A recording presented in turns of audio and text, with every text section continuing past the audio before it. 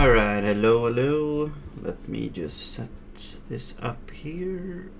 1 second.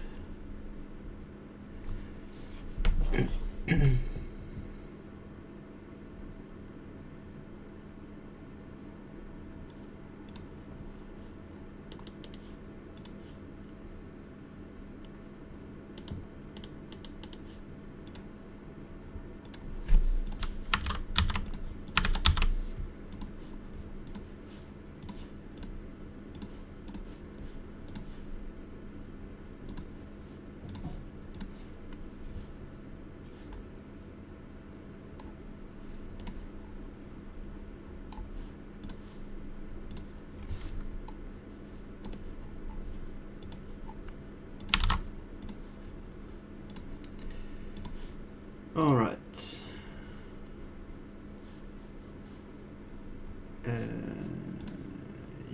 Yes. All right. Okay. So, yeah. So we're basically, I'm gonna. We've been doing a lot of Runic, and now I think that I will kind of leave that behind, at least for when we stream, and try to move on to more game development.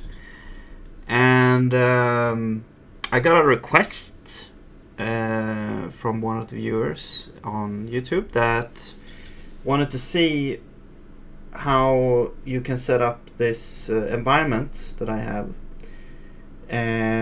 going from VS Code. I would assume, well, it doesn't really matter like if you're on Windows or Linux. If you're on Windows, you can install WSL, which you can do through the Microsoft Store. That is to get your Linux environment set up on Windows. And once you have that, you can go ahead and so I'm guessing what you would want is like NeoVim, and there are like a bunch of tutorials on how to set up NeoVim, and probably gonna do a much better job than I am. So yeah, I mean, well, one thing that I can show you is that if you're on Windows and you want to install something like this terminal that I have here, and I can show you a little bit on how that works, because it's a bunch of components to make it work, but this is one of the components. So if you're on Windows, I believe it's only for Windows, and let's say you have WSL like installed. Let me go to the thing. Where's the thing? Here is the thing. Okay.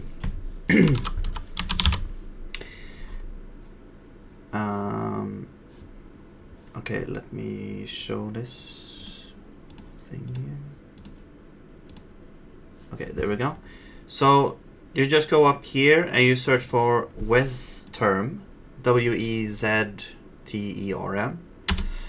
and you will get the program that I'm using to run a bunch of different terminals, and it can connect to it works with WSL. You can also have like, one tab with WSL, one tab with PowerShell. Now there is a built-in terminal in Windows that also works really well, I would say. I think the reason why I wanted to have this is to be able to set up a more configurable workspace. So you can have a config that lets you like change, the font and have different like workspaces set up. You can define it's like Lua based config, so you can basically program your configuration in Wezterm.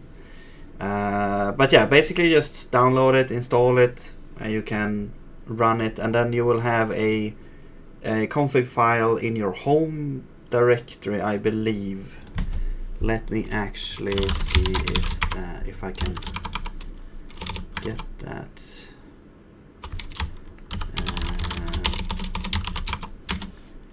Yeah, it's in your like home directory, like on Windows, and there's a file called dot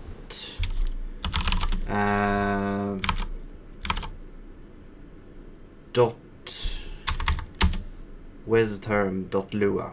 If you or it's not there, you have to create it. But and then you can like configure that. But really, you don't really need to do that. You just have to install Wizterm and just run it, and you will get this thing here. And so hang on, what am I trying to do here? Yeah, so you can do a bunch of things here. You can, if you have multiple WSL stuff, you can select one of those, or you do like local, which I think you get into PowerShell. But yeah, basically that's my setup. I mean, and then my setup in NeoVim, I have my own config. But I think, like, if you're new to NeoVim, you should probably use one of those. Like, unless you want to, bang your head against the wall a lot, it's probably good to use one of those, like, pre-made configs, or, yeah, those, like, I think one is called, like, NVChad or something like that. Yeah, NVChad is a popular one. Which gives you like a config that works out of the box, basically, with a lot of nice to have things and stuff. Yeah, I'm really not sure what else to show really and tell.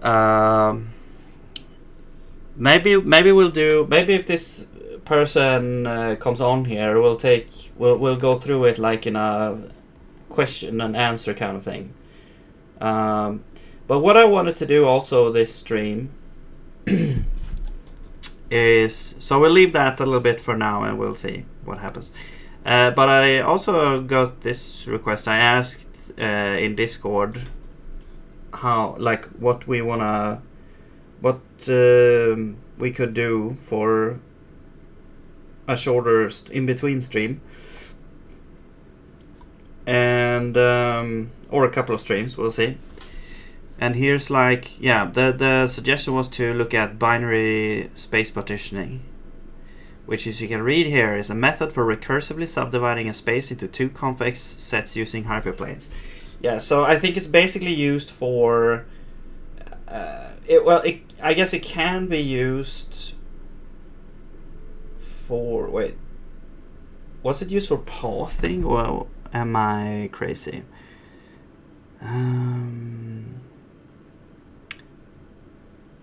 I don't know. We'll see what it is. Let's see. This process creates a BSP tree, a data structure that hierarchically organizes spatial data for efficient rendering, collision detection. Okay, well here we go. So it's not pathing. It's for rendering, collision detection, and ray tracing. Okay. It is heavily used in 3D computer graphics for visible surface determination and in game development for generating procedural interconnected room layouts.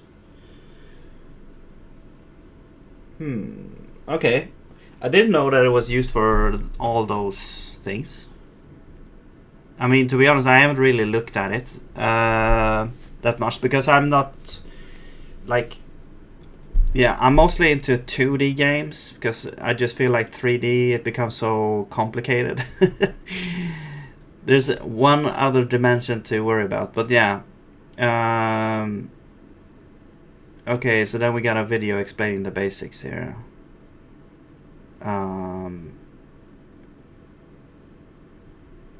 Yeah, recursive subdivision.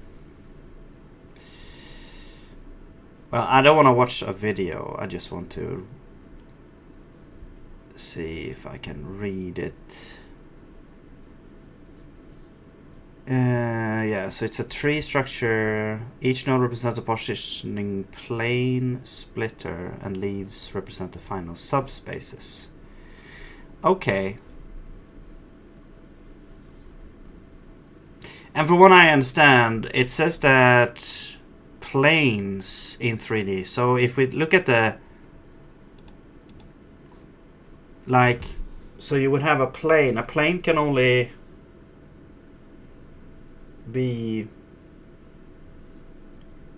like it takes up a 2D space, I guess.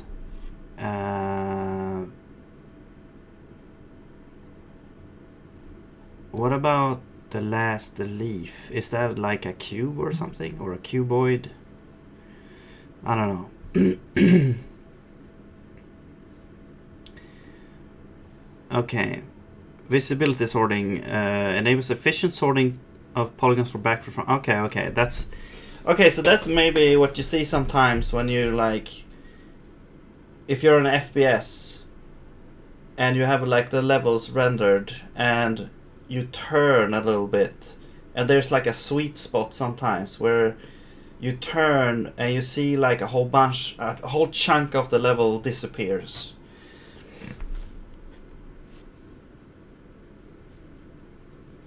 So maybe that was like a consequence of that.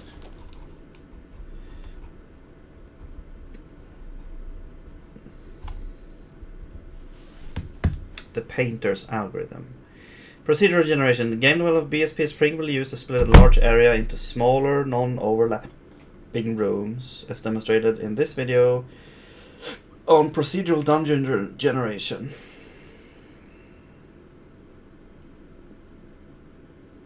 Okay.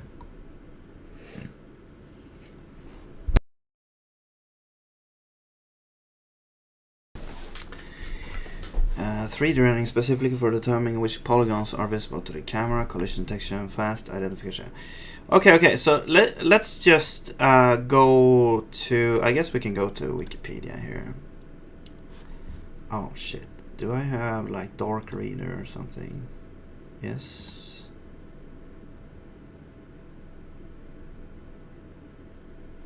Why is it not enabled? Okay, there we go. Sorry about that. Alright, so binary space partitioning.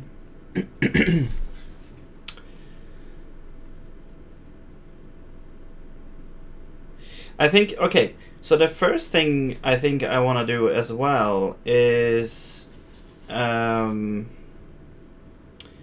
how would we visualize this? So that's what I'm thinking as well. So should we set up like just a project here?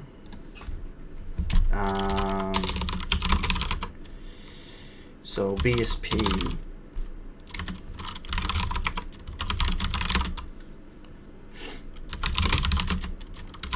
And of course, I'm gonna use Zig here. And let me see if I can remember this here. I'm gonna install Raylib as well. So Raylib.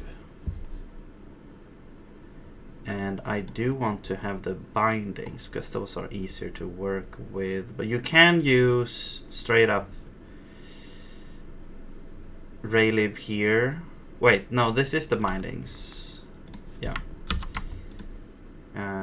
So let's copy that, and we will say Zig,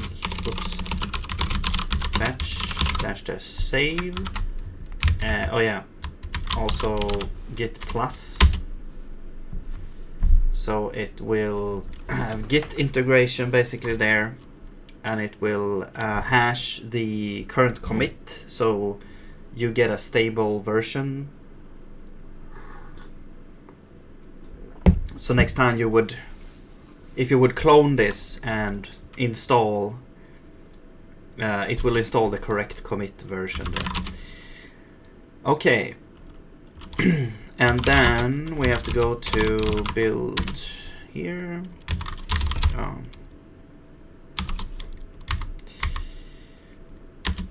Delete the comments. I'll delete the tests.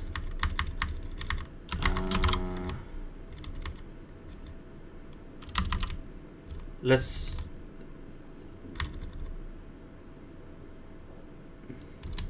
whatever. Let's keep this structure here.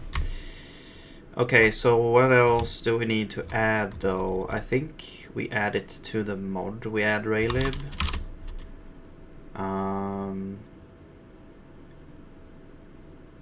Now I don't, yeah, because you just get like Raylib def is dependency Raylib zig. The name is from this file, and here we can see it's underscore zig, so let's use that. And then args, it's gonna be the same, it's optimize and oops, target. Wait, why does mod not have optimize? Okay.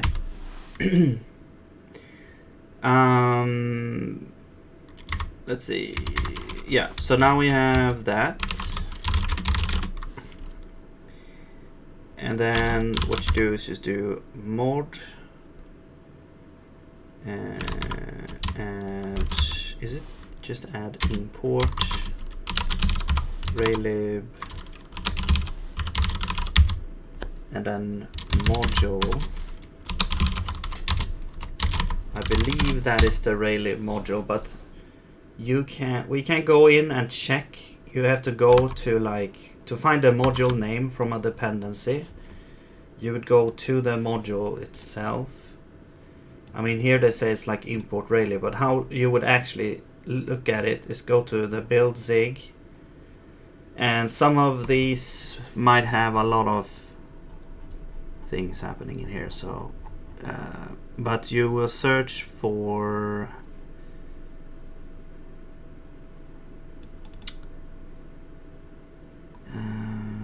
let's see, where is it?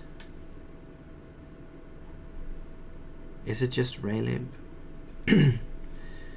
No, but does this come from?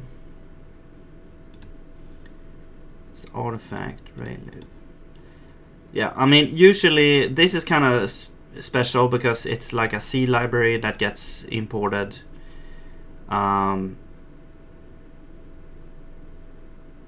So normally a build file would export some kind of module. So isn't there like create module somewhere? Yeah. Create module. No. Where's the name? Add module. Okay. Maybe this is the thing. Like add module, and this is the name here. So then you would. It's a little bit convoluted sometimes to get like the module name. The dependency name is easy because you can decide the dependency name yourself. It's derived from the name of the project and stuff, but this is easy to get because it's in your own. You can get it from your own like build.zig.zone file. But the module name, that's where you have to go and dig basically in the other project's code to find what the name is. But yeah, this should be enough, I think. And since now this module has the Raylib import, it should be available in exe as well. So if we go to main, and we'll remove all this crap here, we should be able to import Raylib here.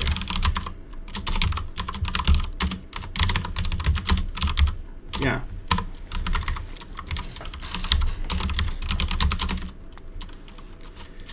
I don't know what to say.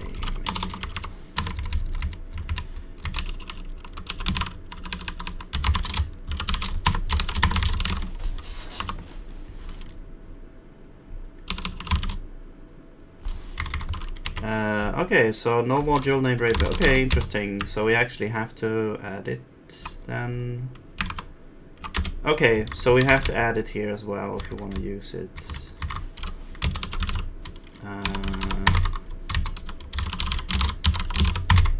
That's fine.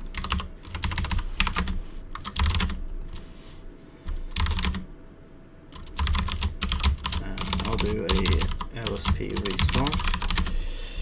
Hello, Guidling Stars of Puff. How do people even approach to contribute? How did the other do with his PR? Are you talking about the Runic? I think, I mean, yeah, so I'm gonna, I mean, yeah, the thing is, like, right now the documentation is not like 100% really good.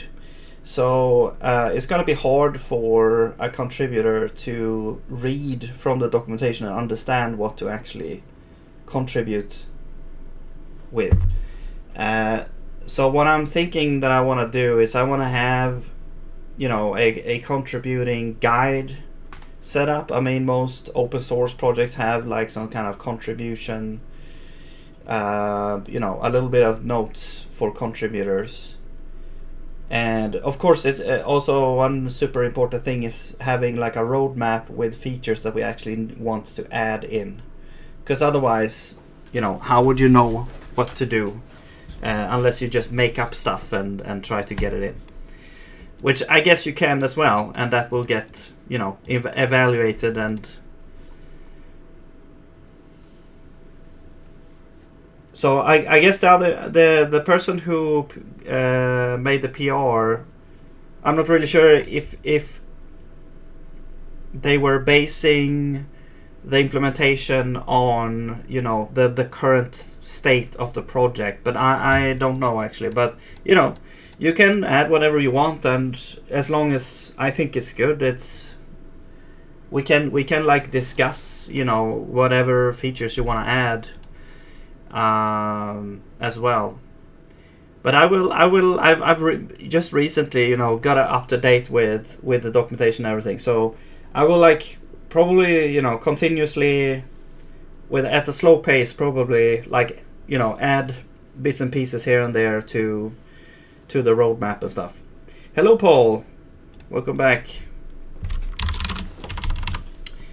How is it going?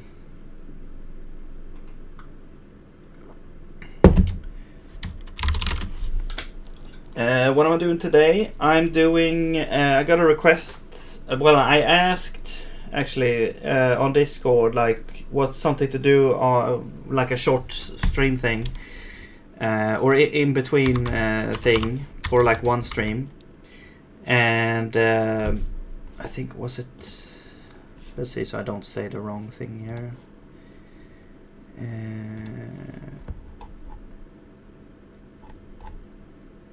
Just getting the name here. Wait, where was that?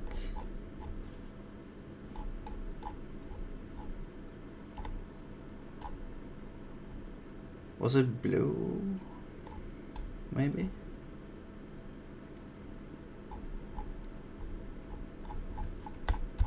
I don't remember actually. But someone, yeah, on Discord requested BSP. And, you know, I've never done BSP before. I didn't even know. I mean, I knew kind of what it was, but not really what it was used for. I've heard it, but yeah. So I'm just initializing. Yeah, Runic. This is not Runic now. This is another project. Oh yeah, in game dev. Yeah.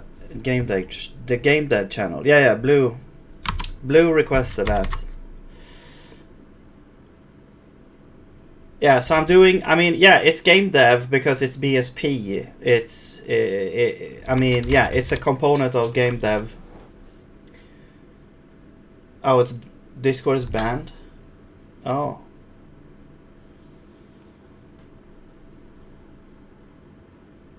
That's a bummer. So BSP stands for binary space partitioning.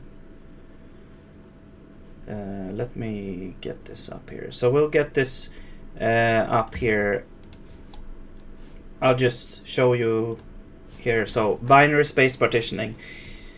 it's like an optimizing thing. It's kind of used for optimizing rendering, and also it can be used for optimizing collision detection in 3D games. Well, I guess in 2D games as well,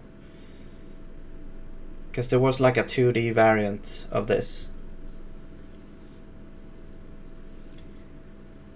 But you know, you're kind of dividing up the map, I guess, in like different, you know, sections, and it's like selecting what section do we want to render. So we skip the things that are behind us, or you know, things like that, and things that are like in front of something else. I think that's yeah. I've never done BSP before, so.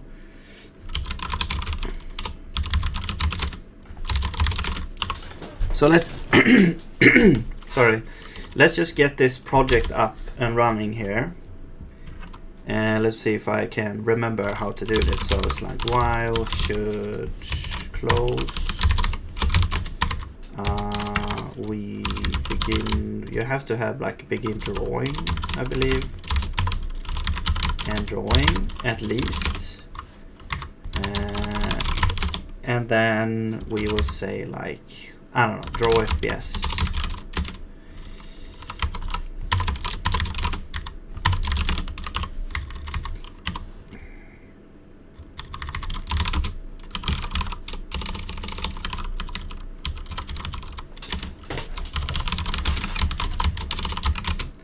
I'll add this here as well, so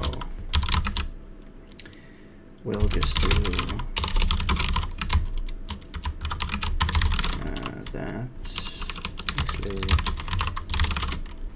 Okay.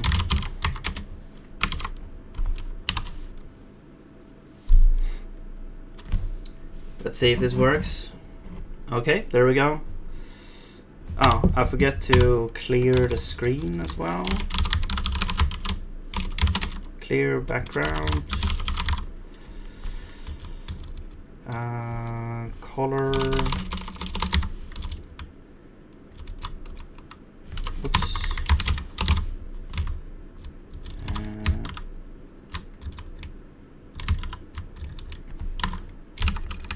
What's happening? I'm trying to scroll down, like page down, but I don't know how to do it. Let's do sky blue. There we go.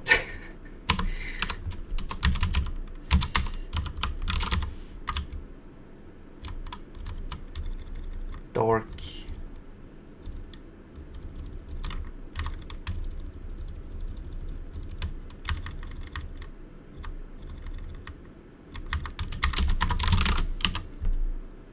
Okay, that's good.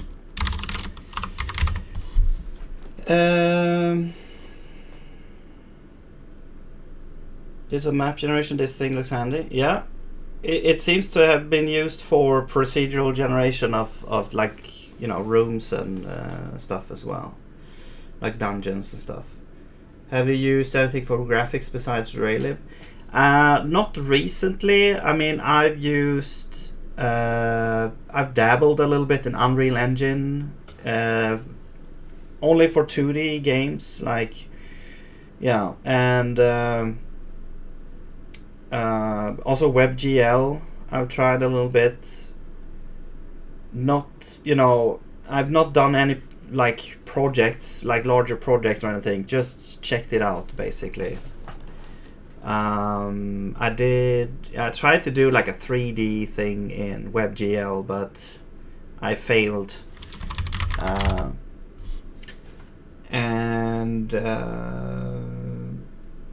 Well, I failed when I wanted to do like models, 3D models.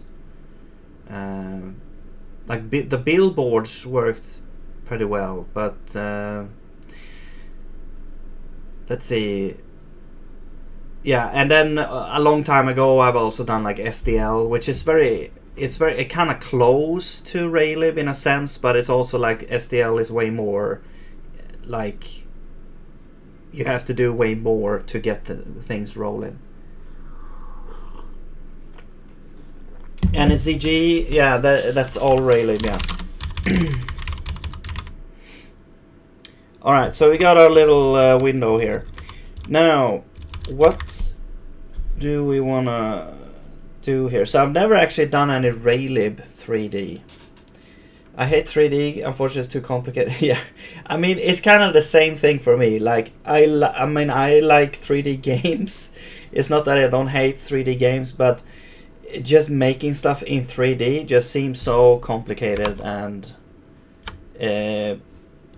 especially when you're trying to, like, when you're new at game dev, you want to do something simple. I just think that 3D, jumping into 3D is like a huge step. Starting at 2D is probably, I mean, easier, yeah.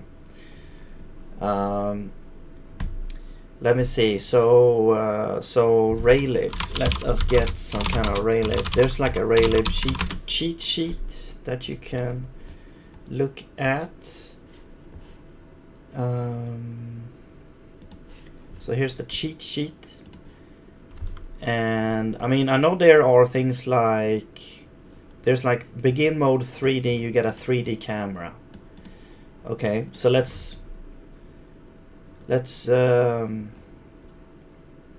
try that. So let's make let's make like the camera here.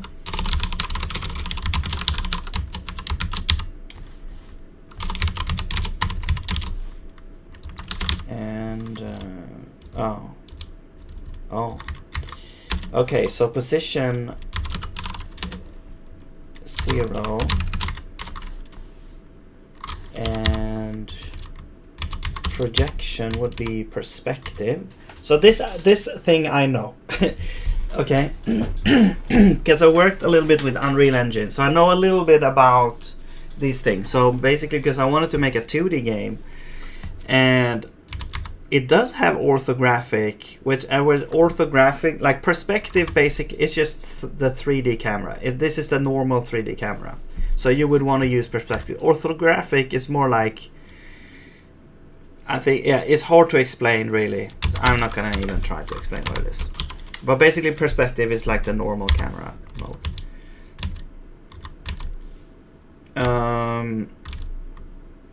It's like, imagine the perspective is more like it's trying to simulate your eyeball that is getting light rays from all different angles, while orthographic is more like a rectangle that only gets light rays from straight ahead.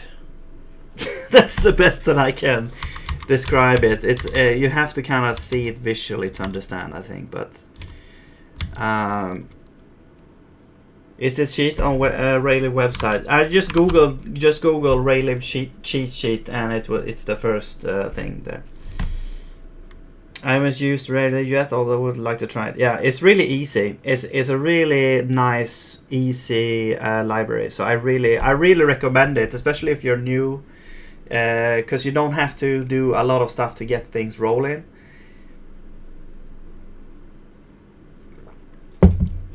Alright, I'm not sure what this is like. Well, target.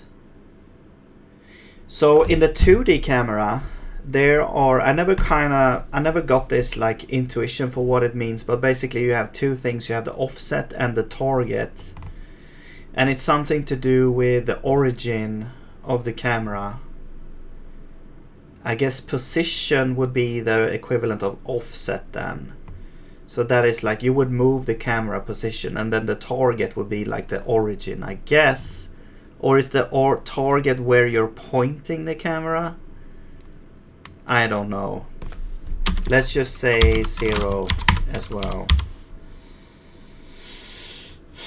We might want to change it, I'm not sure. But then FOV Y. So this is this a field of view on the y-axis, or what does this mean? I don't know. Up. I don't know what up means.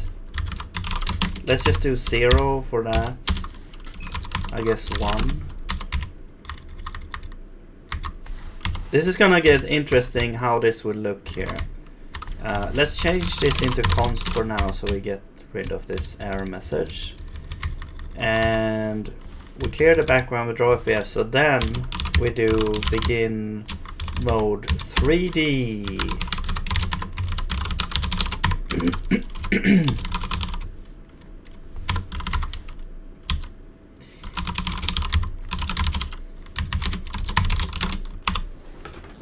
Okay. So we have the 3D mode.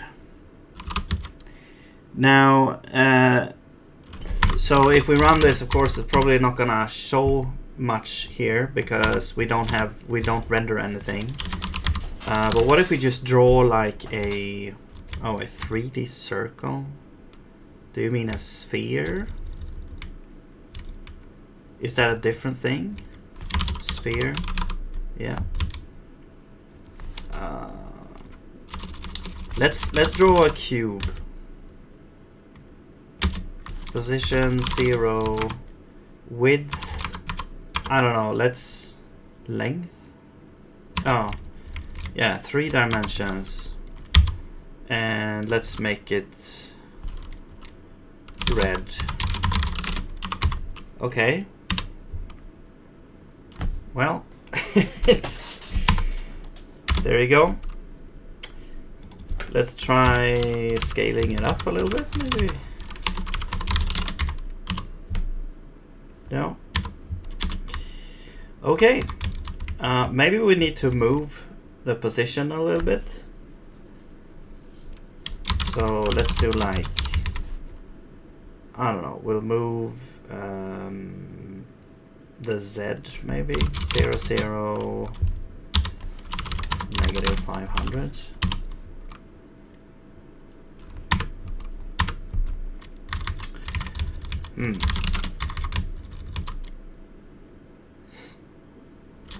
Okay, maybe up is like the unit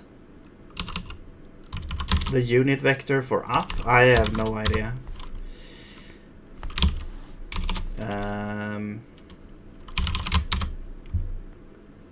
So that would be like y, I guess. Okay.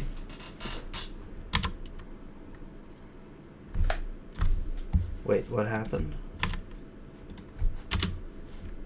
Why is it still on?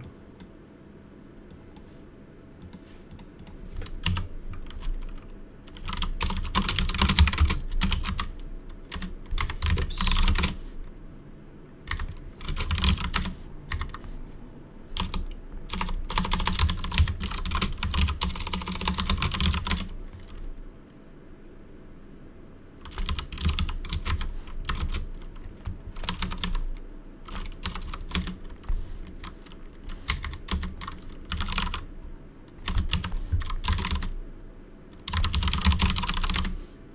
What the hell? This, like, yeah, this is also, it's not part of Windows. Wait, but it should be its own window though, actually.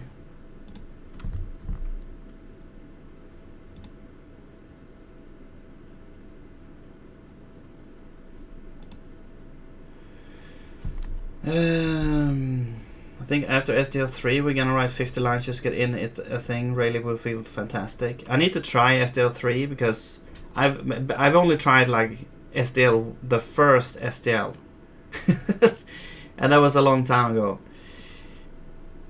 And see what if when they went to SDL2, I think I felt like they made things more difficult, but just a little bit. I have some doubts about Rayleigh functional, so maybe it's just better to use Godot. I mean, Godot is, I mean, yeah, it's a different, because it's, Godot is like this a whole editor.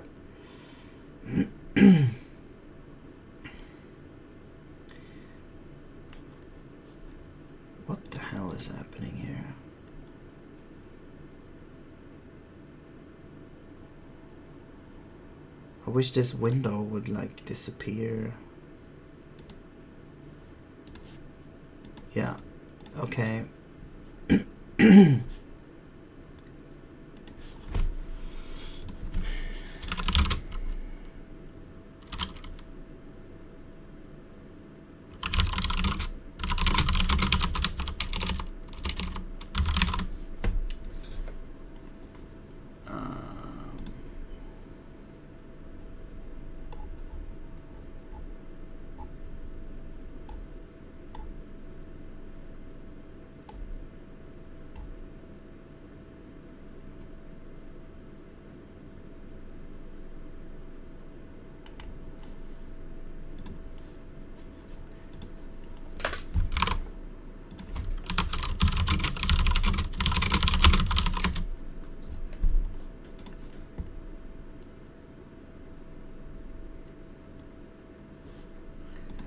Because I mean, yeah, usually you just press escape, but it seems to have hanged, and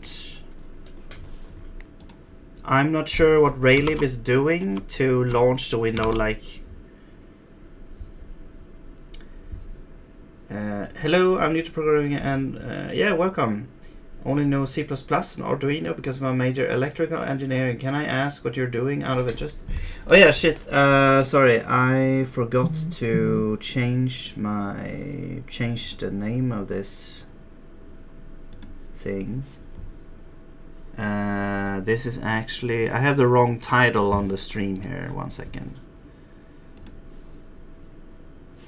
Yeah, so what I'm doing now is I'm trying to learn about, well, the goal is to try to learn a bit about BSP. And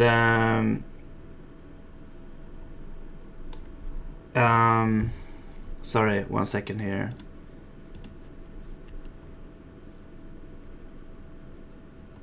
Where do I edit the name of the stream? Oh, there we go. Okay, so learning BSP. There we go. The tags are a little bit bad, but whatever. I'm gonna change here as well. Learning BSP.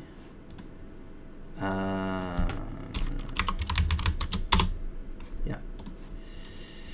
There we go. Now it's updated. Okay. So, well, right now, yeah, this window here doesn't disappear, and it doesn't seem to want to go away.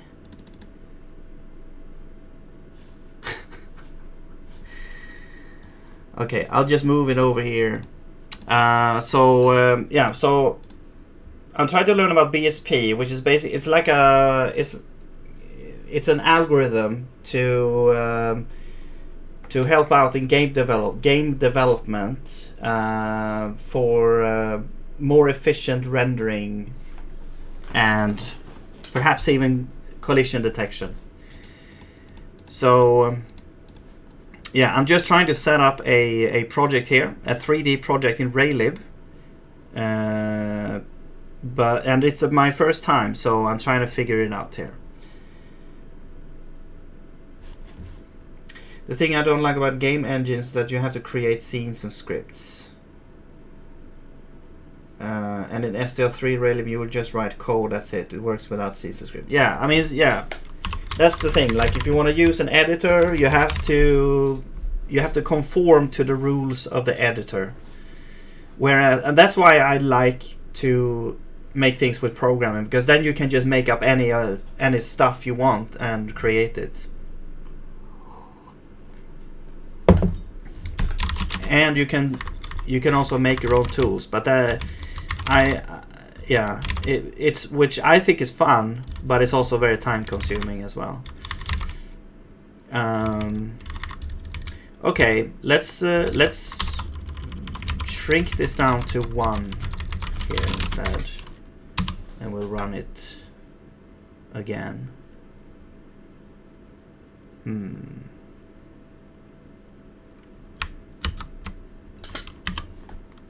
Okay, I'm not sure what's going on with this. I think what I'll do is I will restart my WSL because it seems to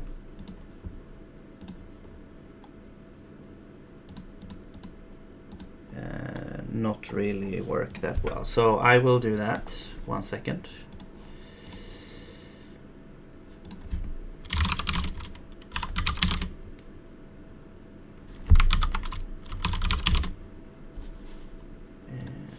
Go in here. I need to close everything down. Sorry about this. WSL shutdown. Hopefully the window will disappear now.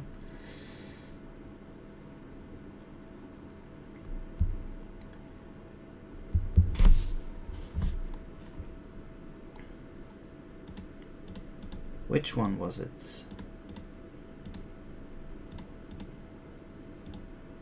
Yeah, this one.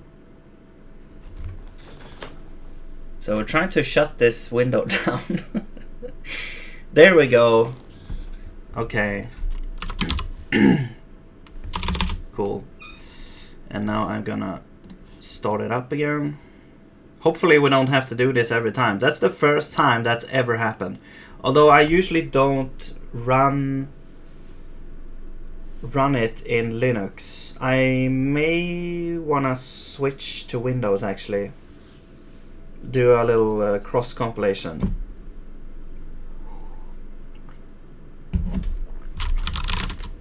Now let's get back to VSP. There we go. All right. So let's actually change this. You know what? Let's try this. Build. I think it's like dtarget equals x86 64. Is it Windows or Win? Windows. And run. There we go. Except you don't see it.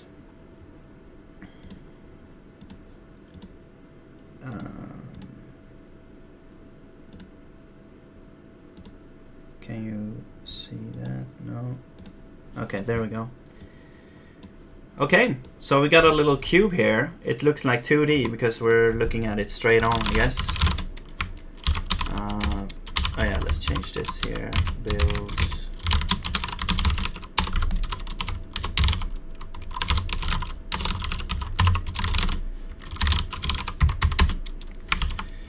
All right.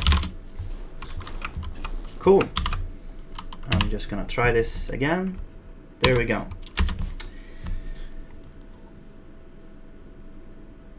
Yeah, now you can see, right? Yeah, I was just restarting the whole Linux virtual machine on here because it seemed to get stuck there. And then I couldn't run it again. Okay, let's try and get some kind of angle on here. It's probably still gonna look 2D because there's no lighting. Maybe we should get a light in actually. I don't know. For that I think we need like shaders. I don't actually know. Like as I said, I've never done like 3D in Rayleigh before.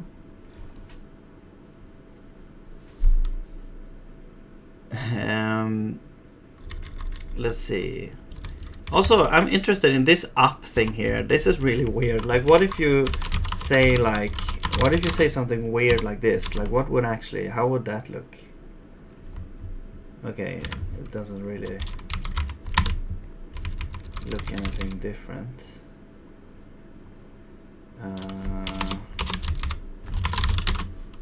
What about this? No. Okay, I don't know. I don't know what this is doing, but it's doing something because if I set this to, if I set it to 0, then I think it just doesn't show anything. Yeah. So I'm like, my guess was that it was like kind of like a unit vector or something for one of the directions, but I don't know. But let's just set it like that, and that's great, I guess. Let's move this up a little bit.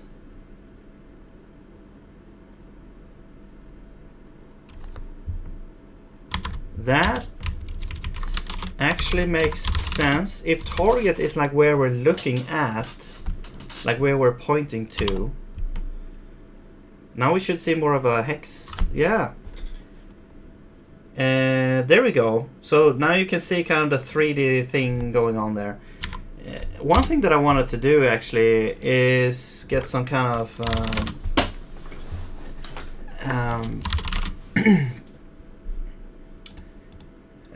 maybe 0, 0, 0 in the object. Yeah, I mean, yeah, but this is the position here. This is position, and this is something else that's called up, which doesn't really, it doesn't exist in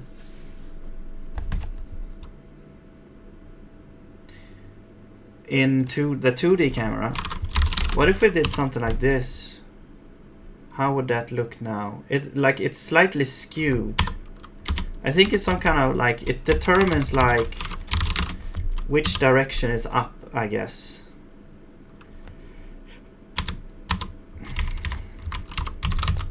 Actually, you know what? Let's do this. We make this mutable. We'll have this up value, which it's a vector 3, but these are F32s, I think.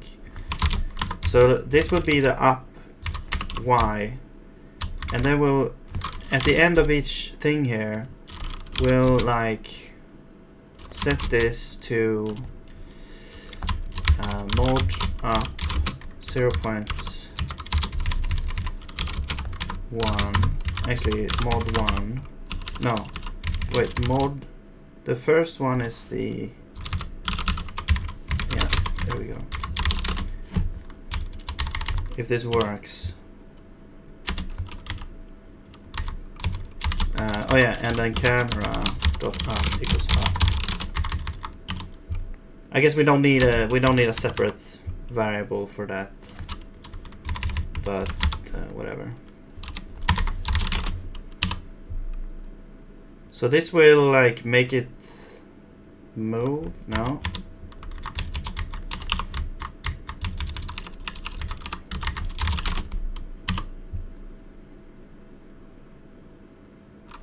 Okay, it's a little bit. Let's get dt frame time, and then we'll do like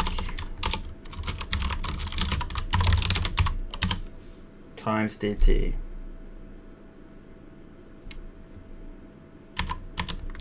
Okay, it's too slow. Hello, said who? What's up? Okay, so it's kind of rotating. Oh, maybe it's used for rotation. Wait, it kind of reset there. Okay. So maybe 1 is not the end of that. Okay, anyway, what I wanted to test, well, that's what I wanted to test. I also want to do, let's just keep it like this, which it makes sense to have it like this, I think, for now. It's something that I don't understand. We just leave it for now. What I wanted to do is I want to make it so that I can move around in the world. So so let us do like if I will do keyboard if is key being pressed once, if is key down, and we'll do like W. Then I want to move the camera position. I want to move. Okay, so this is kind of interesting because the direction of the camera should determine like in which direction we're gonna move. I have 3 hours to sleep before my program. I stayed up Whole night coding. Wow. Yeah, I can't do that anymore. I get totally messed up.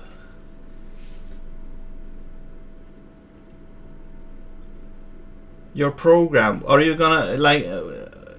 I'm assuming it's not a television show.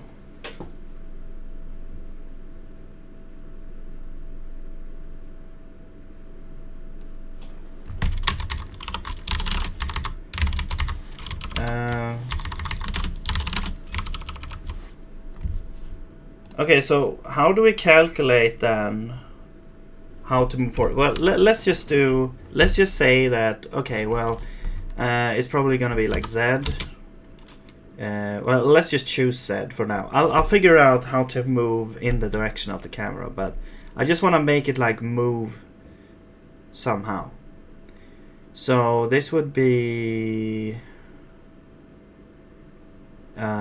plus equals, and then dt times, well, I usually have it at the end because math. It's a Teams meeting, okay. Yeah. I don't know, drink some water. Give yourselves a bunch of slaps on the face or something. I spend my time trying to optimize some web GPU stuff with web workers. Oh. Optimizing web GPU with web workers. Wow. That's some advanced stuff. And you're writing a paper about lattice cryptography. Wow. Man, you're doing some really cool stuff there.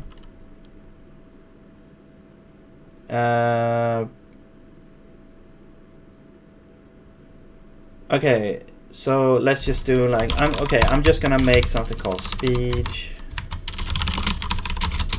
Let's just do, I don't know, 10. Okay, so now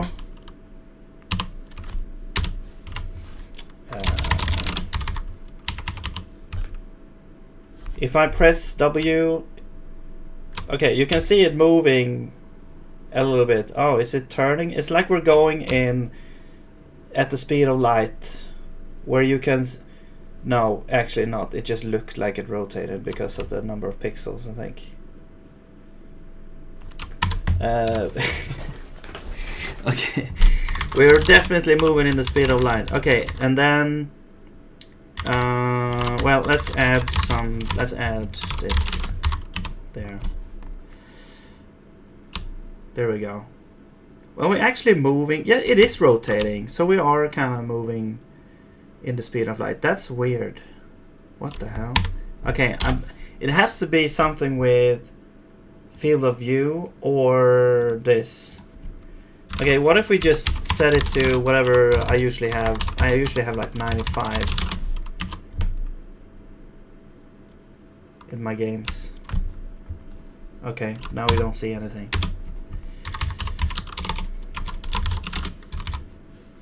You know what?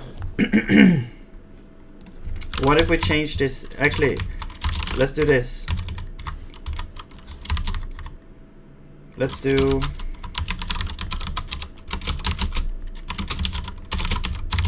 It's gonna increase by 1 every second.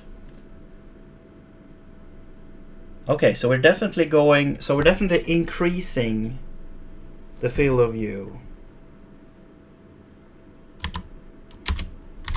Maybe we should put down a bunch of these cubes next to each other.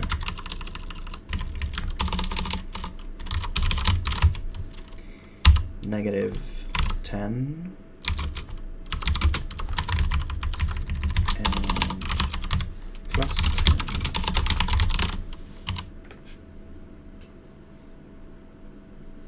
Okay. Yeah. Field of view is increasing. It looks like it's kind of skewed, the whole view. Unless my brain is playing tricks on me. Yeah. It looks like there's a line going like this. Maybe that's the up thing. let's set you to 3.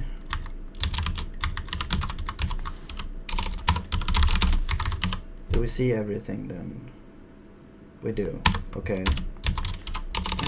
We're doing some science here. And then up, I'm gonna add 1.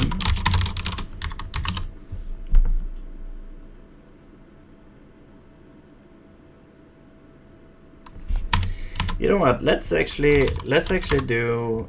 Let's set 0 to up. Now that we have no. Okay. What about Z?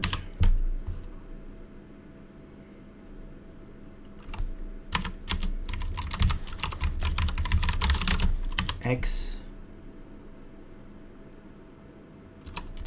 I mean, yeah, it makes sense that up would be where you would say that this is going up, but they look skewed. It looks like it's a line going upwards like this.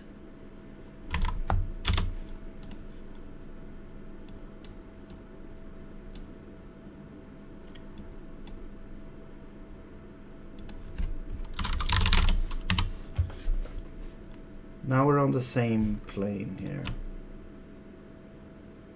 They look like squished rectangles as well. Whoa.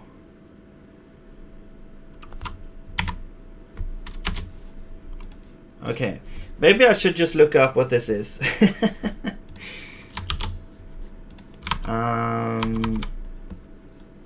So camera, so Raylib camera 3D. How does it work?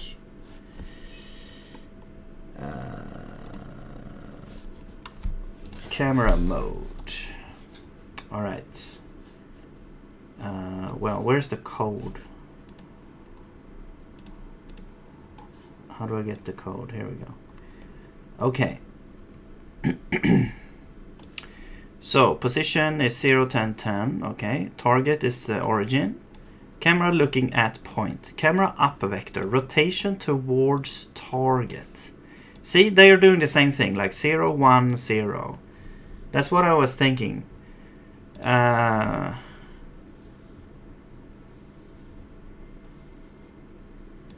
So we should probably, that's probably like a default thing. And this is 45. Wow. Maybe the issue is that my cubes are so small or something. Camera perspective, yeah.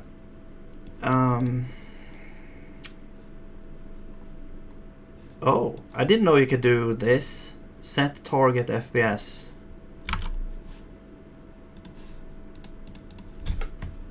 Okay.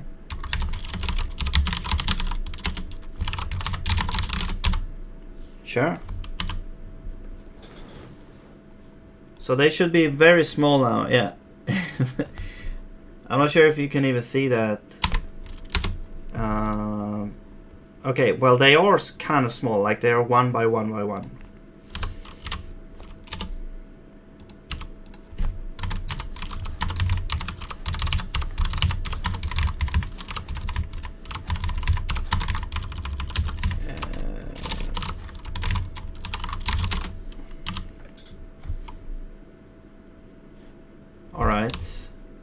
We're moving towards them. Oh, I see. I think I know why it's rotating like that. It's just because the camera is always pointing towards the origin.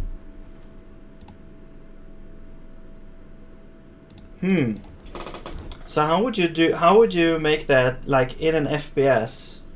You would want the player to always look forward. So it's always, the target's always going to be like the position plus some kind of vector that is like the direction of the thing. So let's have like player direction. And let's start looking like forward, I guess, like this. No, wait, like this. And we'll have the camera update actually at the dot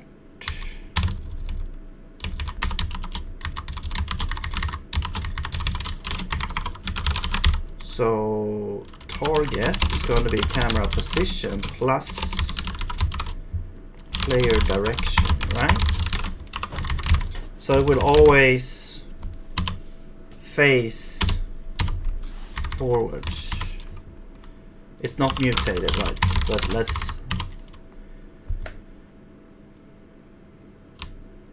Okay, there we go. Now it's not like weirdly rotating. Although it... Why isn't it centered now?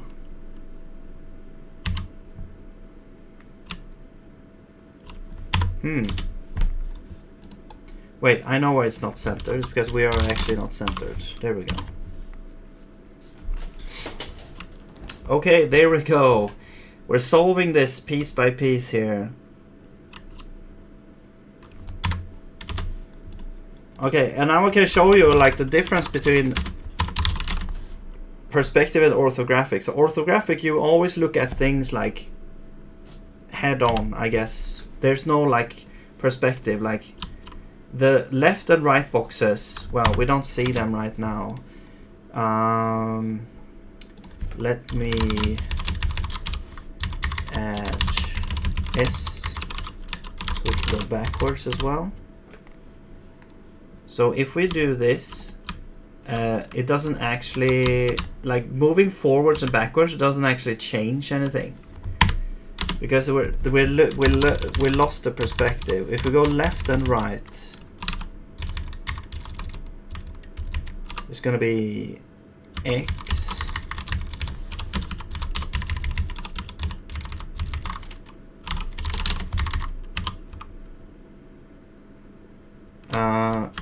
Whoops, that other way around. Wait, left? Is that... Okay, well, I'm confused. Left should be minus, right? Anyway. Okay, so now you can see that the orthographic mode is like, you never like see, unless we rotate this, but you know, you never see the perspective. You can see we only see head on, so to speak. So this is orthographic mode. Yeah, anyway. I just wanted to... Because I couldn't explain it earlier very well.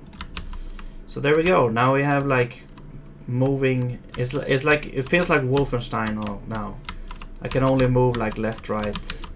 I can only strafe. I can't change direction either. But maybe this is enough for now. I don't see how we can make the mouse unless we think about it a little bit.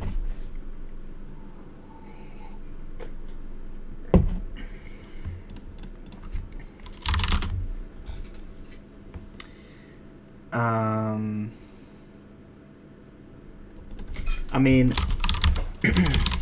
we should have like the mouse delta.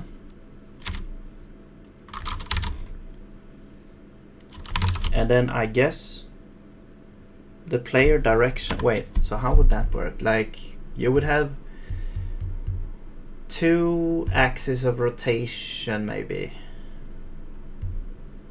There's probably like a formula for doing some kind of matrix multiplication, like turning mouse delta into a rotation matrix that you multiply the direction with to get the new direction or something like that.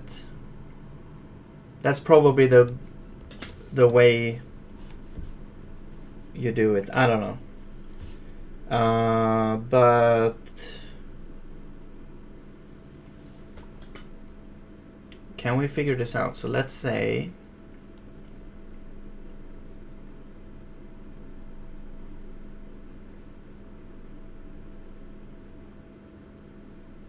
we have a 3D vector. We need to rotate around its origin based on X and Y.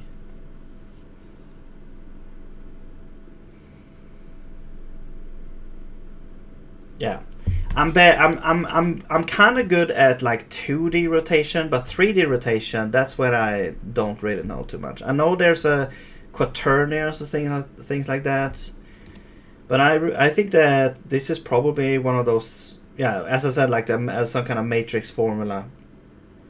Where can I find your NeoVim config? Is it on your? It's on GitHub. Although I would warn you that it's really not made for public usage. It's really just my own like hacked together config. So yeah, beware. Yo, Blue. I'm doing your request or your suggestion there. I think we're gonna look up the matrix transformation there. I'm just gonna BRB 1 second here.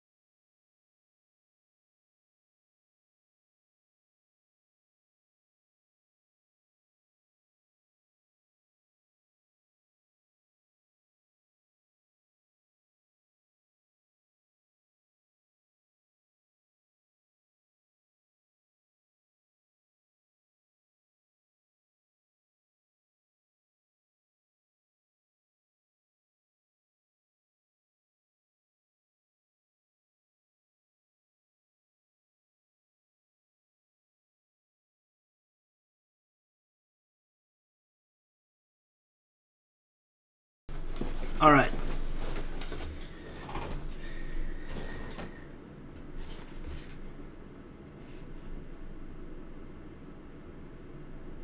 Matrix transformation as for BSP. Can you use good? No. Okay. So what I'm trying to do here is I'm just trying to make my make it sort of so that I can move around in the world. Like I can move right now. I can just move like this, left, forwards, back, left, and right. But I wanted to be able to like point around. I thought it would be kind of quick to just look up this here.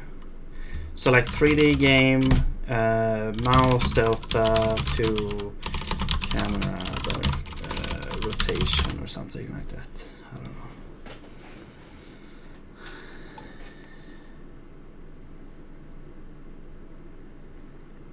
Pitch and yaw. What?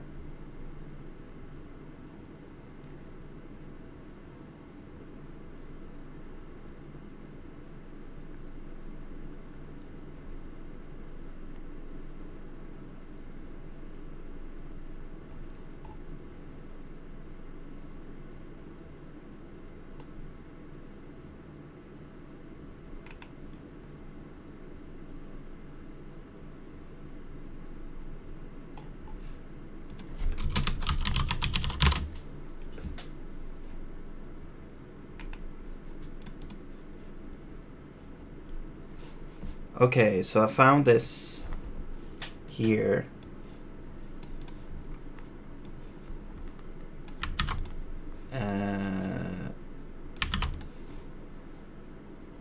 I'll copy paste from one language into another.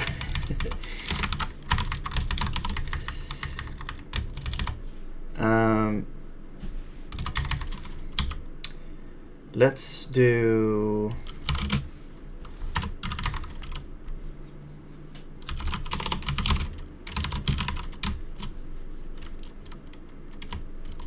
I don't know what to call this.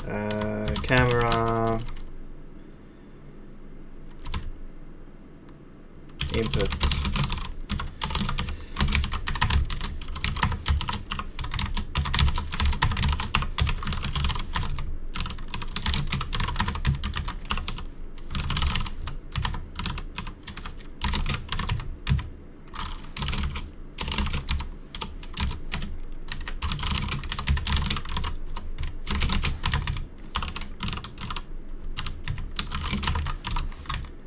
I mean,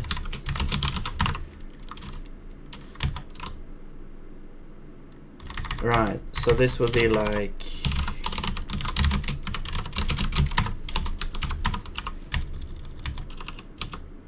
actually this would be, yeah, camera input.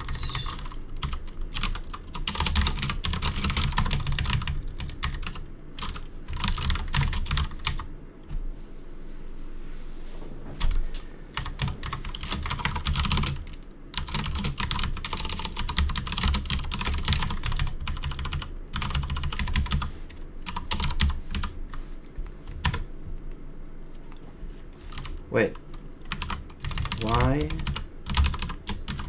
and X.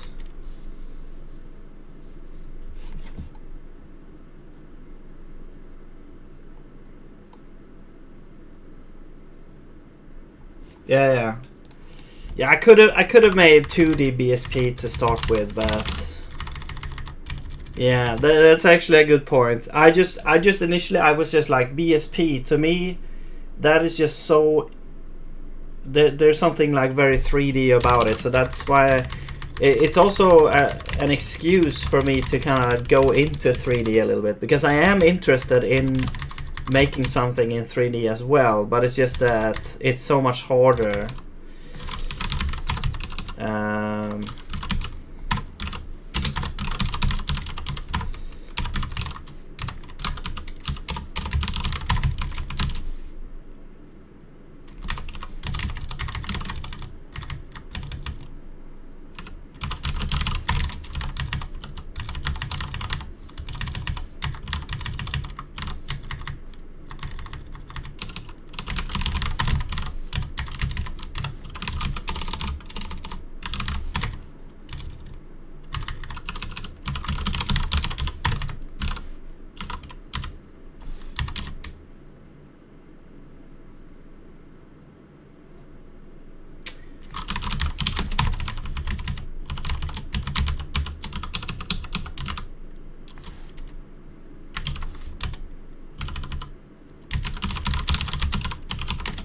I didn't actually know about this built in here.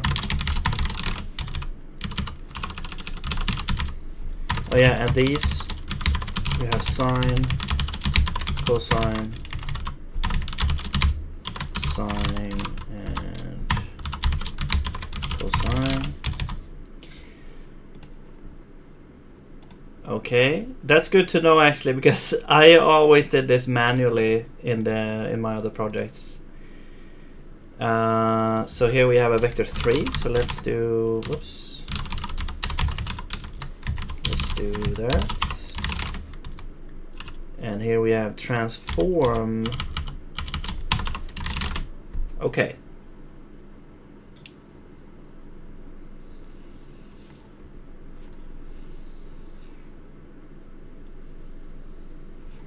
Good thing Luminosa doesn't code DirectX. I've never coded in DirectX.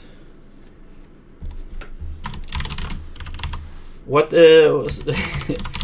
Why is that a good thing?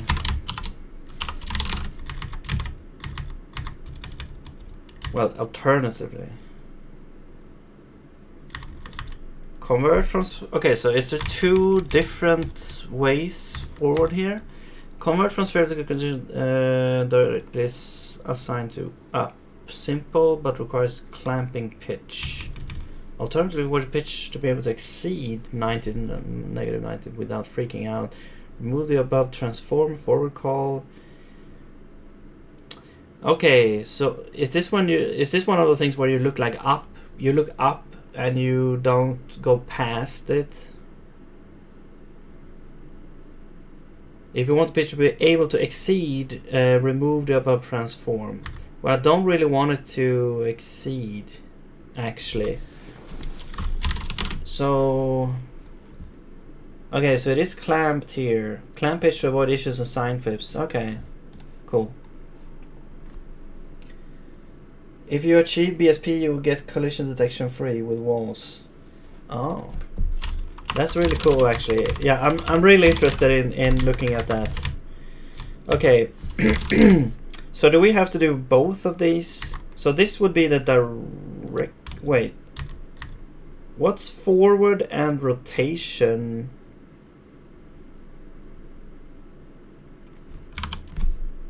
Now, though.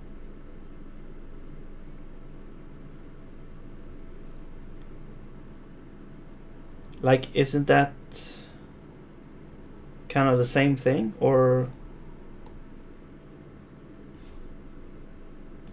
So this was Unity, I think. Unity vector 3.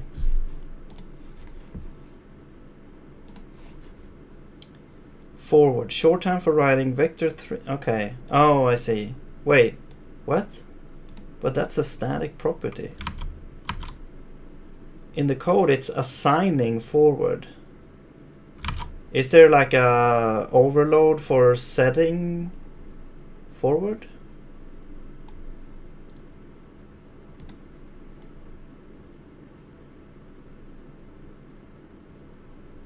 Yeah, it's static.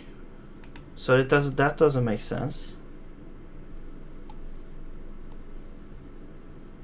What the hell?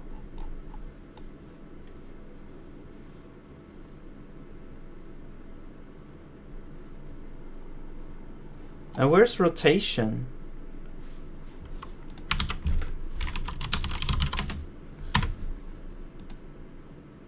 Unity 3D. No, it's not a. Okay, it's a transform. It's not a vector. It's transform.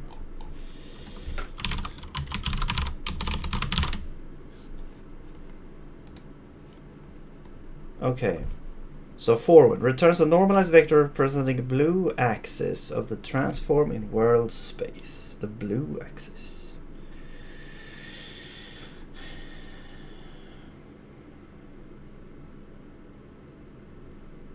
Because I'm kind of confused. So we're doing like almost 2 rotations here. Like we're setting forward, and then we also set rotation.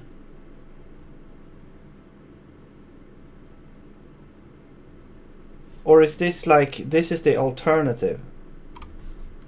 So if we just have this, that should be fine. Why are we reading Unity docs instead of RL? Because I found the algorithm for rotating the camera from mouse coordinates through a Unity. I'm trying to translate this. I'm just trying to understand what they mean by forward. The maths behind should be the same, right? So we should be able to just translate the thing. Okay. I was just confused there because it's like, yeah. Anyway, so forward is kind of the same thing then as the direction.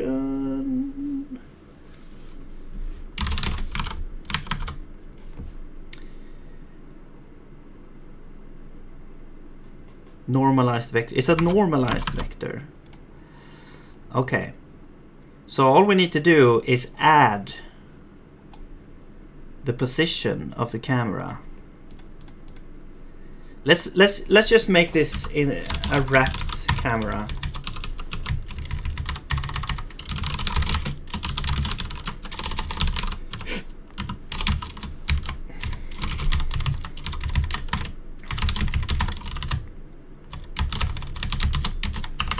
But we just wrap the camera with this one here.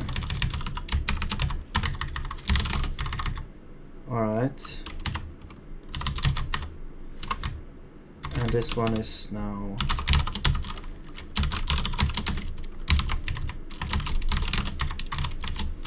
camera wrapped.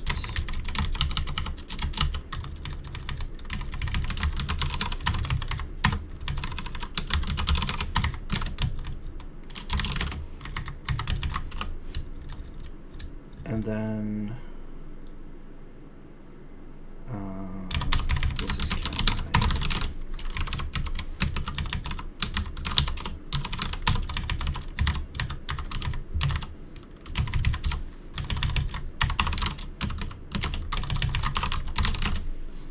All right. So now we can say target is equal to position add forward.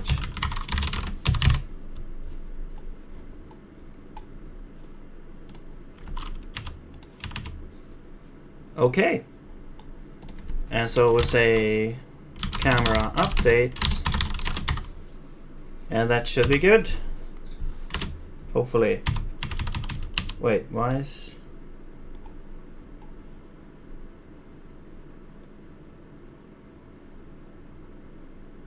Oh. Stuff is happening in comp time. Oh, okay, I see. There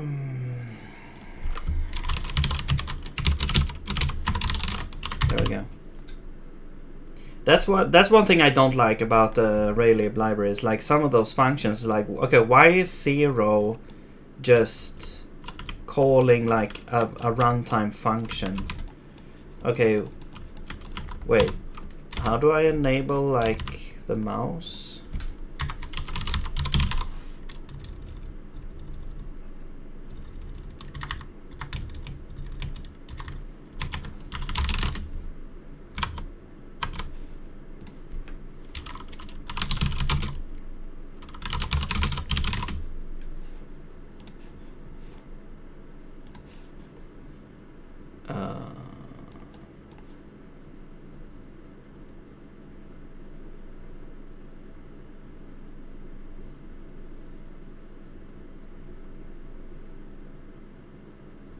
Cursor hidden.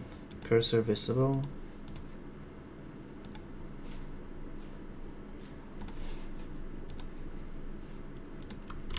Oh.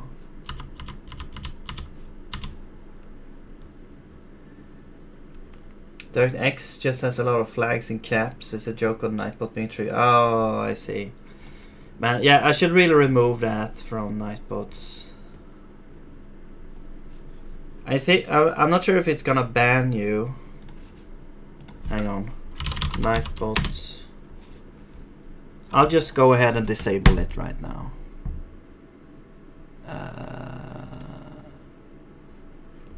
Caps. Excessive caps. I'm just gonna disable that rule.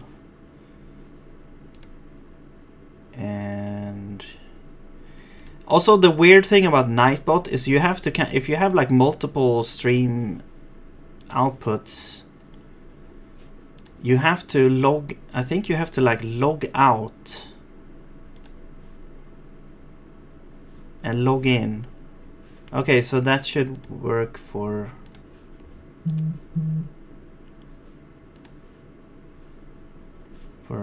that. Okay. Yeah, I've disabled it now. There we go. Just don't abuse it. No, yeah. Okay, but why is this not working though?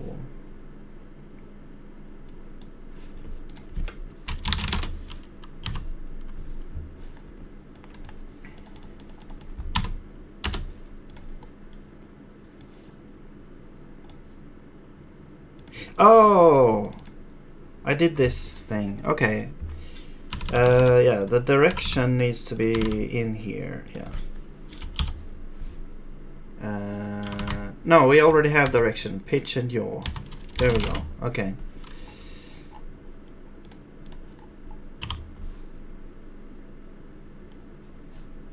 Okay, there we go. Except... Okay, so how...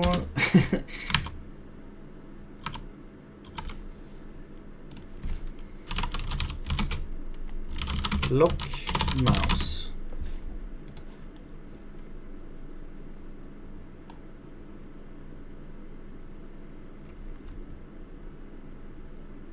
Disable cursor, get mouse delta.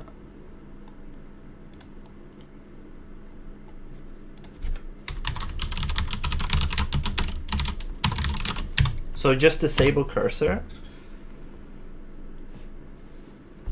Okay. There we go. Except like X and Y seems to be like reversed. Wait.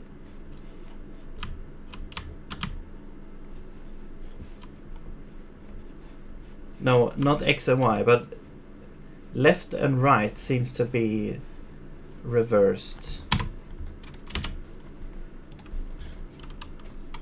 Yeah, my phone is beeping all the time.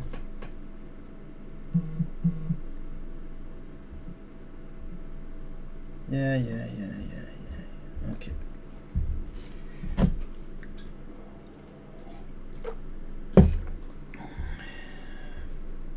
I'll just disable this shit there. There we go. Now it's not beeping anymore. Okay.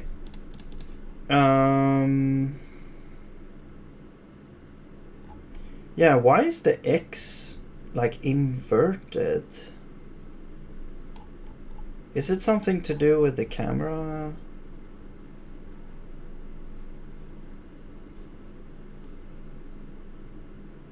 I don't know. Let's just do like negative here, I guess. Okay, now it's correct. Sorry about the if it's making you like nauseous or something. Also, like now when you do this, like I'm strafing left and right. It's like I'm locked onto a rail. I mean, really, we can move around now, so we don't really, but it's gonna be kind of annoying.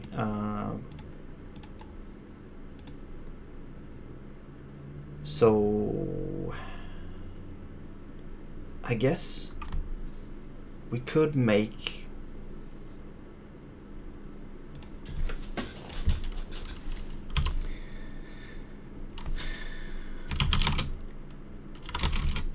I guess we'll do like rotate.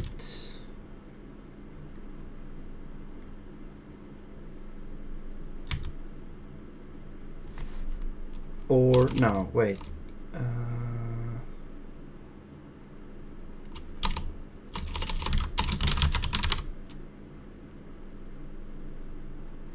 We have like pitch and yaw.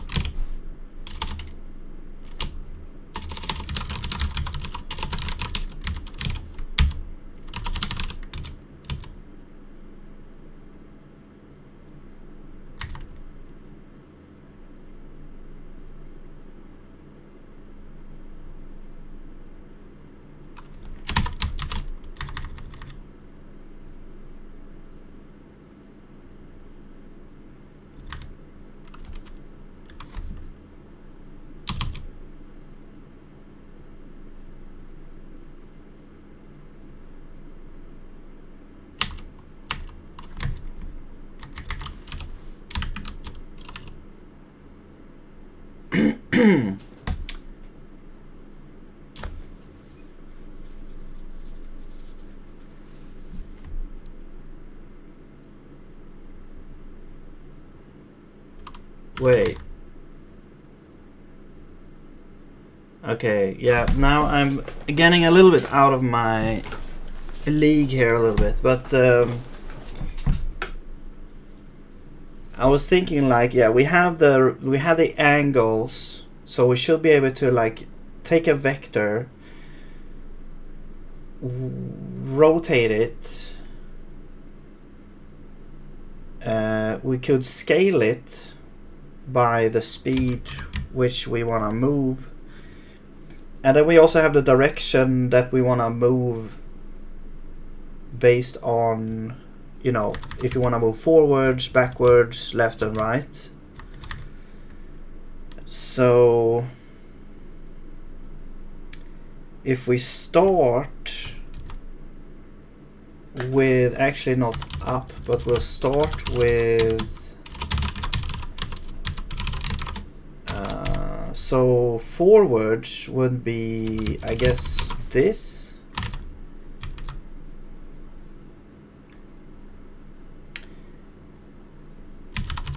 Is there a thing for that? No.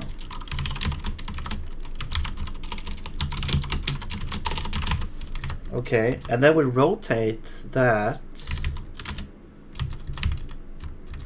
by axis angle.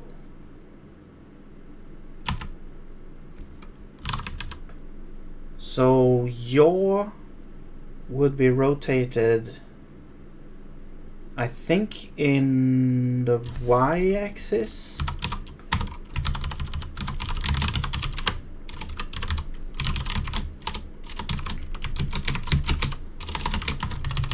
And the angle would be yaw. And then we rotate again with pitch around the x-axis.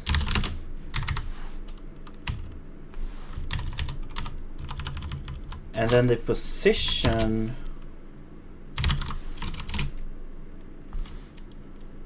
okay, and then also here we scale this like this. And the position will be added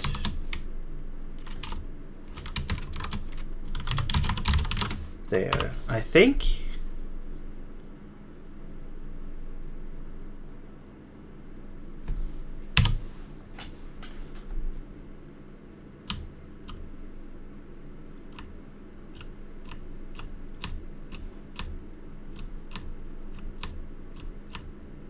Perfect.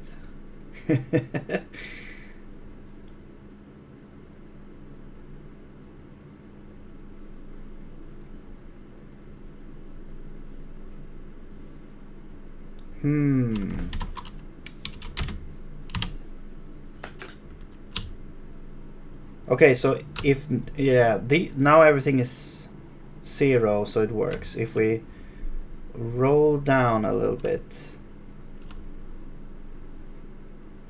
we're like moving backwards almost.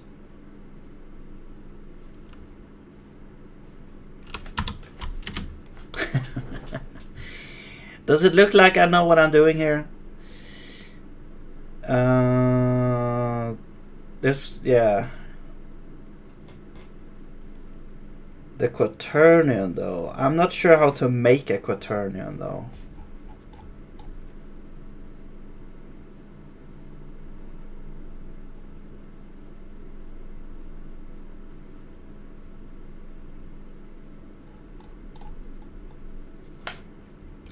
God damn it.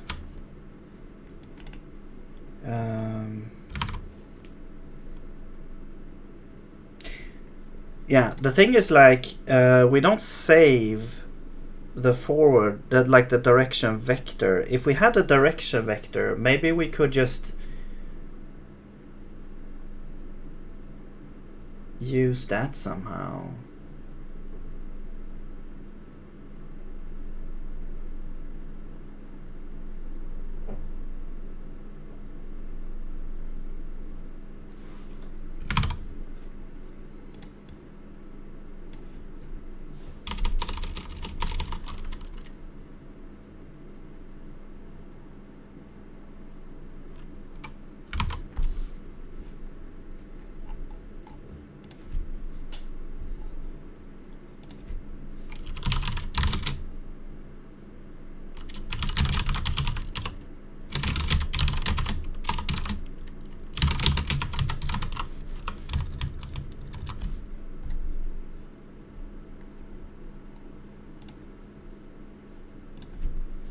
Yeah, so this would just be like direction, right?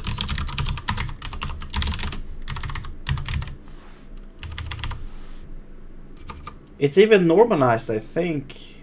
At least that's what...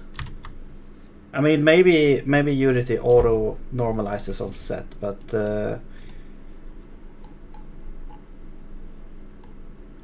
whatever.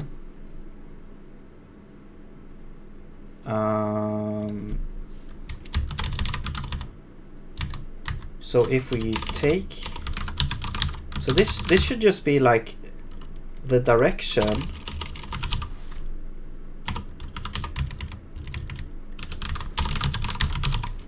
scaled with dt, right?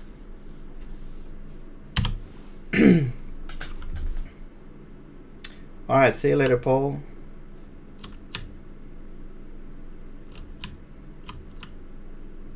Okay, now I don't see anything happening. Well, a little bit. Wait. I forgot speed. Speed times dt.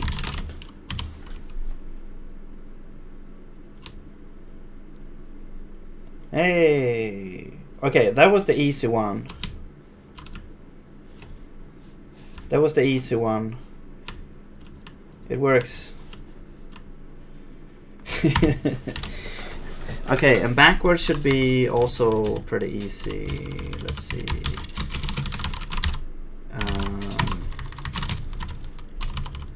It's just the other way around. It's just negative somewhere. Okay, we have backwards and forwards.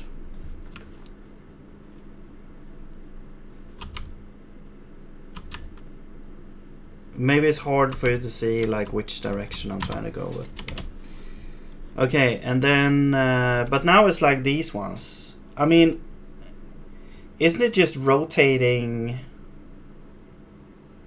the direction?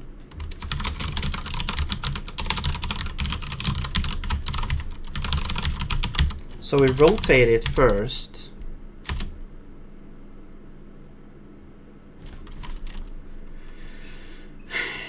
Axis. I'm not sure how to understand this here. Isn't this the y-axis? Like, isn't this just a y-axis? Or does it depend on the thing from the start? I don't know.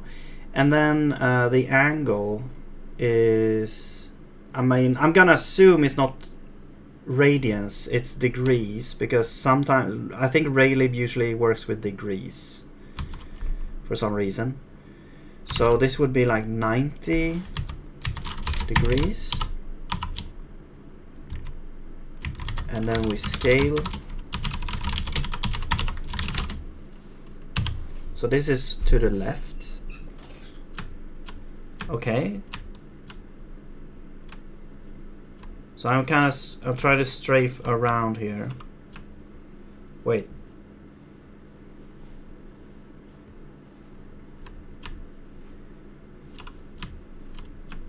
So, okay, it's kind of weird. It's like rotating. Like if I'm perfectly looking straight forward, it seems to work fine. But as soon as I move up, it like moves up as well. So there's something wrong with the... That's strange. We're taking this and we're rotating it. Oh, because it... Okay. Wait, we should only take into consideration one of the... Wait. Yeah, because when you strafe, you don't really want to strafe... You don't like move upwards. Right.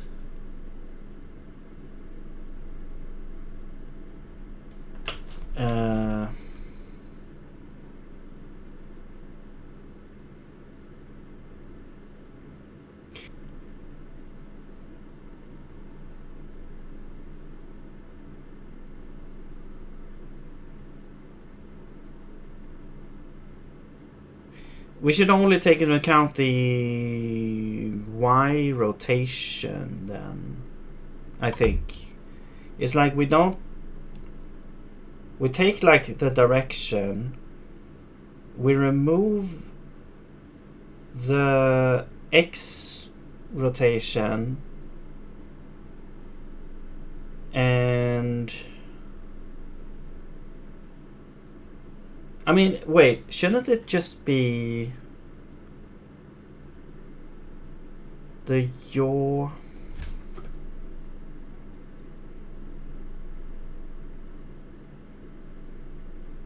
Hang on.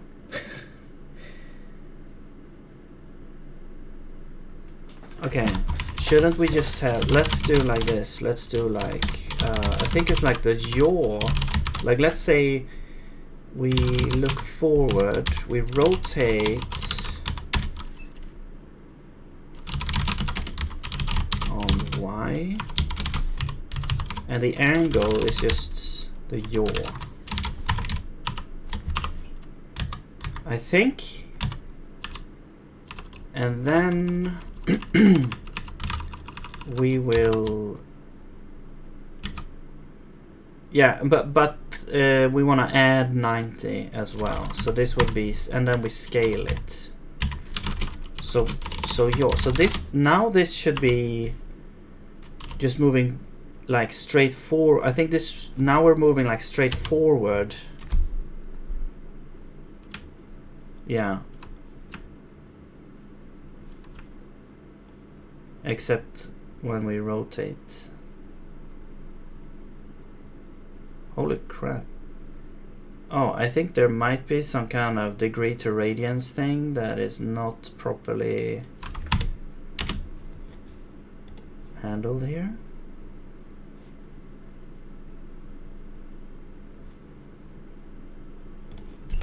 Maybe that was the issue. We add 90 and then we'll do math degrees to radians.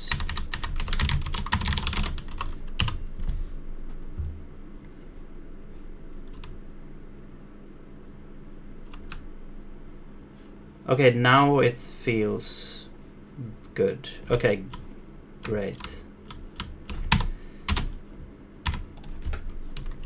Okay, and then here's the same thing, except I mean, we'll flip a sign somewhere. I'm gonna flip it over here to be consistent. Yo Blue, what's up, what's up? Oh yeah, Sir Paul. Wait, did I say? Yeah, have a nice. See ya. I think I was too late on that one. Anyway, cool. Okay, one last thing is I want to move up and down. So we'll do like space for up, right? Remember when games had, instead of space for jump, you had mouse 2?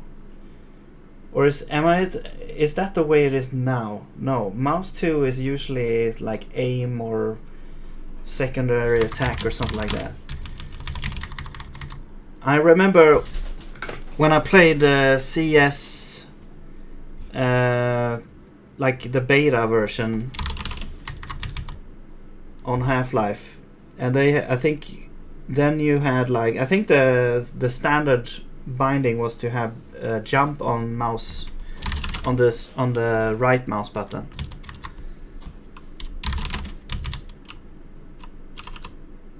Okay, so space. How do we do this? This is probably kind of the same thing, except now it's gonna be no wait. This should be this shouldn't even be anything like this. This should just be moving up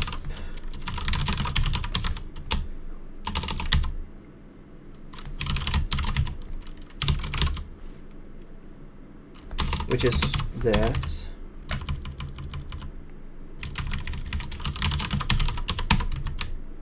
And then we scale. Well, actually, we can just do that.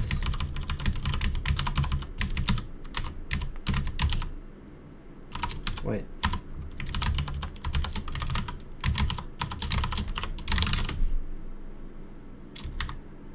And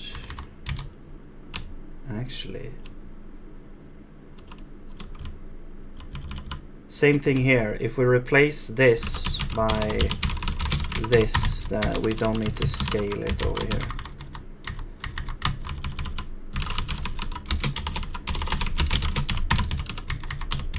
I think.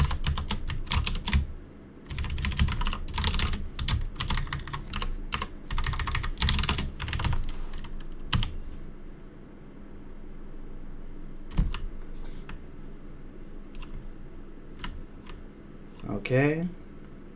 And then up, it's just going up. Cool.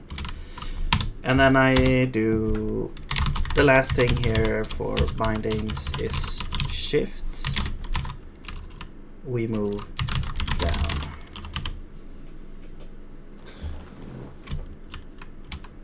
There we go. Awesome. Okay, so we have our basic like world now, where we can like visualize and see things and move around. Cool. So let's get to the actual thing we're trying to do here for the BSP stuff.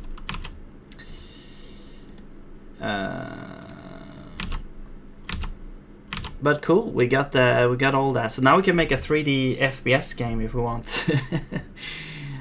All right, let's keep this here. Okay, BSP history, 1969. Schumacher, isn't that a racing family? Let's see. Recursive binary space partition of quad tree for 2D index. I mean, yeah, a quad tree. I mean, I've made a quad tree before, so I'm familiar. I'm very familiar with that. But binary space partitioning, this is like, this isn't binary. This is quadrinary.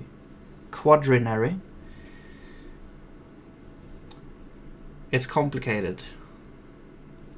What is complicated?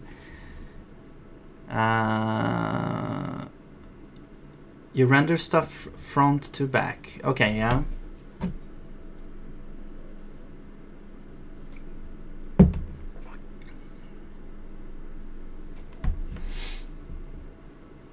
Okay, binary space partitioning is a generic process of recursively dividing a scene into two using hyperplanes until the partitioning satisfies one or more requirements. Right, so usual algorithm for dividing space. It can be seen as a generalization of other spatial tree structures, just such a generalization. Okay. Such as KD trees, quad trees. Yeah, I've made both of these. Except not for 3D, but I guess the principle is the same for KD trees. And quad trees as well. One where hyperplanes that partition the space may have any orientation rather than being aligned with the coordinate axis as they are in KD trees or quad trees. Oh. Yeah, it's good for optimization. Yeah, that's what I've gathered here. To kind of decide what to render, what to skip. And for collision detection, but it's really interesting. I didn't actually know about this, that it doesn't have to be aligned to the coordinate axis.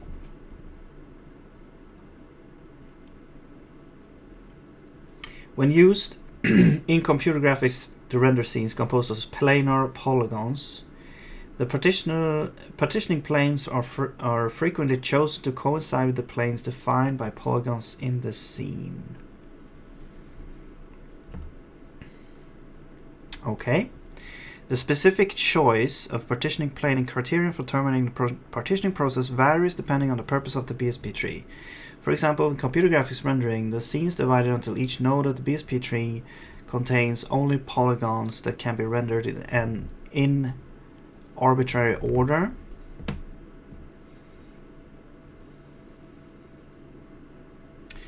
Let's see. The scene is divided until each node of the BSP tree contains only polygons that can be rendered in arbitrary order. Okay, so when the order doesn't matter anymore. One second here.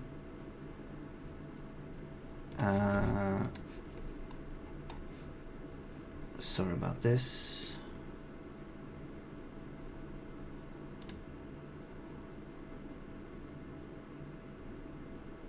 I'm going to click a button here. Where do I...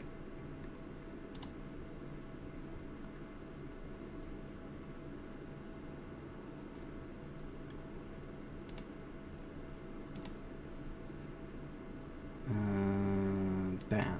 There we go. Okay, cool. Sorry, one second. Okay.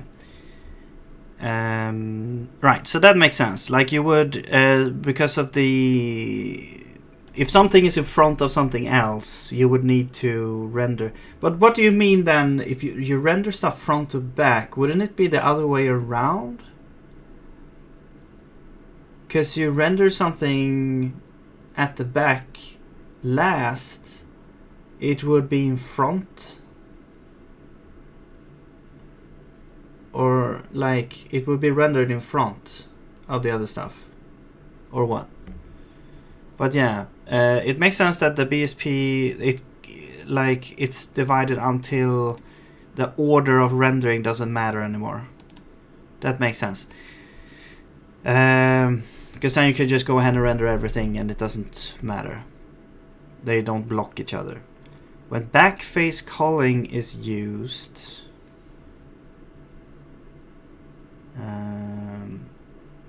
each node therefore contains a convex set of polygons. So when I say this word, I'm reminded of how, because I've been doing a little bit of, well, back in the day I did a little bit of like Doom maps, or like I was familiar a little bit with the editor, and where you had like, if a wall was facing it, like it had like a direction.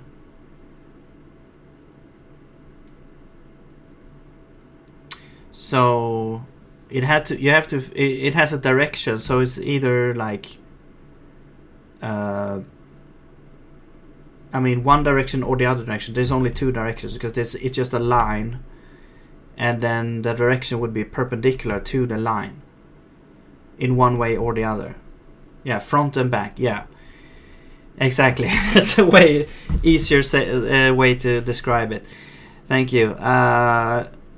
And depending on which way you were looking, you would see the wall being rendered or not, because if you looked at it from the back, it wasn't rendered. But then you could also, there was another flag, I think, that enabled double-sided walls that were rendered from both sides. So I think this is the same thing, kind of. It reminds me of that anyway. Backface culling. So culling means to not render something, and backface is like, yeah, when you see it like from the back or something. Each node therefore contains a convex set of polygons. It feels like there's a lot of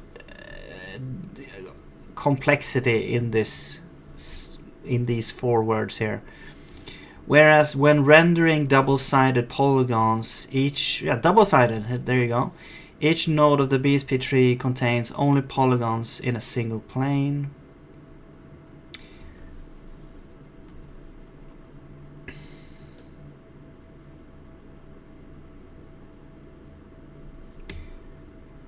Each node of the BSP tree contains only polygons in a single plane. Okay. I think I'll probably understand this more if I see a picture or something. I probably do understand what they're talking about. It's just sometimes when I read these things, it doesn't really stick here. In collision detection or ray tracing, a scene may be divided up into primitives.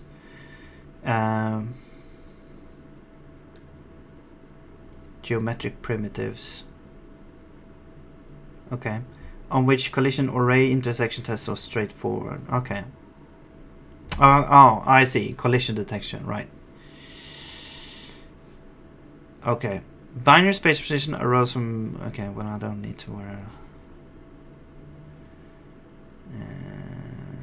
I just need to... Okay. Generation.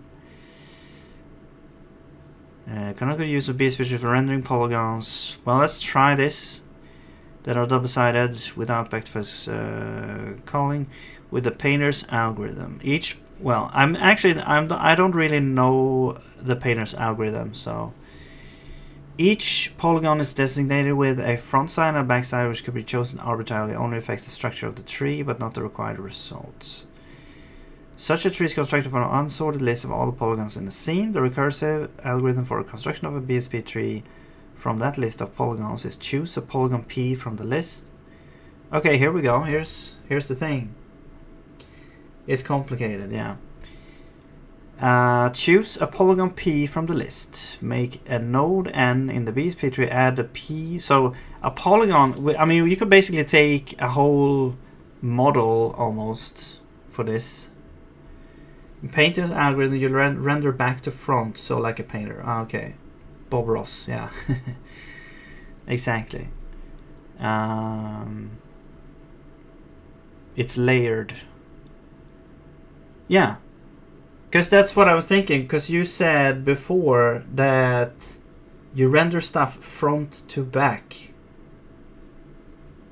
Or maybe I misunderstood you there.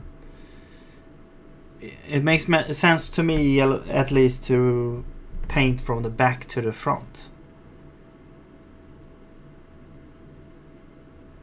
You start with the back and end with the front. Each polygon is designated with the front side and back side.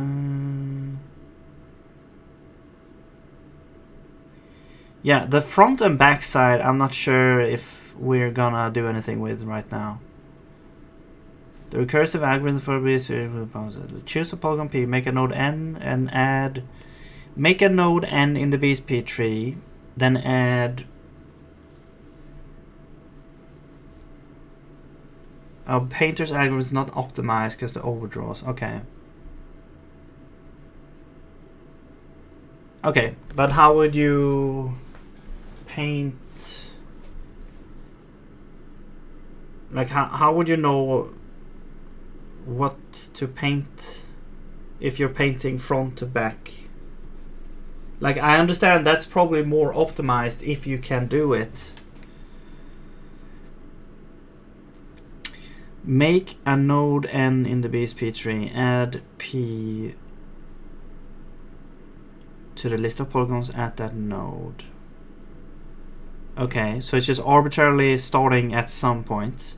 For each other polygon in the list, if that polygon is wholly in front of the plane containing P, move that polygon to the list of nodes in front of P. So wholly in front, what does that mean?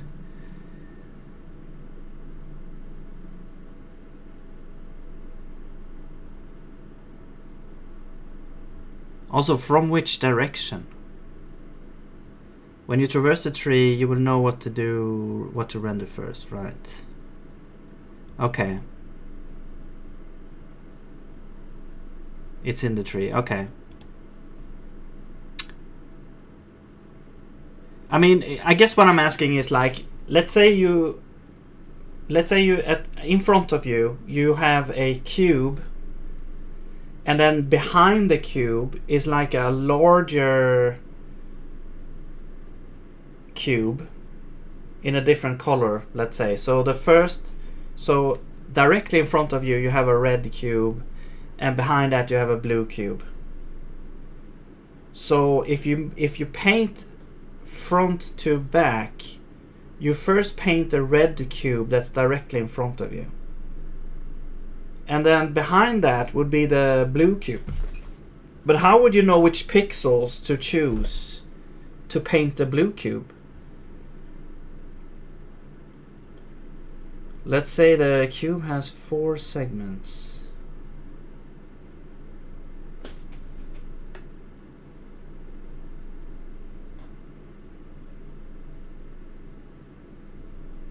Yeah, so what I'm saying is, like, the cube that's behind the other cube is like larger, so you would see portions of that cube behind the red cube.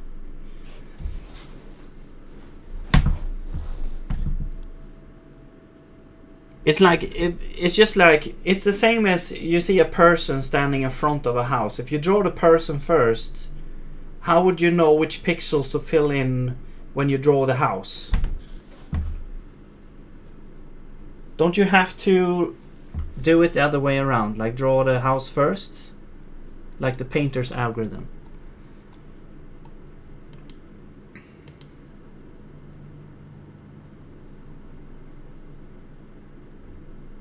You need to draw? Alright. Okay, so I'll go through this here first to see if I can make sense of this. So choose a polygon P from the list, make a node, add P to the list of that node, and then go through every other polygon. If it's wholly in front of the plane containing P. So we haven't even defined the plane yet. So I don't really know what that means yet. The plane containing P.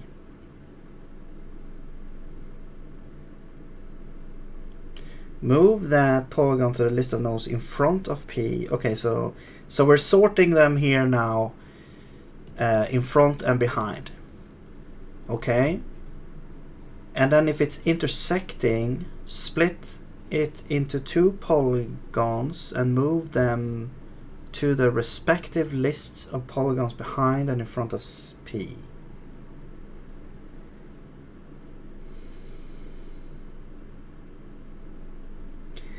Split it. Split what? The plane? Or the polygon? Split the polygon into 2 polygons? Okay, the plane. Why doesn't it say 2 planes then? Or does it mean split it into 2 planes and then add the polygon to each one? polygon is made of plane. But yeah, but what I was thinking is like when they were talking about planes, is that a BSP is made up of planes, and so each branch would be a plane, and that's the plane I was thinking of. Like a plane is just like P is essentially a 3D model or a 3D polygon, whereas a plane, it cannot contain P. That's why I'm confused a little bit here.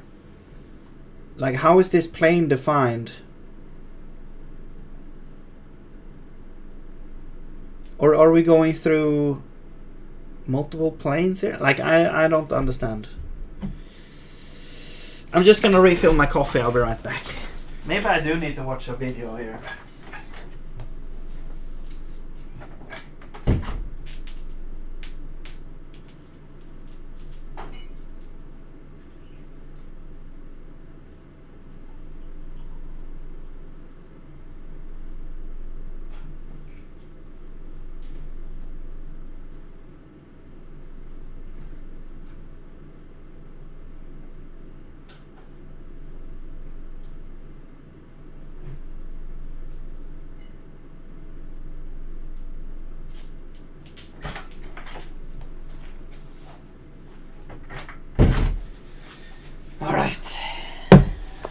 Let's see.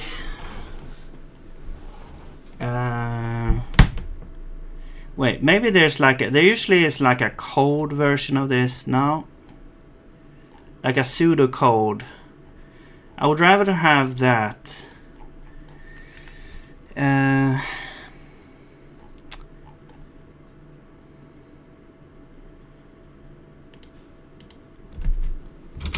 Pseudocode for rendering. I'm gonna assume you want something like this. I'm just gonna choose this particular usage.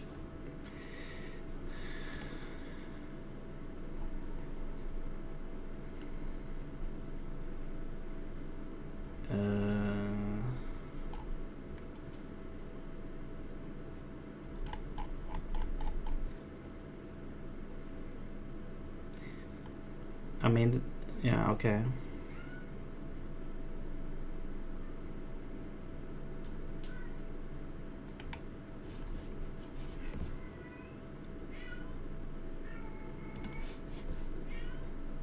Okay, hang on. I need to... Sorry. I need to put on my headphones.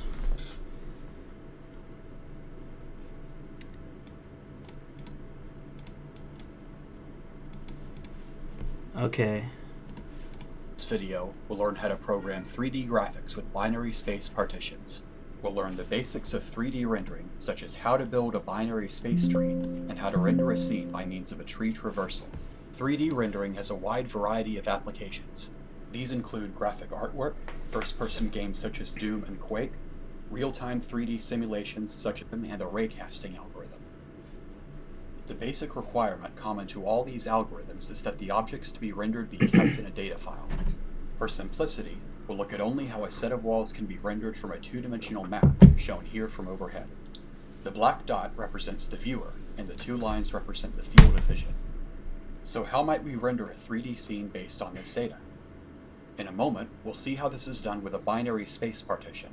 But let's first look at how this is handled in the painter's algorithm. In the painter's algorithm, I was like 11 years ago.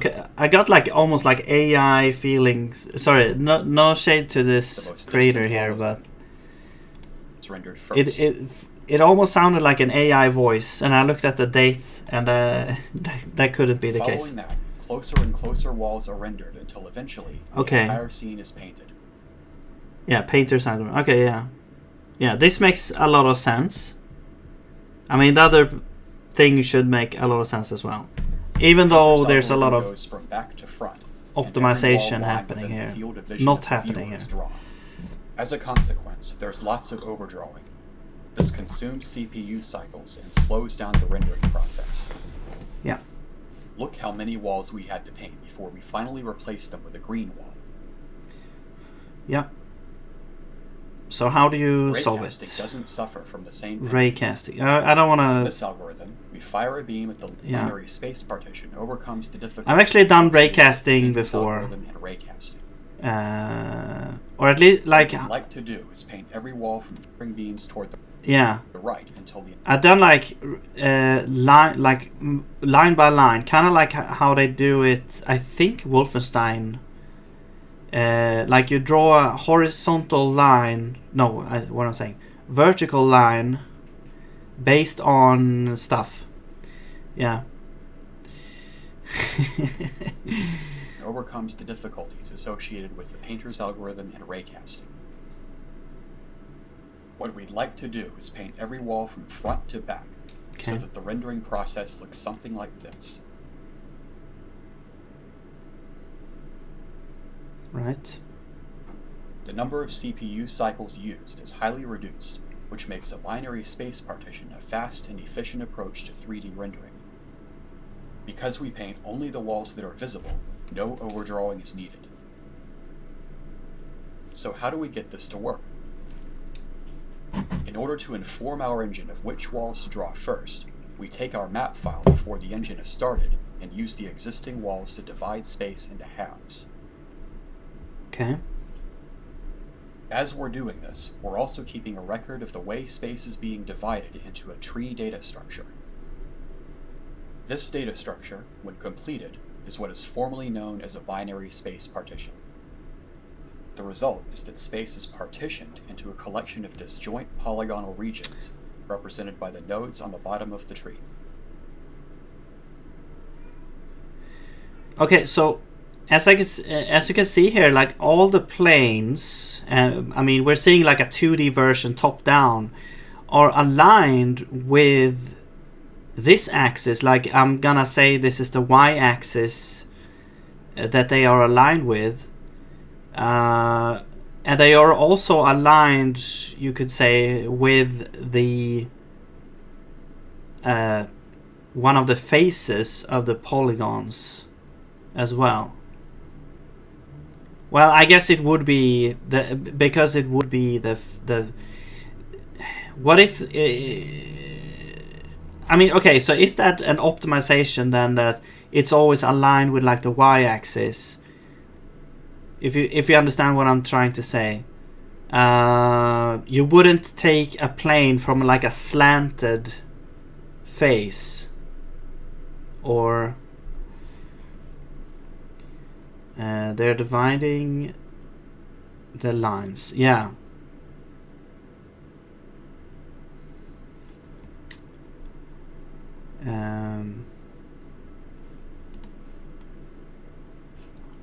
Now we watch how this tree is used to render walls in front to back order. We begin by finding out which region of space the viewer is in. This is accomplished with a binary search.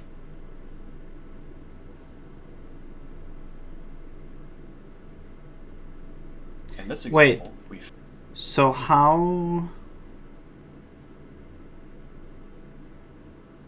do we compare though? Found the viewer at node 42.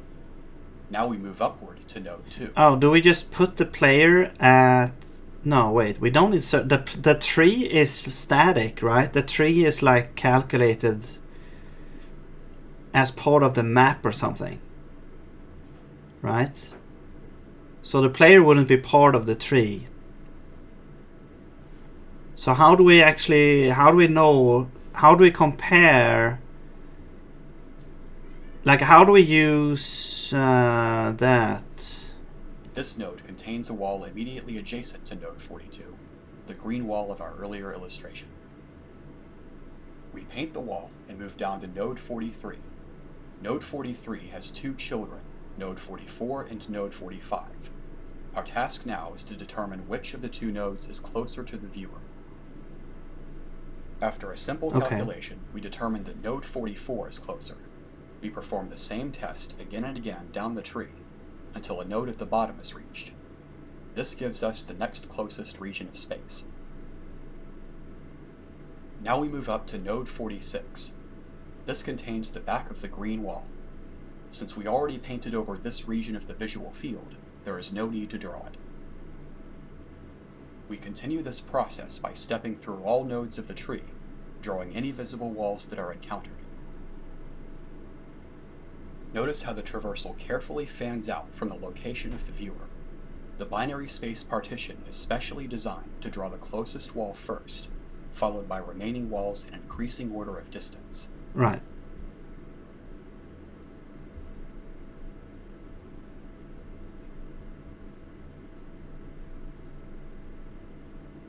After painting the yellow wall, we stop.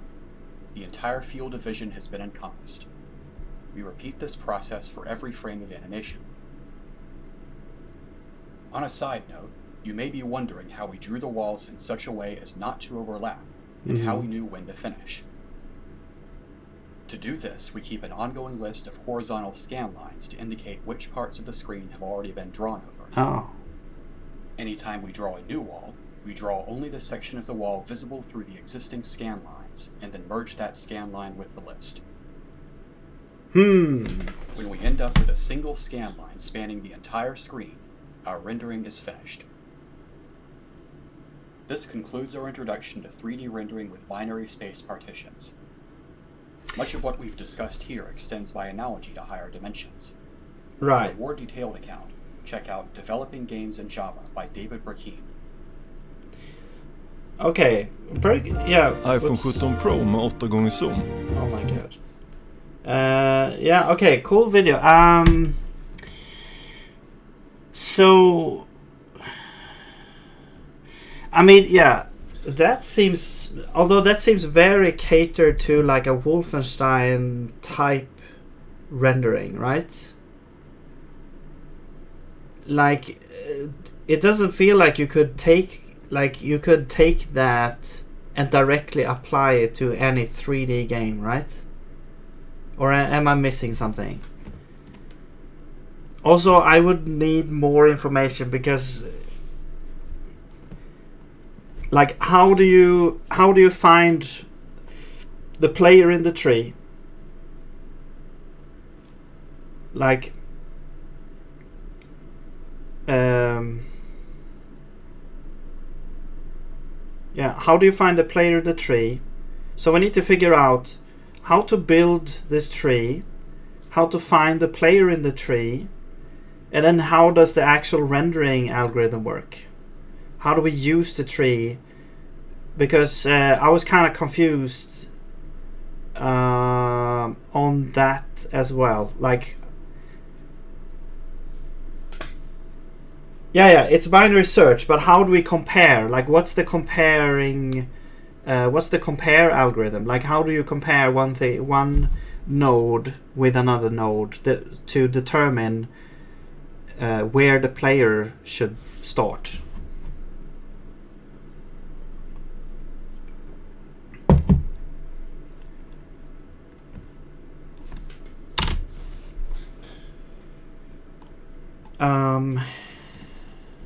Maybe we should read this one.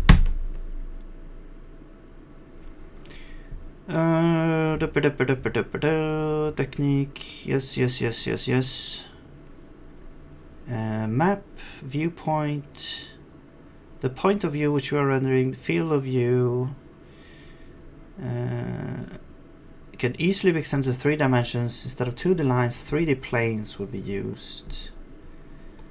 Right. I'll just take you by your word there. Before map can render was performing calculations. Yes. Convex polygons. What must be done is to partition or divide up the map into convex polygons. So convex polygons are polygons of all internal languages. Right, so these are convex and these are wait, isn't there a word for that? Convex, concave.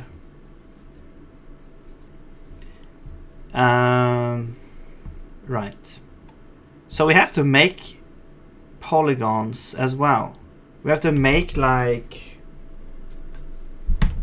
maybe you're right. Maybe the 2D version would be better to begin with. Oh man. Let's just see here. If the map is considered if the map is considered, the whole map.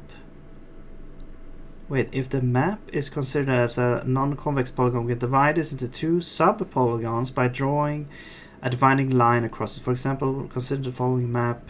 Okay, yeah, you're making. Wait, but this is also concave here, right? So this would be convex. And then you're dividing again. Okay. Well, and there's an algorithm for that as well. We created two couldn't you just make a square around it as well? Or something? I don't know. It's not possible to... I mean, it's less optimized, I guess. It's not possible to recursively divide each of the sub-polygons. Don't you mean 3? Oh wait, no, it's 3, okay. Desirable to keep the tree balanced, that is to keep the height of the either sides of the tree roughly equal. Hey yo! iJetDux, what's up? Thank you again for the contribution to Runic there.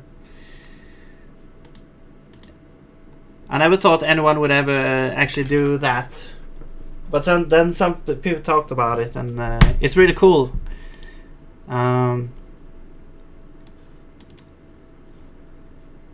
Maybe it will actually continue to live for some time. We'll see. For reasons which will become apparent, it is desirable to keep the tree balanced if possible. Let's keep the height. Okay, rendering is also used in the recursive algorithm. The most common approach is to start at a root node and work down recursively. Why is it desirable to keep the tree balanced? Yes. The core of the visibility ordering system lies in the order which the rendering function recurses. That is, whether left or right subtree of the given node is rendered first. For any particular node, there is a dividing line where it splits into subnodes. If this node is extended to infinity, the viewpoint from which we are rendering can be considered to be on the left or right side. The side of the viewpoint is on determines which of the subnodes is rendered first. Alright. Note that there are actually two ways in which rendering can be performed. Back to front, front to back. Yes, okay, so we know all this. Some example pseudocode. If it's a leaf, we draw it.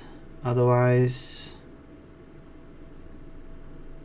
we look if it's on the left side, we render the right subnode, left subnode. Otherwise, okay, okay, well, this didn't really have a lot of information either to solve the problems that I have.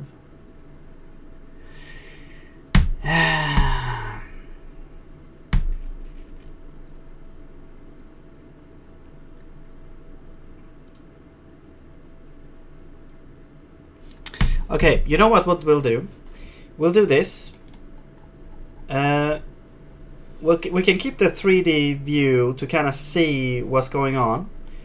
What I'm gonna do is I'm gonna make a cube which is going to have a position, and actually it could have a 2D position. We'll have it 3D for now, and then we're gonna have a size which will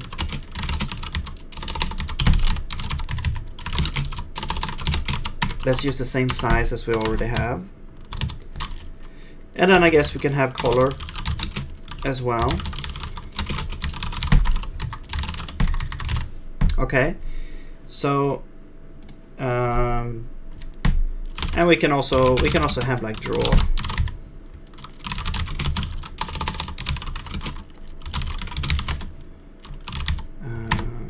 Draw cube, and this would be position.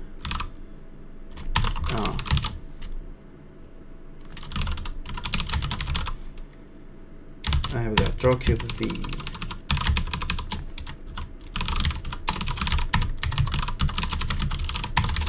Okay. So that's our little cube. The idea that I have is that I'm gonna try and just make this kind of like into a 2D. Oh, sorry. Yeah. No problem. This is really cool, actually. Like I really wanna. I'm really interested in this now because you know, I've done like quad trees and stuff like that. So this is a natural progression, I feel like, for this as well. And it's like, yeah, it's a really cool optimizing algorithm that I probably would want to learn at some point anyway. So yeah, it's really interesting. So let's just try to make this work here. So what I'm thinking is that we have our cube, and then basically I want to have like kind of like Wolfenstein. You know, we're just gonna keep it simple here. We'll make Wolfenstein, so we'll have like a bunch of cubes, and we'll have a map,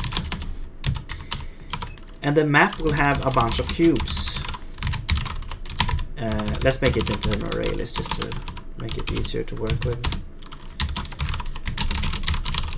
Alright, so we'll have a bunch of cubes, and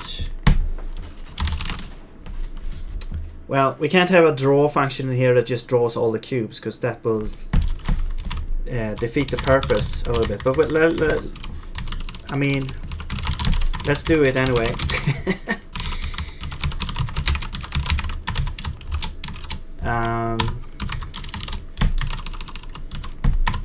Wait, and then it's just cube.draw actually. Actually, this is .items. There we go. Okay, we'll do that initially. So the idea is that all these cubes would be on the same y plane, like they will all have y equals 0 basically. So they will exist on a 2D plane, so that we can divide, so that we can kind of look at the map through a 2D top-down view, and look at the thing, the BSP from there. Okay, so let's see. Let's create this map.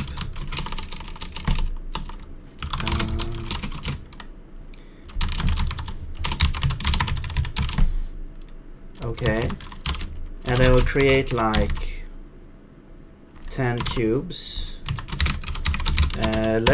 Let's just create them like randomly.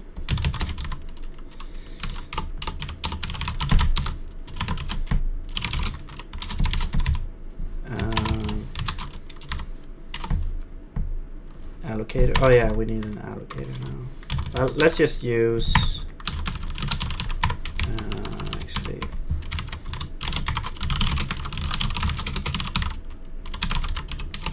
page allocator.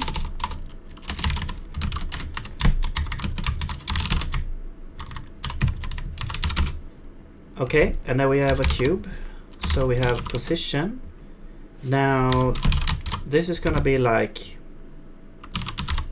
so the X would be, let's do here float. So it's gonna be like, I don't know, let's do 100. Let's do like map size.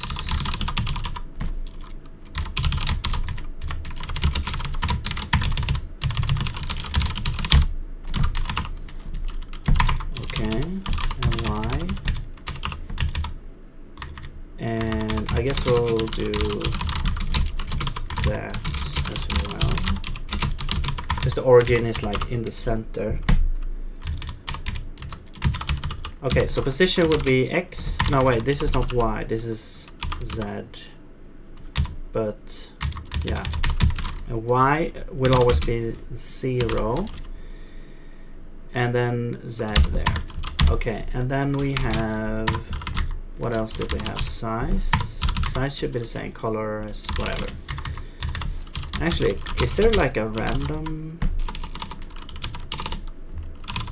So red is a color. Is there a random color? No, probably not.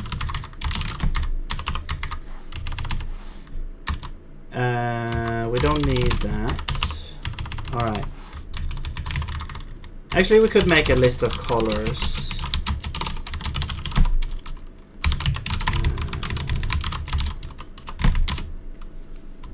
Red, blue, yellow, green, purple,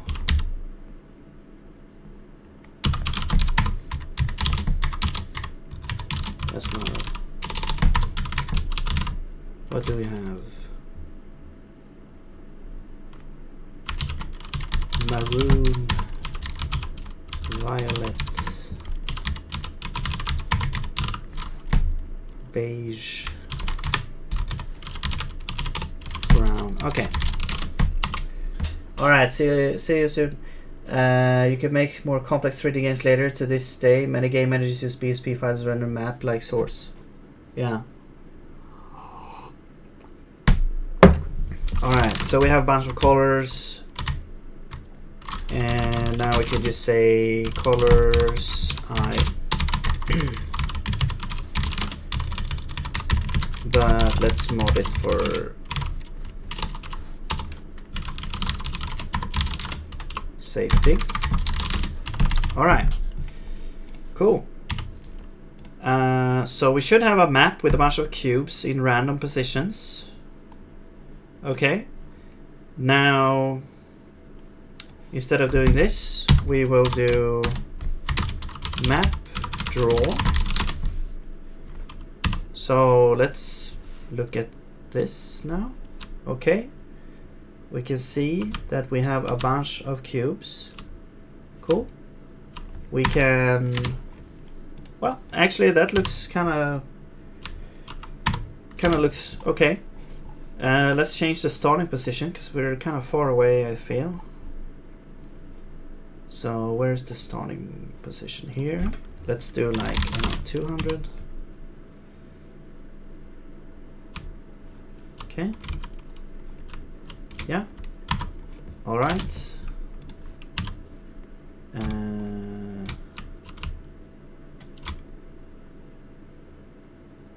Okay. Yeah. Anyway, so now we have that.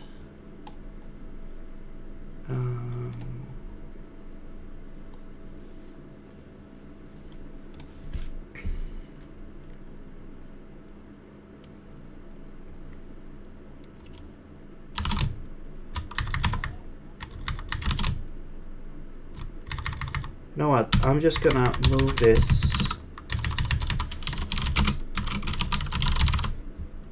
over here.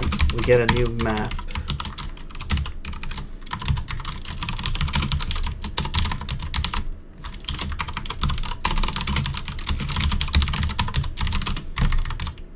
And I guess we can actually get a size from there.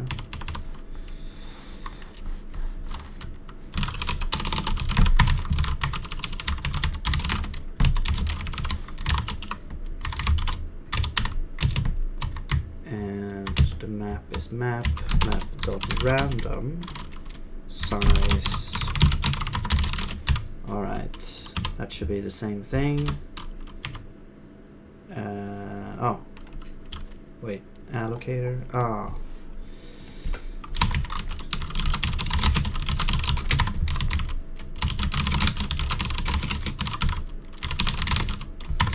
No, it's mem allocator.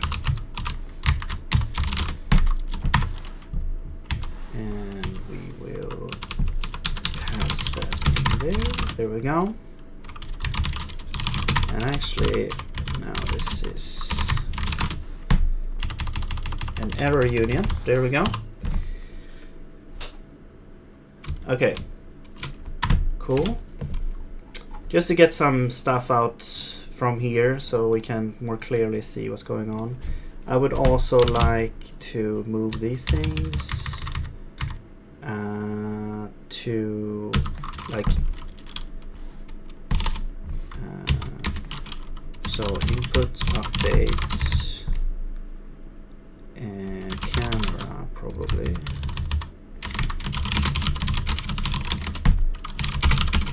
Update.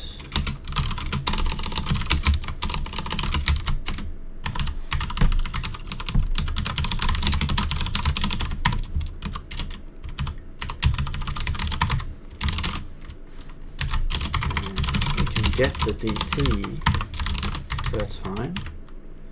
The speed,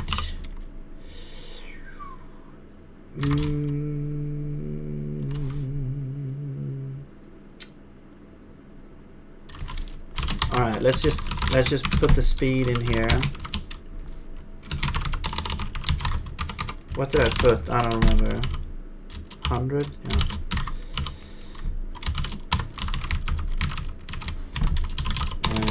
Input.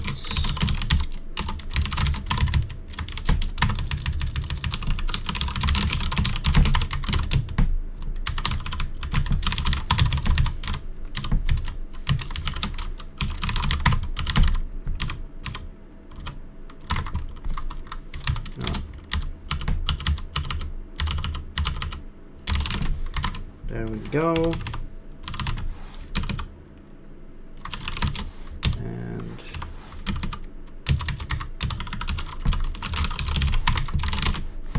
There we go. Also, this is a cost, and you're not used. So there we go. Just to get some stuff out from here.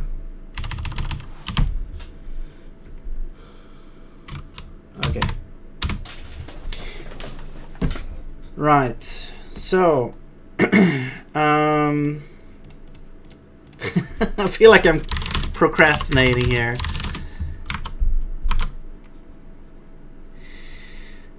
Okay, well, I mean, I understand kind of like how the basics, like, okay, maybe AI could help us. I mean, yeah, we have this video explains the basic of binary expression and how it works. Okay, I guess we'll just watch this here. And since this is a tutorial on binary space partitioning, let's take a look at the benefits of this technique. First of all, BSP is used to render polygons in the desired order, namely from front to back or vice versa. Also with BSP we can detect collisions with level geometry, and we can also find line of sight between objects without using ray casting. And in our engine we will use all these features, and let's understand what exactly is the binary space partitioning. As in Doom we will be splitting 2D space, and let's consider some room of 6 segments. So, BSP implies that we need to build a binary tree whose nodes will... This is like the Doom editor, where you would have... These are walls, or line segments, as they were called. And they have this direction, so they are all facing inwards, probably because it's like an interior room. And this is the front. Contain segments, and these same segments will be the splitters of this space. And let's say for the root of the tree the splitter is segment A. This segment divides our room into 2 subspaces, and since we know its front side, we also know where we have front and back space. But note that segment D is also split into 2 segments, and this splitting allows us to create child nodes, where we recursively do the same actions to split the next subspace, and we do it with all segments, including new segments that are formed as a result of splits. And thus we get the so-called BSP tree, which we will build and apply in this video. Okay. So, in the previous video we learned how to define segments so that when we draw a level, we see only their front sides. And in this video we will create a binary space partitioning tree based on these segments.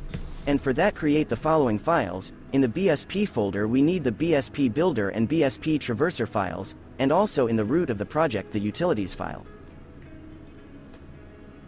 In the data types file, we will define the node class of the BSP tree, Each node can have two child nodes front and back relative to the splitter, and we will also need the coordinates of the splitter points in its vector. And it will be quite convenient if we add a vector attribute for the segment class.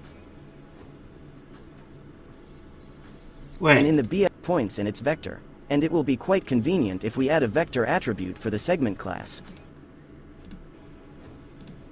So, okay. Right, so these are the children, front and back. That's the children. It's a binary tree, so we have two children. And then the splitter stuff is what we looked at if there was a split, I guess. This is where I get confused. And then the segment. Right, that's for the structure of the map, I think. Maybe. And in the BSP builder file, we will create a BSP tree builder class that has a reference to an engine instance. Okay. Then importing this class, let's create its instance in the engine class. Right, so this is following another tutorial that was from So before. we will create a something. BSP tree based on our raw segments. And now let's define the most important element for our engine. This is the root node. This node will contain references to all other nodes of our BSP tree. We will create the tree itself using two methods. These are build BSP tree and split space methods, and we will pass the current node in the list of segments to the input of these methods. So at the input of the build method we have root node and raw segments. Using split space method we will select a splitter and split the space, and at the output of this method we get two lists of segments for front and back spaces. And then we continue this process recursively until the segment lists are empty, and thus we build our BSP tree. And now we need to understand what exactly the split space method will represent. First, we will always select the first segment in the list of input segments as the splitter. And when we have a segment that acts as a splitter, we assign its attributes to the current BSP node. But now we need to figure out how to use this splitter to deal with the rest of the segments in this list. How to split the space and form front and back lists of segments. So I think that this function here is very simple here. Like this is just this was the basic algorithm. It's the split thing that I feel like it can be potentially extremely complicated, because I mean you're gonna split like a 3D polygon in two. But yeah, okay, so. I guess we can. I guess we can just start with the build. We can start with this actually. Let's just make a new file here. BSP.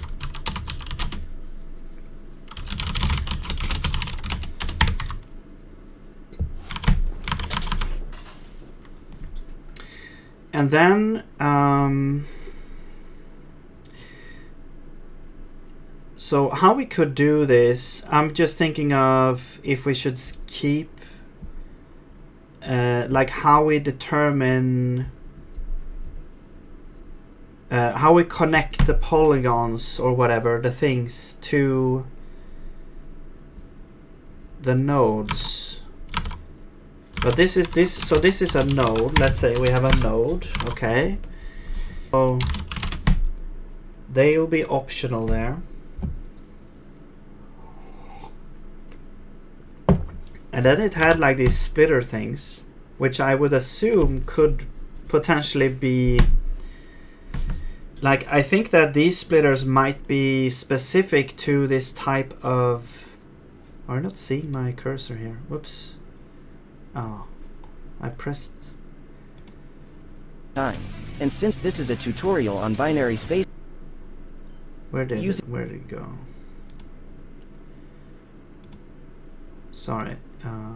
Yeah, that they could be potentially specific to this type of map. Of segments. I don't really know. I mean, it seems easy if you're just working with lines, and splitting a line in two is easier than splitting like a whole polygon, I would assume. even like 2D polygons, like I wouldn't even So we've got the splitter, understand where put it to in the begin node, with that. and now we have to iterate over the remaining segments to determine what to do with those segments in relation to the splitter. But before we go any further, let's look at another concept for how we will determine which side of the segment a point is on. To do this, we will construct a vector. Hang on. Okay, so we have front and back, and let's do, so what did we need to have? We need to have, for the whole BSP, let's just make a struct for this. Let's have the root node.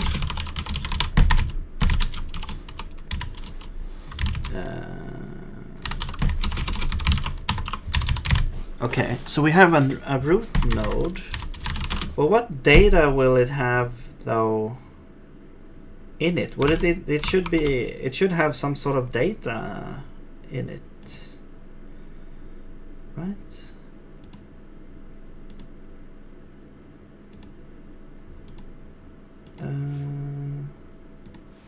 What did you have?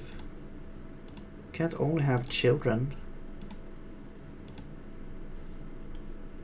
So it's only like front and back and then splitter? Or is this the actual, is this the plane we're talking about?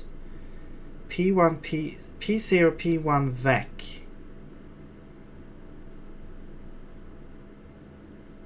Three vectors. Okay, maybe we should just put it in the node, and now we have to here. iterate over the remaining segments to determine what to do with those segments in relation to the splitter. But before we go any further, let's look at another concept for how we will determine which side of the segment a point is on. To do this, we will construct a vector from the starting point of the segment to the point we are looking for, and between the vectors we will calculate the following expression, which we will call the 2D cross product of the vectors. And taking into account our coordinate system, the sign value of this expression will tell us on which side of the segment the point is located. And let's return to our problem about a splitter and a segment, and if you are looking for a solution to it, I suggest you to pay attention to one remarkable approach published on Stack Overflow, which is based on cross product of vectors. And I will leave the detailed proofs of this approach for your own study, but I will summarize what will be useful in our case. So we have two segments defined by point about a splitter and a segment to it. I suggest you to how do you detect where two line segments intersect? Pay attention to one remarkable approach published on Stack Overflow, which is based on cross product of vectors. And I will leave the detailed proofs of this approach for your own study, but I will summarize what will be useful in our case. So we have two segments defined by points, and one of them is a splitter, which can split the other segment, and there are cases when it cannot. We are asked to find the three vectors shown on the slide, and using them we find the cross product of these vectors. One of the products is denoted by the numerator and the other by the denominator, because when the denominator is not equal to 0, we introduce such a parameter as t, which is the ratio of these products. If we analyze the values of these cross products, we can identify cases when the segment and the splitter are parallel and collinear, and we can find at what point they intersect, as well as on which side of the splitter the segment is located. And this is what we need to solve our problem. Wow, this is way too much information. Like it's just moving so fast here. Summarize what will be useful in our case. So we have two segments defined by points, and one of them is a splitter, which can split the other segment, and there are cases when it cannot. We are asked to find the three vectors shown on the slide, and so why are we asked to find these three vectors? Using them we find the cross product of these vectors. Like, I understand that if we have this node here, we'll split this in two, but what about this one? What the hell? Why do we need this? One of the products is denoted by the numerator and what are we trying to achieve? Other by the denominator, because when the denominator is not equal to 0... Where is the numerator and denominator? What does that have to do with anything here?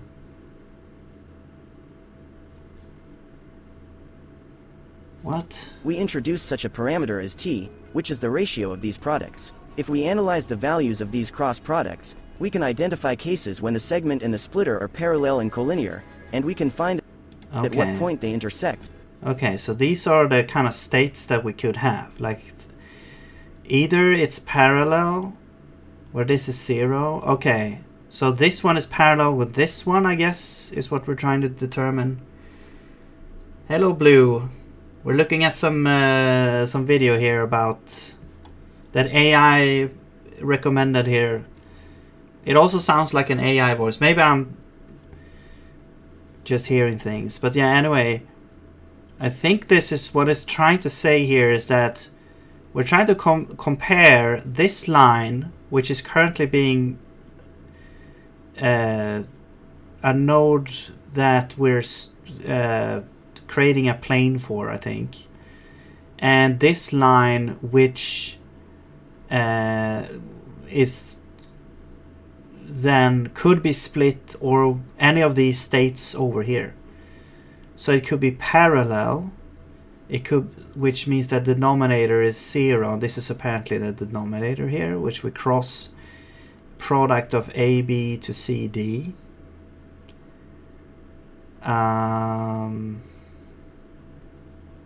Okay, and then we have collinear. Is that how you spell that? Anyway, num equals, so if both are 0. Oh, and AC we apparently need as well. The voice is AI, yes. Yeah, I just, it's good. It's a lot of information that comes very fast. So I have to like slow down and think through what's actually happening, so I can actually understand what's happening here. But I guess that's good anyway. You can always pause and think things through. Okay, collinear. But what does that mean, collinear? So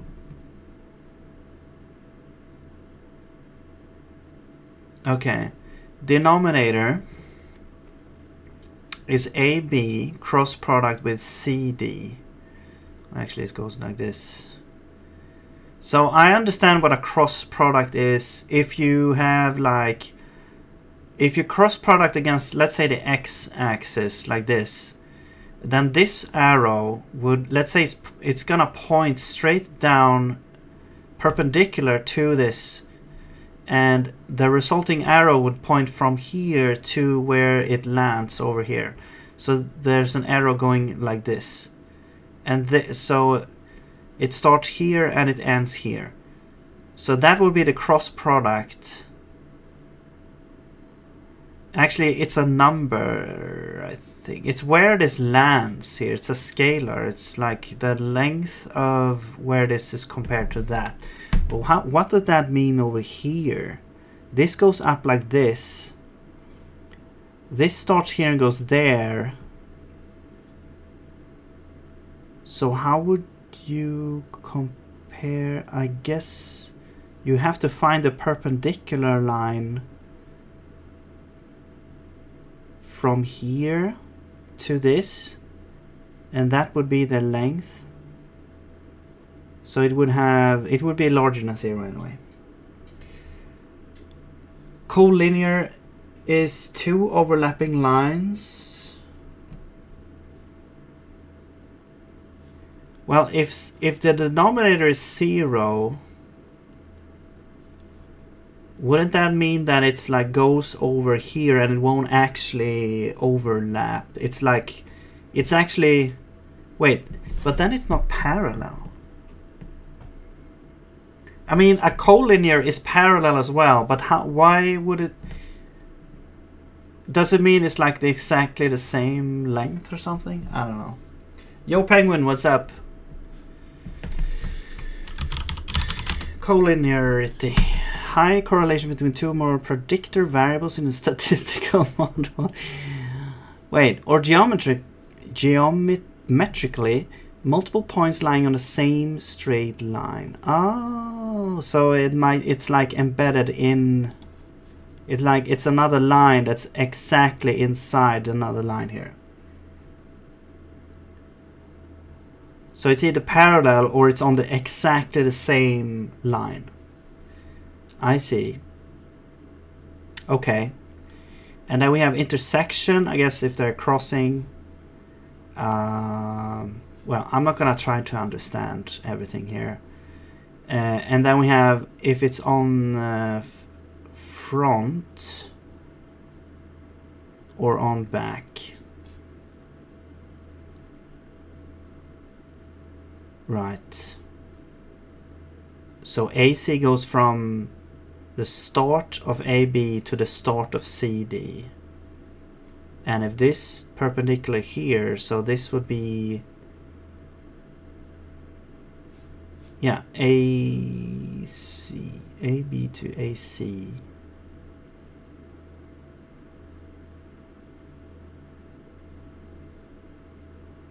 Okay.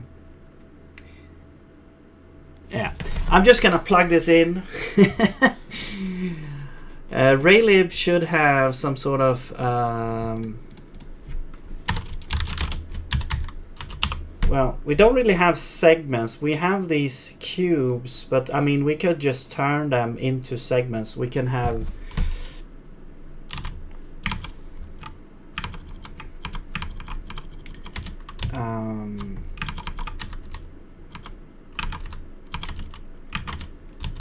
we can do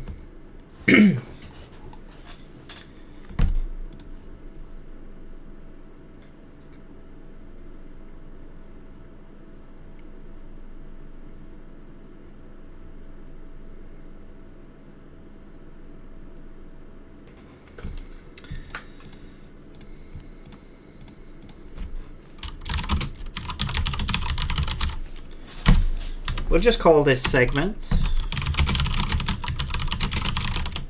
Okay, a segment will have, I guess we'll have a position, and so we need two vectors basically. We need a position and, or like A and B, like start and end.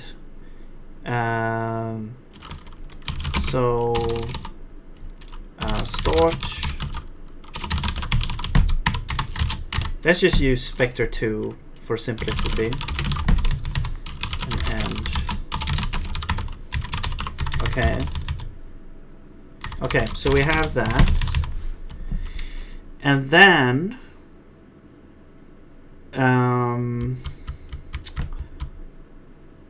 we need to have a cross to another segment.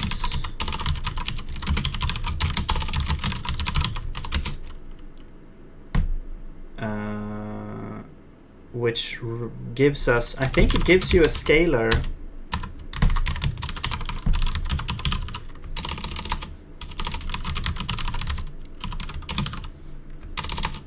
No, cross, wait, what?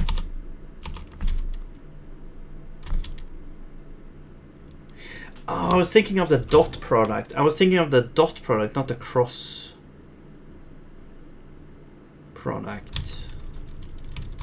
Okay, but it did actually show us. Okay, so maybe I was wrong in all that. Maybe it will show us the algorithm for that. I mean, I think it did before. Here. So this is the cross 2D. There's cross in Vec 3, okay. Well, let's make this one. So it's like, so we have A and B. So AX times BY minus BX times, okay. So it's like X times Y and then X times Y again flipped. So it is a scalar, okay. So we take like, also we need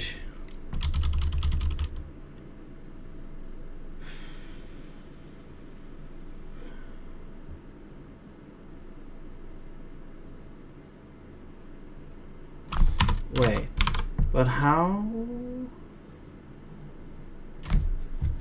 But what if they have different starting positions? Yeah, because these line segments, they have two, they have like start and end. So what does X and Y actually talk about?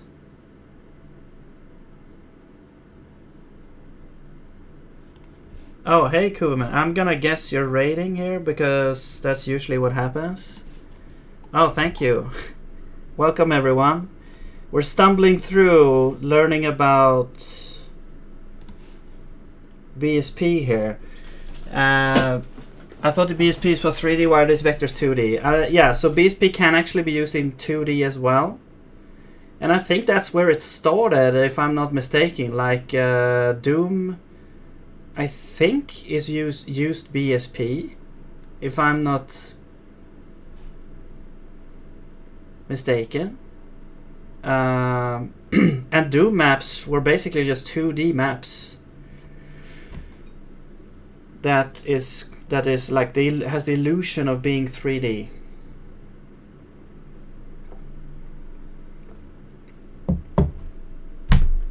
Yeah, we're going the easy approach first. I was thinking first that I would make like this 3D thing, but yeah, it turned out to be a little bit too much for me to start with, because I've never done BSP before. I've done like quad trees, but yeah, this is a little bit different. I'm just trying to understand the tools of what's needed right now. So this is one of the tools here, is a 2D cross product thing. I'm just trying to understand, what does AC.x mean, because you know, it's not just one vector, it's like it has a start and end. So that's why I'm confused right now.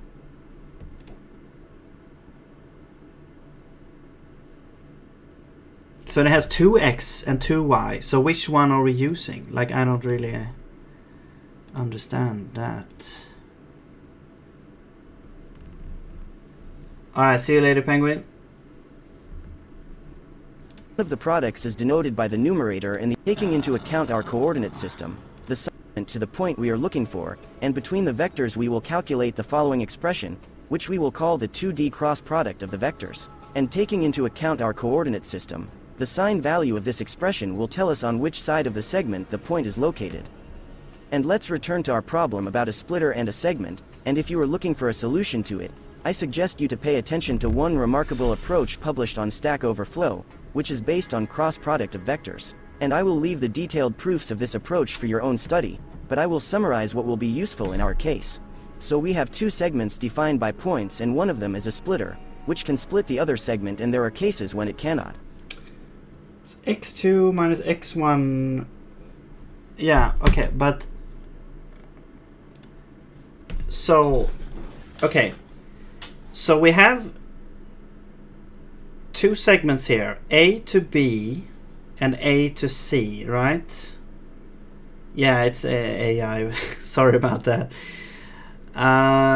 So we have like two, I mean, they are vectors, except these vectors just happens to start at the same point, but they don't have to start at the same point, because they are, I mean, yeah, it's denoting these as vectors, but really how they're using them over here. So it makes sense if they are vectors, they only have like X and Y components, but when they're using them over here, these are not vectors anymore. They are like, because this starts over here and it goes up here, it's like relative to this, you know, they have 2 points, not just one. So that's why I'm confused on how this works, because now it's not only, yeah, but a vector in math, like a 2D vector in math, has X and Y, right? It only has X and Y. This thing here, I mean, sure, it has X and Y. Let's say it goes up here, but it starts over here. Usually a vector, it's, if it only has X and Y, it can start from anywhere. Usually you could start from the origin, which is 0, 0. It has a starting point. So it's like, so when we look at this cross 2D, A, B, C, D, is like AB starts over here and ends over here, but CD starts over here and ends over here. I'm not sure if I'm making,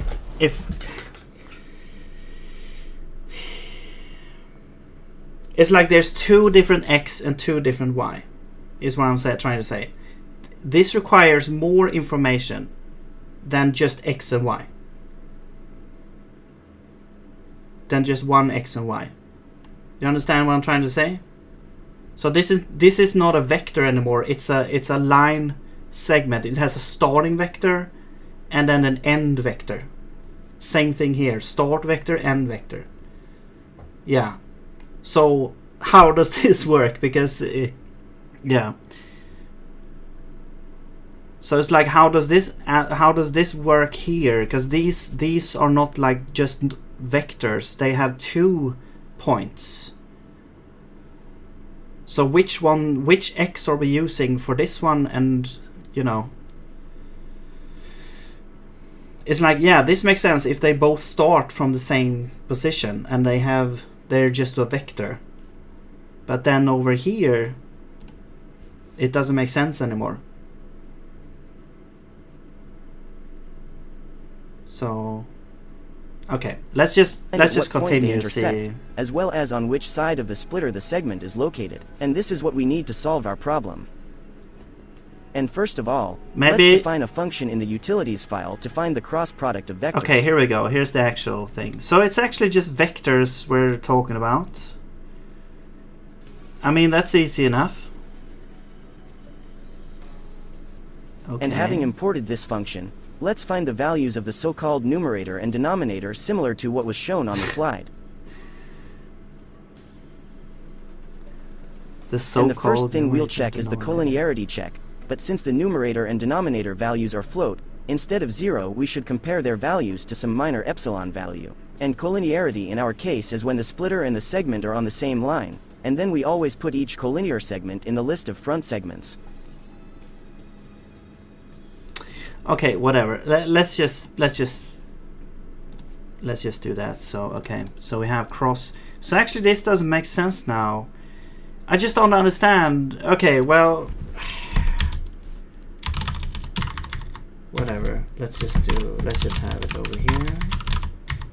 And I mean, this would be like vector 2 then instead. So it would be like, well, actually let's do A and B.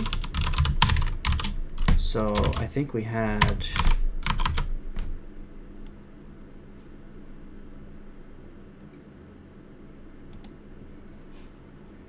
so if we look here, we have A and B, which is actually C and B. So AX times BY minus, and then it's BX times AY. Okay, cool.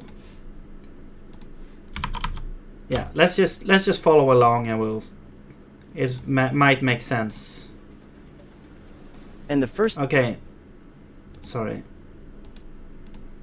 And then we'll have numerator is cross and this part over here.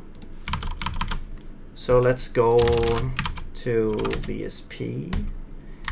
And what function is this? This is the split function.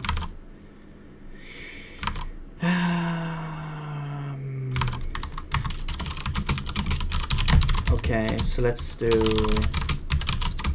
this. Split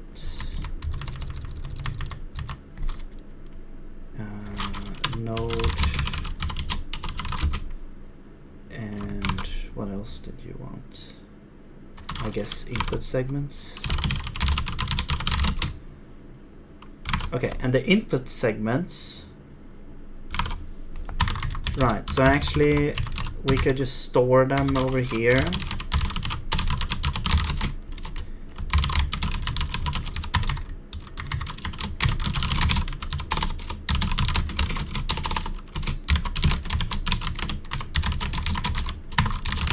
Okay. I'll just make it input.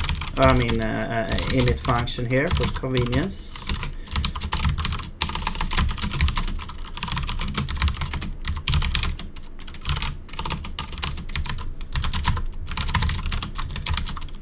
All right. I'm not sure what this returns, if it returns anything. Otherwise, it will probably be something is mutable somewhere. But okay, this is apparently done for each segment.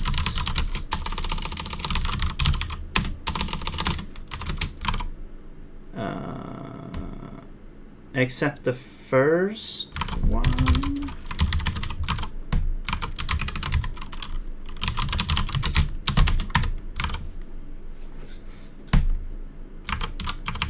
Okay. So now we have like segment start, segment end. What? Segment start equals segment position 0. If you consider vector points from origin, then x minus 0, y minus 0 is fine, because you can write x, y, vec2.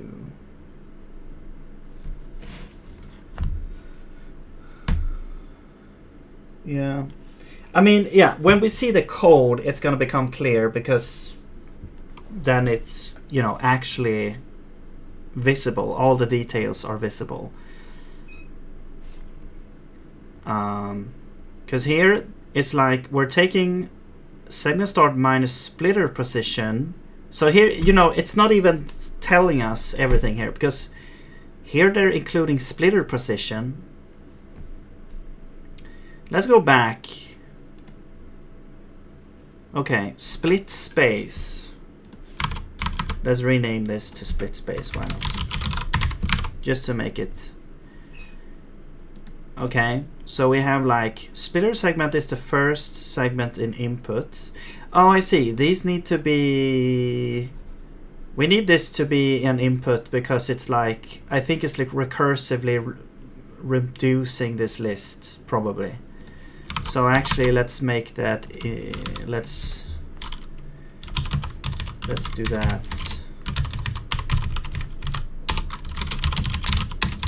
Yeah. All right. Cool.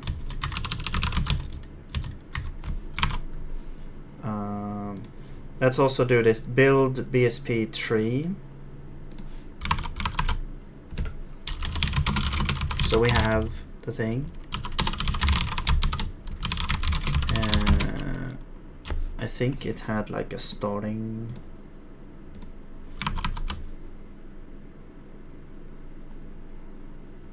Node input segments. Okay. So exactly the same signature.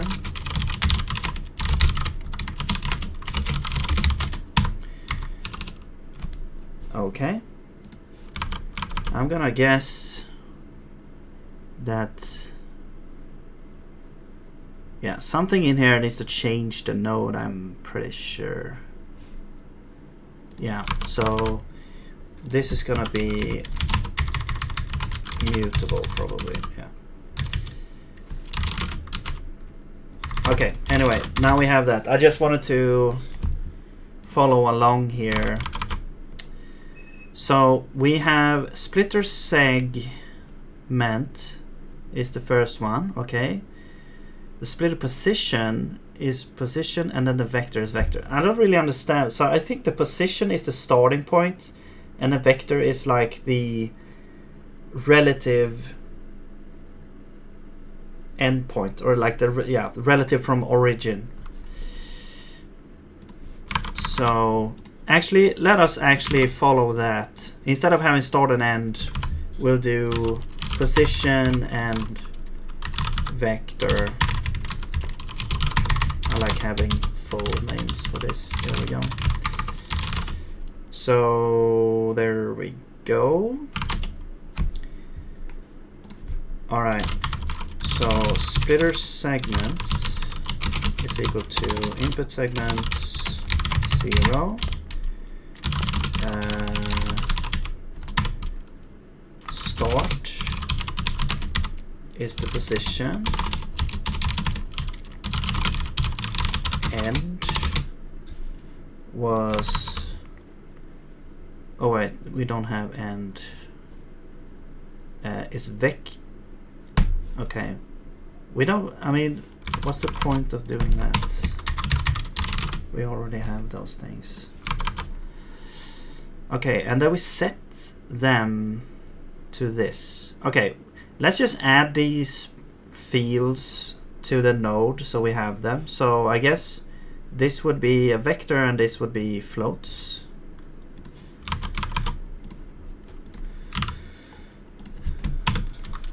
Splitter vec.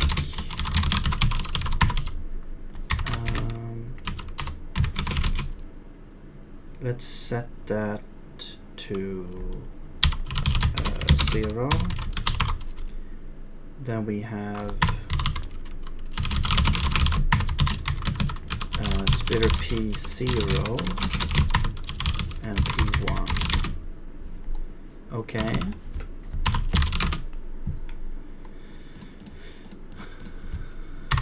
So then splitter vec is equal to splitter segment vector. I mean, I'm doing this without really understanding a lot of the maths behind, but it's like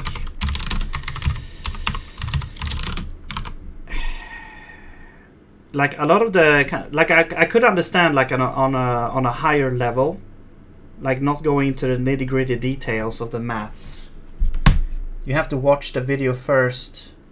Yeah, but I just want to keep up with the code as well. So that because it's like this code is like shown in the video piece by piece, and okay, so that is like X and Y, I guess. Wait, but this is not.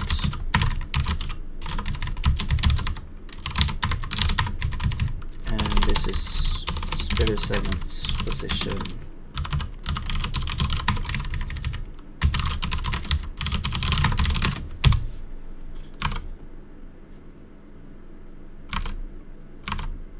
Okay, and sure. First Let's of all, just let's continue define here. a function in the utilities file to find the cross product of vectors. This is the second venue. There's a first part. Okay. And having imported this function, let's find the value. Yeah, but I think it said in the beginning that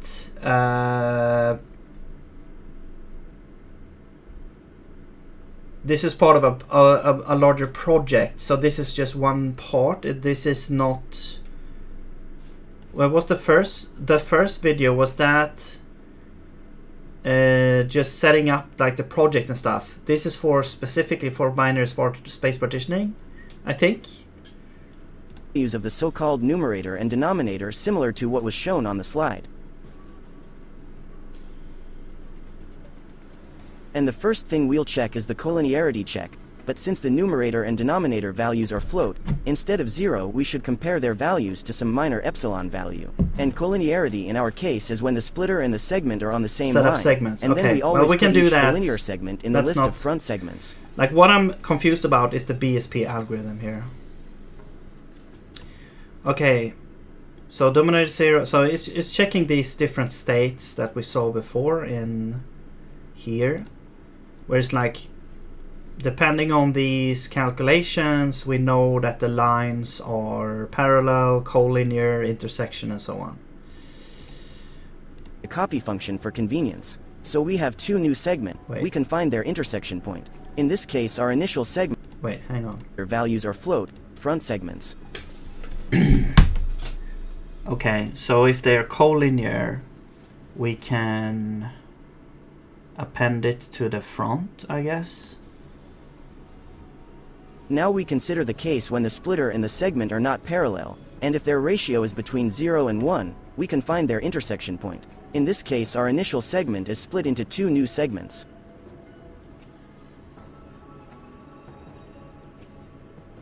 And since the segment class will have many more attributes, we can import the copy function for convenience. So we have two new segments, and let's label them as left and right, and we create them as copies from the original segment. I wonder if because when it types it out, it's extremely uniform. It's not like a human is typing here. It's more like the text is already ready to go, and someone presses play, and it like mechanically types the things in. while only reassigning the position and vector attributes. And here we also take into account the position of the segment, that is, when the beginning of the segment will be on the back side of the splitter, then we swap the left and right segment. And so the right segment is put into the front list, and the left one into the back. Okay, so denominator not 0, that means that it's not parallel, so there is an intersection somewhere, I guess. And then we're finding the intersection point, which is apparently from 0 to 1. Segments that are not parallel and t is in 0, 1 should be divided. Okay, so is t like the intersection point? Okay. Or, wait. Yeah, so I guess if it was outside of this, it wouldn't actually intersect. And then we're just trying to calculate the new segments depending on this t here. Okay, I understand. And now we have to And we actually make new segments here, okay. check the cases when the segment lies completely in front or behind the splitter, and by adding the segment to the corresponding list we have done binary space partitioning and built our BSP tree, but there is one more step to do. Okay, so, and here is just saying that, okay, well, this is not intersecting, it's just in front. And this is not intersecting, it's just at the back. Like, I'm not trying to understand exactly how the maths work out here, but we'll trust this AI here.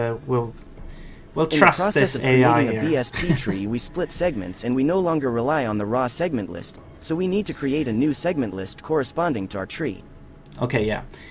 So we'll have like a new list of segments because the input segments are not the final segments. We need we're splitting up the segments, so we're gonna end up with more segments than we started with, potentially. Okay. Right. Let's see if I remember here now. So, okay. Yeah, well, okay, I need to look up these things because we have the denominator, which was like, we need to import, cross, I think that was in here, yeah. So it's like cross, and this was like splitter.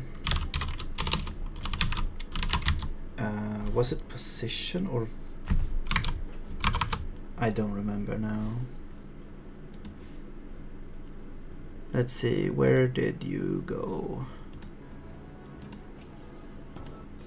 Here we go. So, oh wait, let's start with, let's do denominator, I guess. Splitter vec and then segment vector. So, yeah, okay.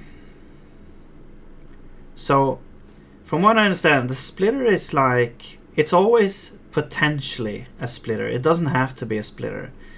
But it's like, this is the current node that we're currently kind of looking at to split the planes. And then the segment vector is the thing we're comparing to, right? So we have, okay, so we're comparing the vectors only. So, alright. So the position doesn't matter. That's weird. So we have the splitter vector and then the segment vector. Okay. And then we have the numerator, I think it's called. Now this one was a little bit more tricky. So the first one is segment start. So here the position is taken into account. So we have the segment start minus the x component of, wait, what the hell?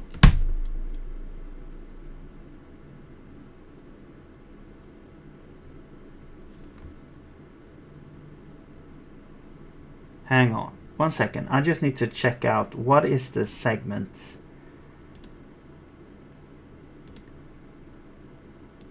how does the segment look? Vector Wait, attribute it's 2 vectors. for the segment class. So what the hell is this?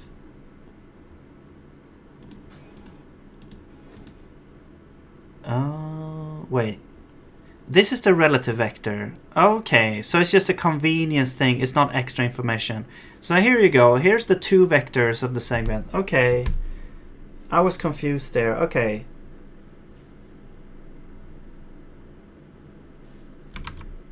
So we've done... So this is wrong here. These are actually vectors.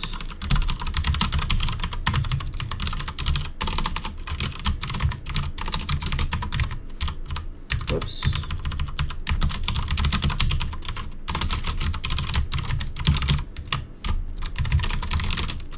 And so this one, so the position is a tuple. We have tuples in Zig as well, so let's make it into a tuple. And then you, I mean, we could do like an init, start, and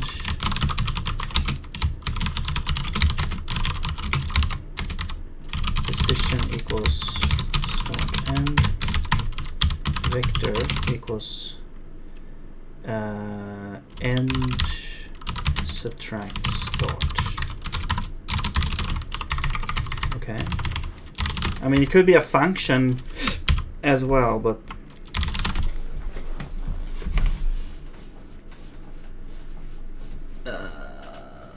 tuple of 2 case closed. Yeah, a vector, recursive, infinitely recursive vector. Okay, so this is 0. Whoops. And this is 1. Okay. Now that's how you index a tuple in Zig. It looks amazing. All right. Cool. So that is now done there. Let's go back to wherever we were. Over here. So segment start minus position 0.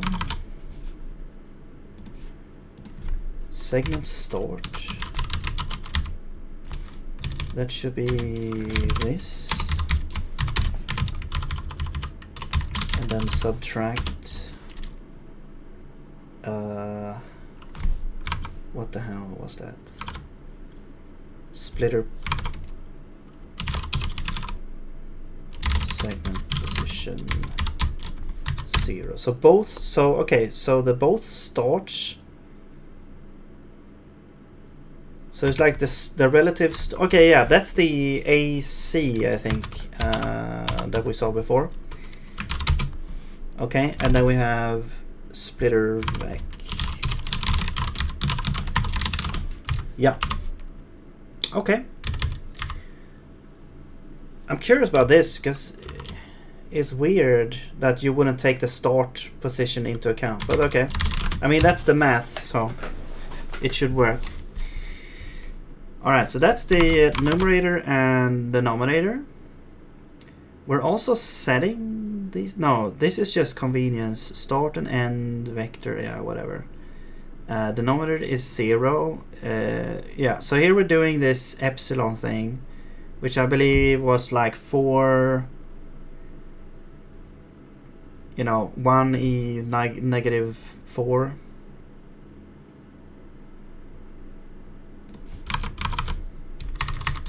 Do we have epsilon here or no? There's no such thing. Wait, we don't even have.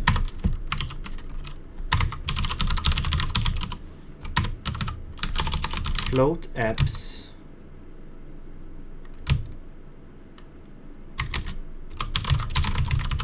What is that? Machine epsilon or floating point types t. Wow.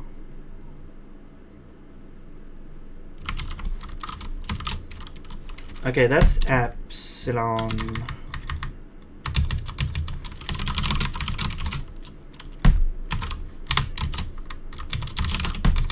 That's good.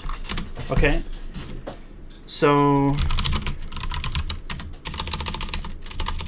numerator is 0 equals abs numerator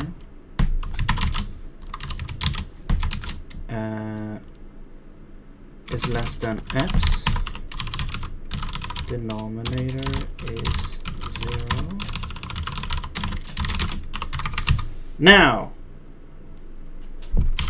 we had if they are collinear. So if this is true,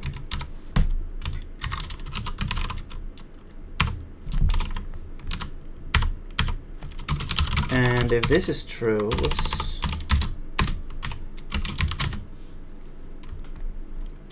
Then if they're collinear, we put it in the front. So we need the front and back. Front segments. Let's make it an array list of segments. And we have back segments. All right. So I think it put it in the front. I mean, I guess that's a choice. If two like planes are exactly the same,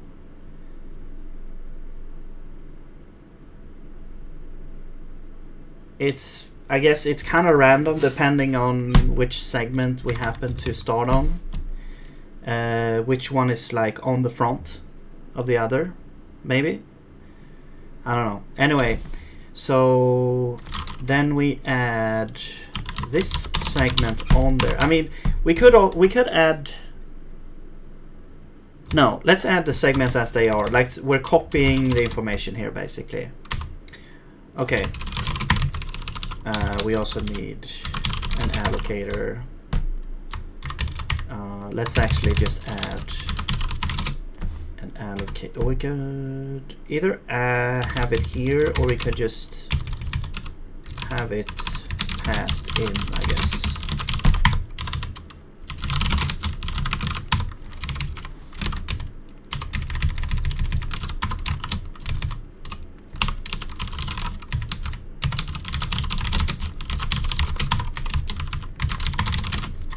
All right. So we append that, and then I guess we continue, I think. Okay. Otherwise, I think it was like this is not true, and something else, which I don't remember right now.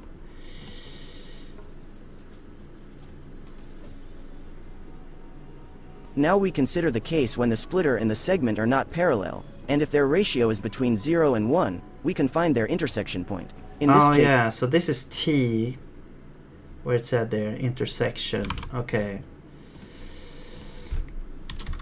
Right. I'm guessing we have a continue there. So T, or intersection, is it numerator first, I think? Yes. All right. Okay, so here's where we need to calculate now. Like, we need to split the segments up.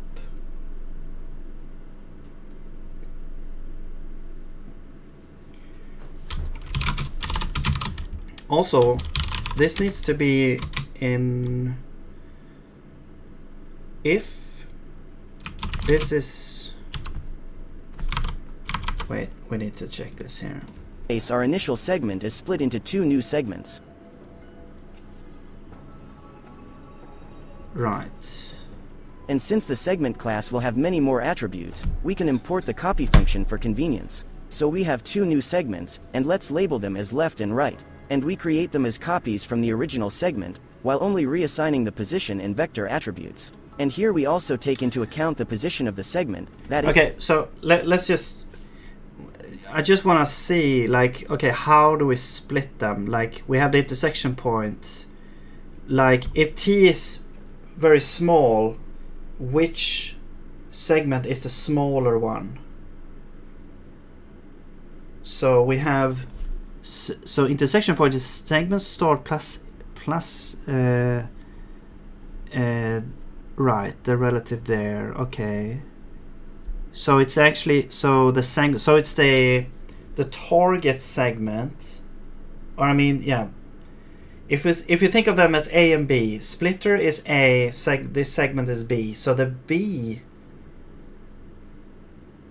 so this is how much of the B segment. Okay, yeah, because that's the one we're splitting. Okay, yeah, that makes sense. Yes, yes, yes.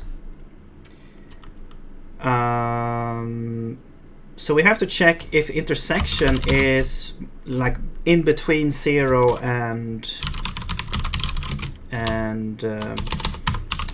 well, it's gonna be like this.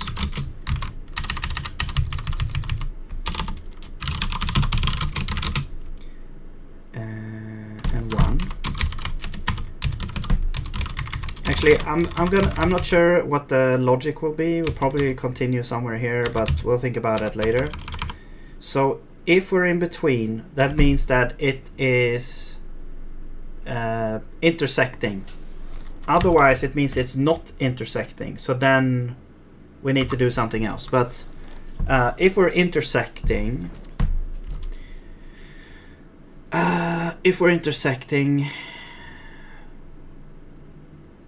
we have the line, and so we need to split it into 2, and it's gonna be 1 that's gonna be in front and 1 is gonna be in the back. And the length of the split is gonna depend on that. So we'll have like the, what the hell do you call it? Intersection point. Okay, intersection point, and that was segment start, or yeah, position 0, and add. Wait, that's the function. Oh yeah, sorry. There we go. And then we add intersection. Well, it's gonna be vector scaled by intersection. Right, so that's the point at where the intersection happens.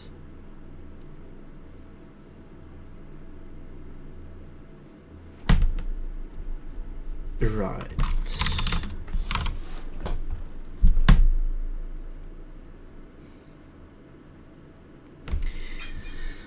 Okay, and then they're saying that the right segment and the left segment.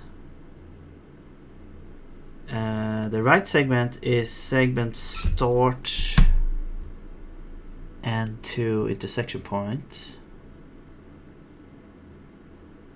Okay.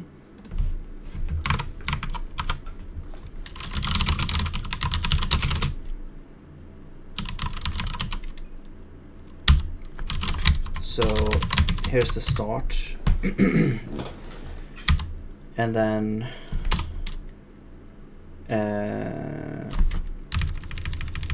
wait, where are you defining that? Oh yeah, so let's do right segment. Actually, we could just do this. Right segment equals segment position equals segment position start, and then it ends at the point.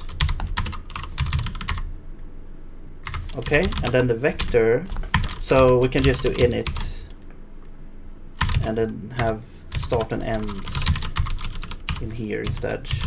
We don't even because the vector is like it was calculated in here. Okay, so whoops, that's the right segment, and then we have the left segment, which starts at the intersection point and then ends at the end, I guess. So it starts at that and then ends at that. So that makes sense. But now, which one would we put in front and which one would be put in the back? So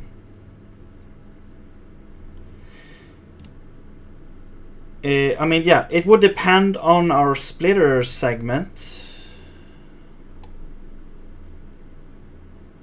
So start and end, and if we always assume then that the front would be, it depends on the chirality to use a technical term, a fancy word, of the thing. So either if we go from start to end, it's gonna be on the, I guess, if we have, like, let's say we have a line that goes from start down here to end up here. If on the left hand side, the front will be on the left, I guess anti-clockwise. You can say anti-clockwise or clockwise. Is it anti-clockwise or clockwise? Counterclockwise, sorry, counterclockwise. I don't know. Does it matter? Yes. I mean, let's just say it's counter. Wait. No. Well, actually, I don't know. Let's look at one of the diagrams to figure that out that they had here. If just so we have the same calculations. You can see here, A to B. So it's actually clockwise because it starts here, ends over here. Front is clockwise here. Okay. So it's clockwise. So the front. So that means that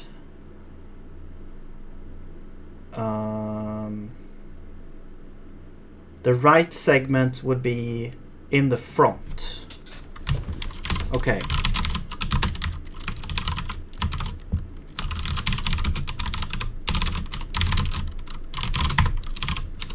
And then the back would be left. All right.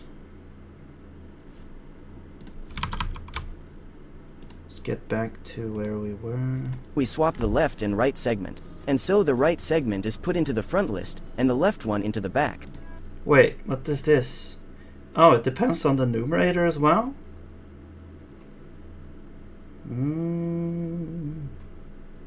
Hey Blue, why did you switch platform? I'm guessing dot product would work too.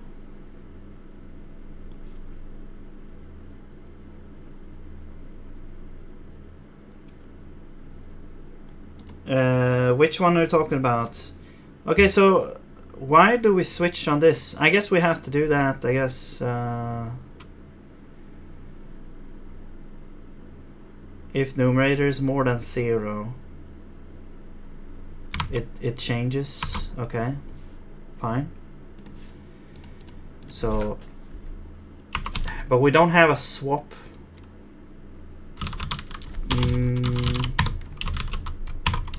There's no swap. Okay.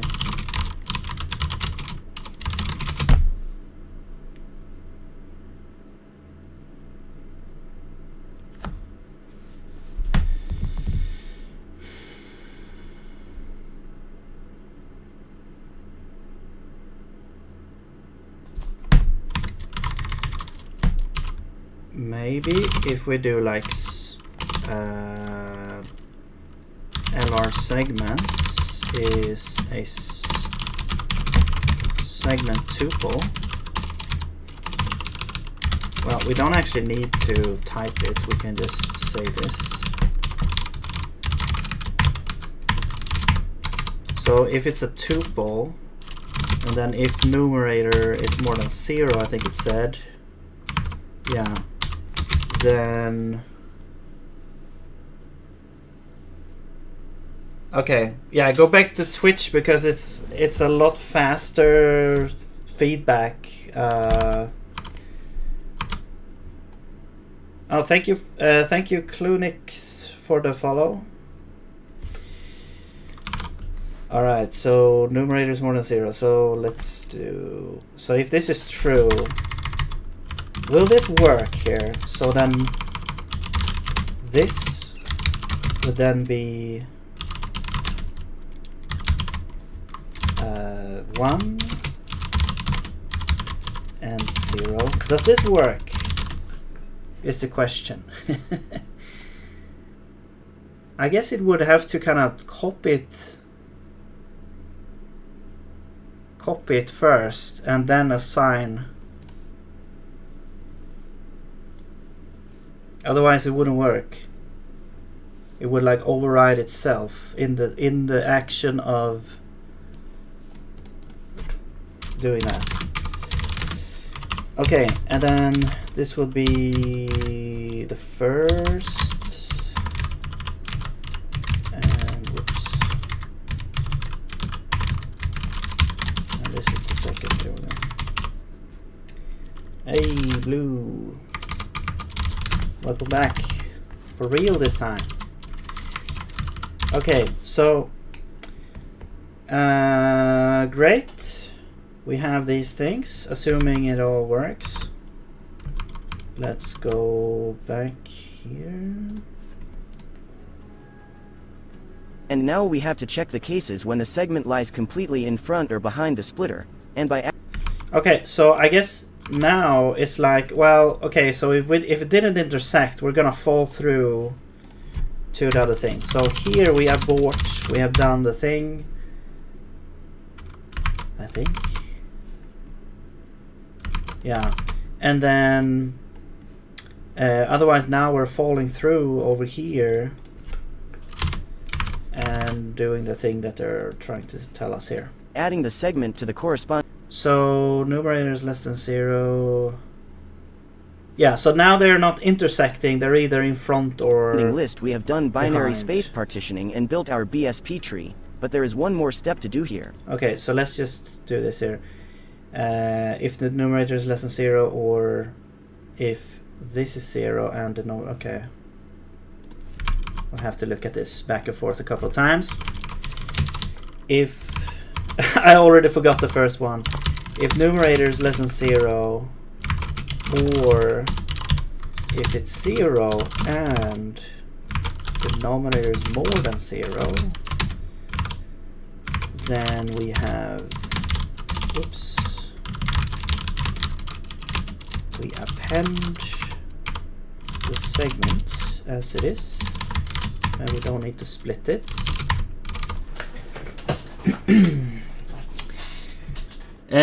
Let's see. Ian the Hunter, hello. I have a question. Why were you okay using the Reddit cam snippet when someone instead suggested FPV camera from Raylib?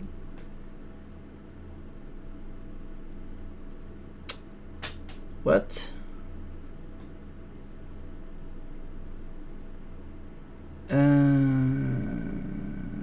FPV camera from Raylib. First person view. Oh. I didn't see that. I'm already using the 3D camera from Raylib. I don't know if there's first person. I must have missed that in that case. I'll take a look in a second. I just wanna finish this here. Else if numerator is more than 0, or it is 0 and you are less than 0, I think. Yeah, it's a little bit of flip-flops going on here. and then it's in the back.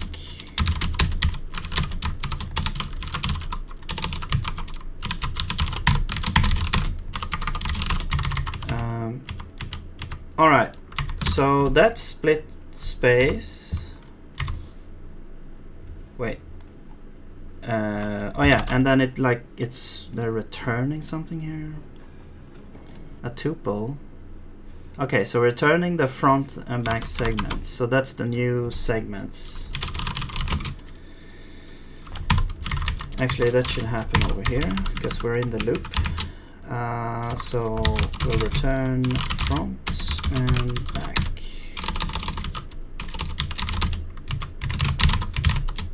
So you actually return a bunch of segments here. Actually, they are array lists, so we have to do toOwnSlice here.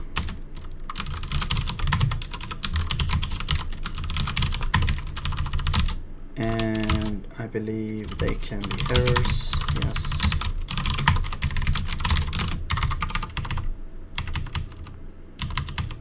Okay, so BSP is actually not used at all. That's fine. Yeah, okay, so I'll look at this here. Let's see. So I'm using the camera 3D. I haven't really looked at if it has any update camera position.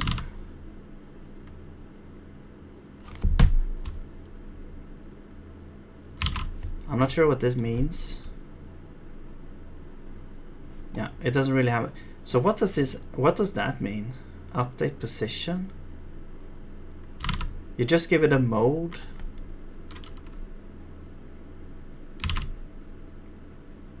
Like how, like what does it update with? What's the velocity? It's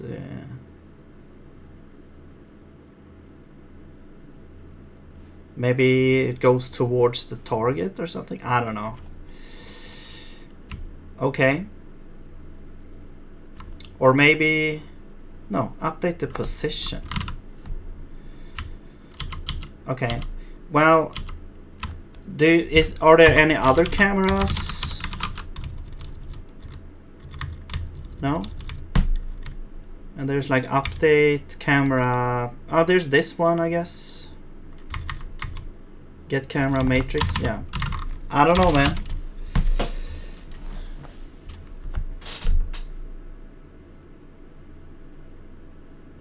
Okay. But I'm confused on how to use it.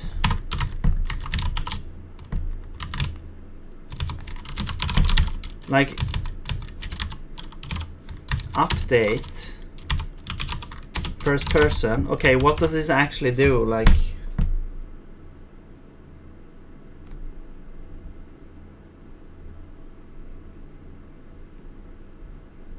I don't know either, but I thought yeah.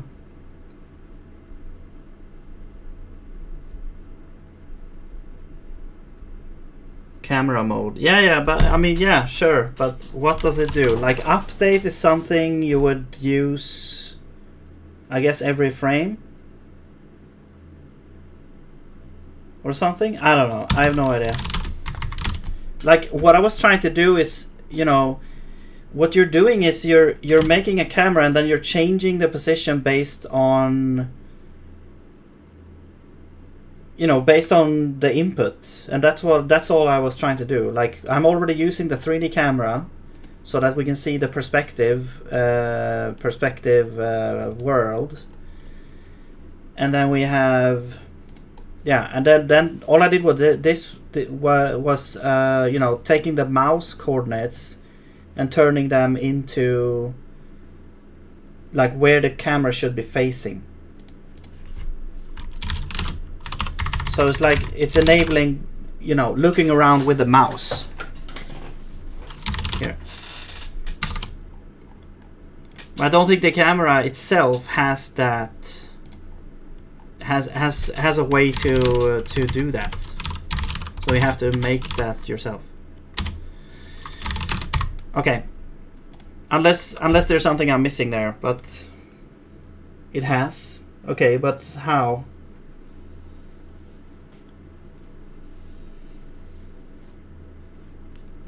Yeah, but that's what I don't know. Which function do you use then?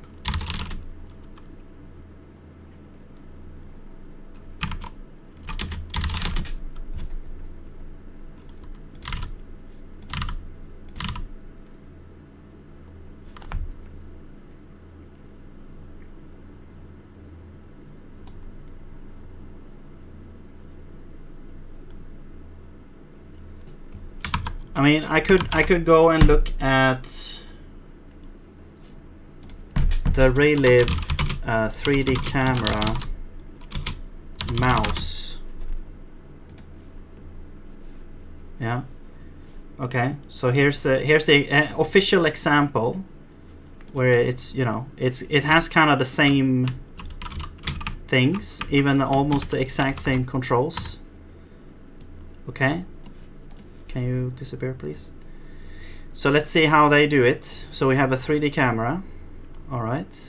Exact same kind of parameters. Update camera. Okay, where is that defined? Update camera. Oh, that's the update function. Camera free. Okay.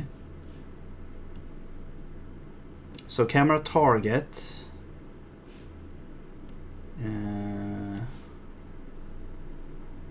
Okay, where's the... Oh! So they... Okay, so they implement the whole thing in here. Okay, so that's why I was so confused. Like, how would you use this? Like, okay, but how do you determine... How can you change like the speed and stuff like that? This just has some kind of built-in free mode for the camera.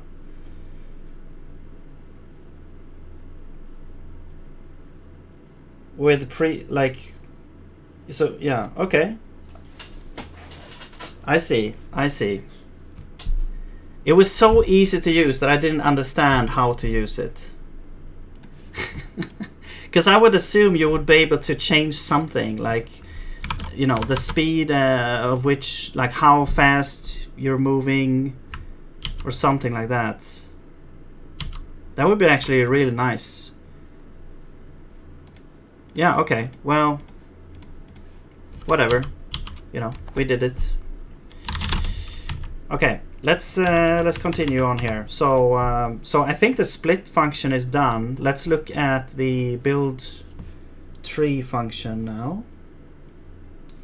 If I can find the thing that we had. All right. In the process of creating a BSP tree, we split segments and we no longer rely on the raw segment list, so we need to create a new segment list corresponding to our tree. Right. So the node instance itself will contain an identifier for its splitter segment in this list. Wait, did you already go through and denominator this? value compare the introduce such a parameter problem Somewhere. to what denominator similar. Wait, is that already done?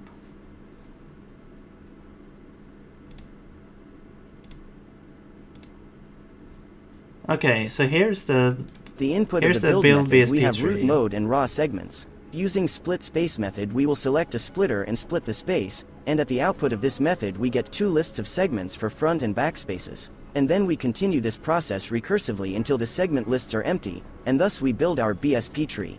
And now we need to understand what exactly the split space method will represent. And that's it. It doesn't return anything either. Okay, but how... Okay, so I'm guessing later we will also append to the global segments tree, probably, or not tree, but list the new segments as well. Okay, so let's do that. So it's essentially just, if we don't have an input segments, we don't do anything. We get these, and then for each back, we create a back thing. We set. And we do the back. Okay, let's do that. And just like that, I forgot everything.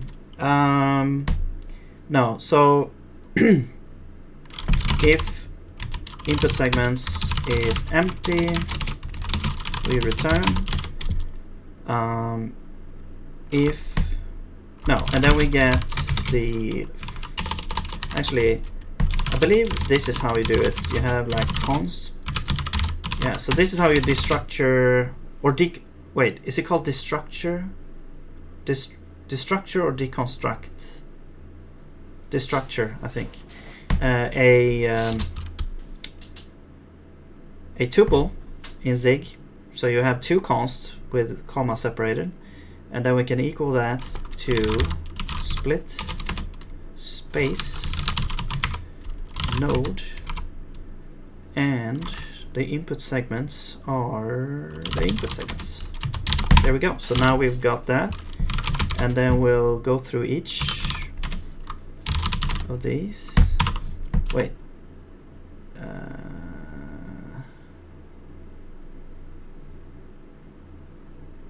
Hang on. Oh, if we have back segments,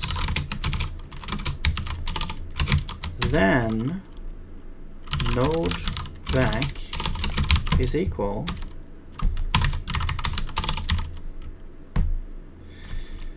to a node. Oops. I just wanted to check. We just initialize everything. So we do that, and then we call split again, and we supply this back node, and we supply the back segments, and then the same thing set front.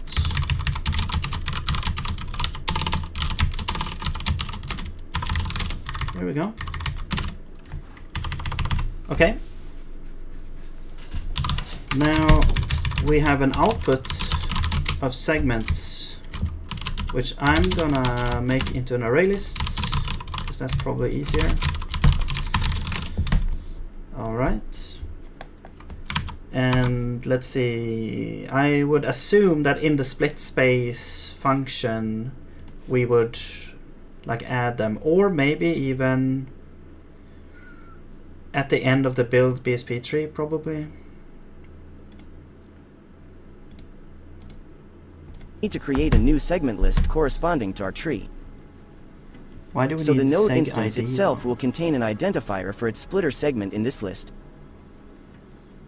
And we will create the list itself using the add segment method, where for the node we will put its segment identifier. This will be the index in this list.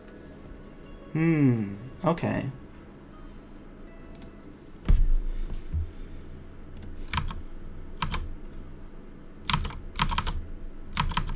Okay, so segment ID and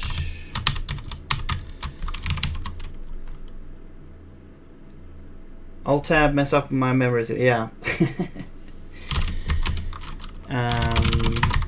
Okay, add segment. So now this is mutable. And we need an allocator, and we need, I guess we need a segment as well, and segments, and the segment.id is going to be segment ID, and then segment ID equals to 1.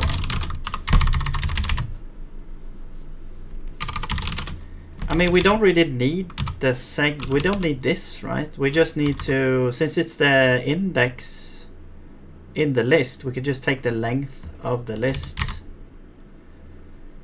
Also we need to copy this. So copy is the segment ID equals segments items length. We append the copy. There we go. No, copy ID. There we go. yeah, we don't need to keep track of this.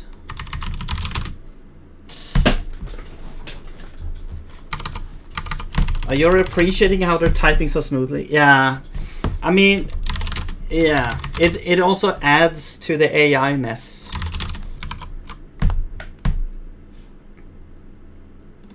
And let's figure out what we're going to do with this tree, or rather how we're going to traverse it. Okay, so it's adding here. It just adds the node. It adds this, okay, the splitter. So it could, yeah, okay. Oh no, this was build BSP tree, right. Okay, yeah, I did bad here. I did the bad.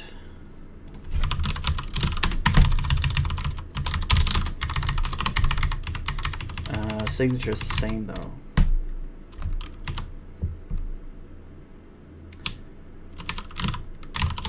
It's just, it's kind of weird how it's adding it in here, but I guess it's fine. Add segment.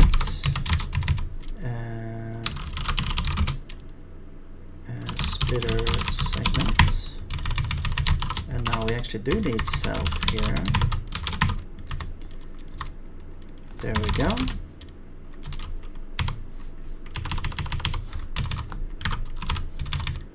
Okay. And you need to be mutable as well. So are we done with that? And for this we will create a class for BSP tree traversal. Here we will have references to the engine instance, root node, and the created list of new segments. There will also be two methods. This is the update and the tree traversal itself. And let's create an instance of this class and call the update method.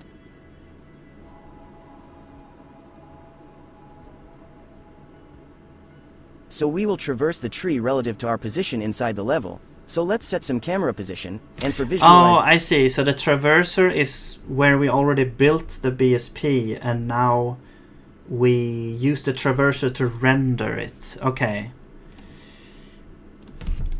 I was like, why do we need to make a wrapper here for everything when we already have this BSP here? But okay, cool. So, right, so this segment list will be populated once we've built the BSP tree with the root node.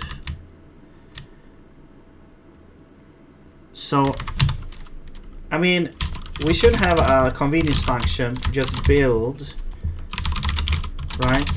Which will select the root node as the node that we're trying to build with, right? So, and then here we have the input segments. And really all of these actually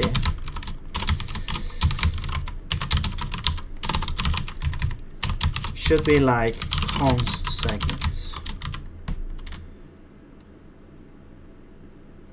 What the hell?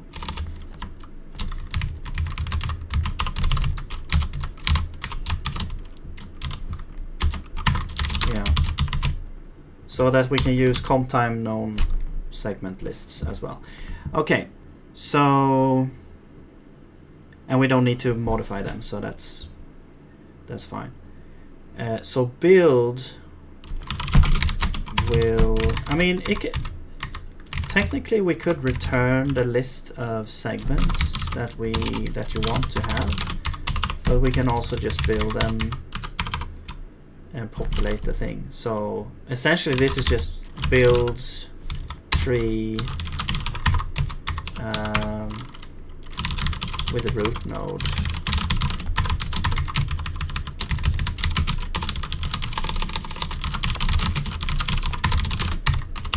Okay. And actually, we don't even need a BSP tree for this. We can just create a tree.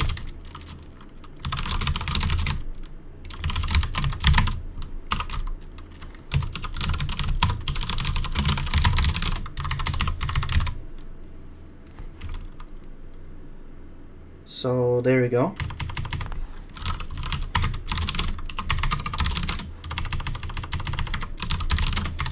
All right.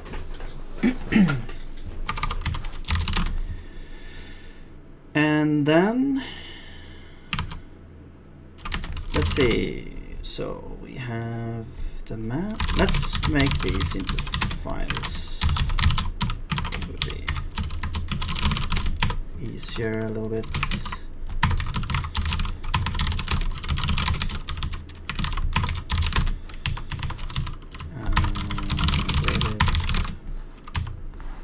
Oh yeah, cube.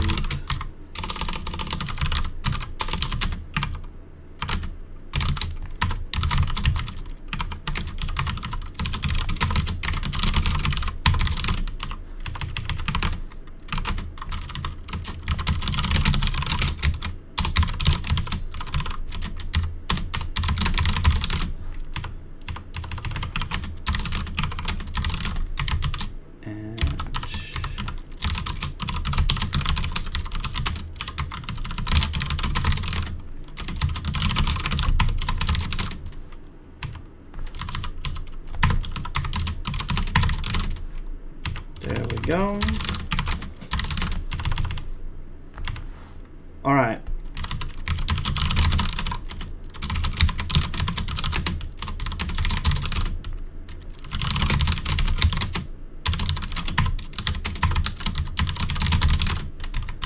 Actually, it would be public. You are public, okay. Update.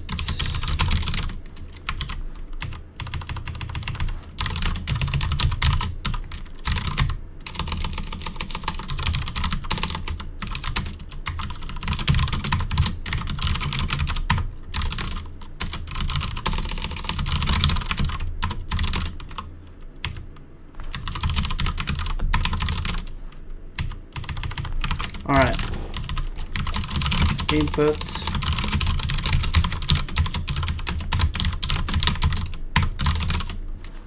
There we go.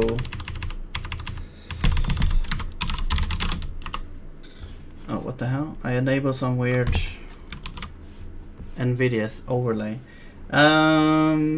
Where you're placing cubes, could you use Iterator instead? I mean, you can.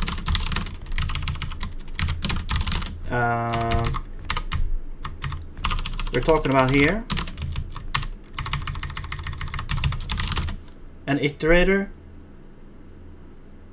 here. I mean, I'm just adding 10 cubes. Or are you talking about when I add them or when I draw them? Because I'm not sure if an iterator makes sense here.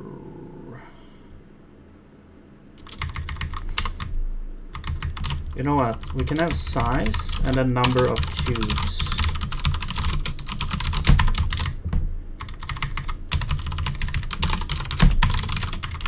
So we can change that.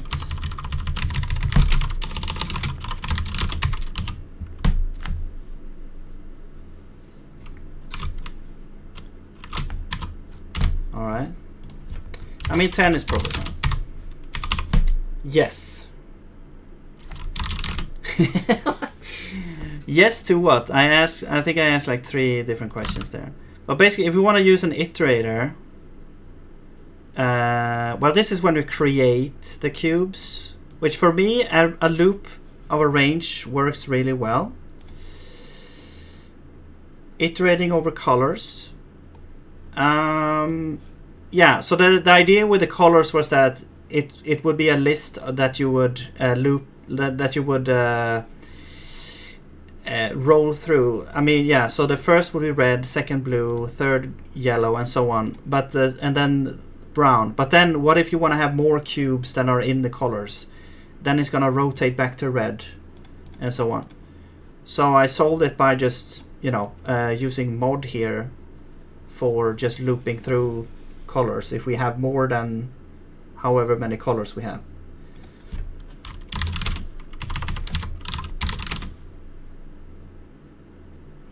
But yeah, you could iterate over colors if you want. You could just do colors like this, and then do the same thing. If you just want to have the color, like determining the thing, you can just do this. So that's also super easy there.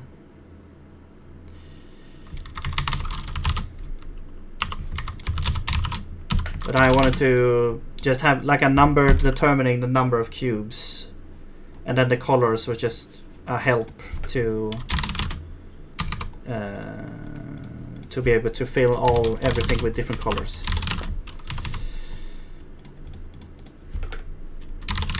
Yeah, so that was the idea. But yeah, you can iterate over arrays and slices like this. Well, not like this. This is a range.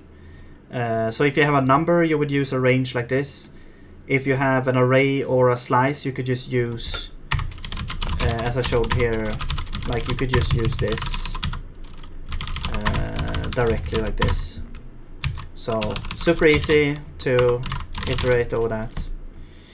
I was thinking you meant like an actual, like an iterator, because in Zig there are also like iterator structs that you can define that follows like a certain pattern, where you call where you have like a while loop and you call the next function on a mutable iterator. I thought that was what you meant first. So sorry about that confusion there. Okay, now what do we do now? So okay, so we have the map, and I'm just gonna do the, okay, so we have the map. However, what we don't have is the actual segments, right?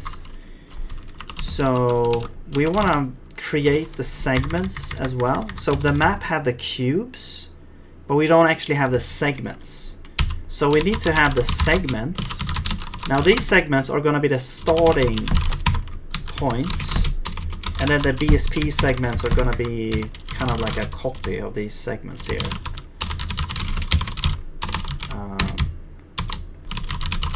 And I guess we don't really need to store them, I guess, here. We just need to like calculate them once, I guess, when we build the BSP.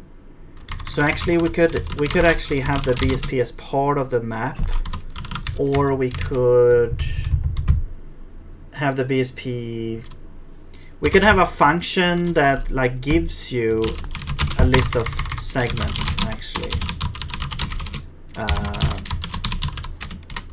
Oops.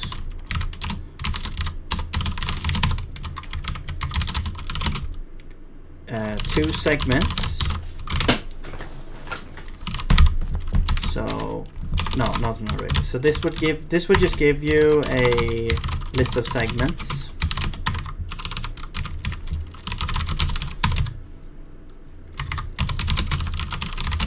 We need an allocator as well. So here we would create the segment list, and then in the end we return this here. Okay, now we just need to populate the segment list.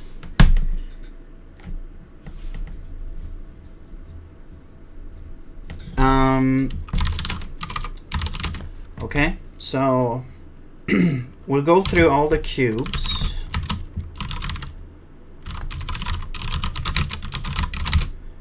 And I guess we could just add we could add this function to the cubes as well, so that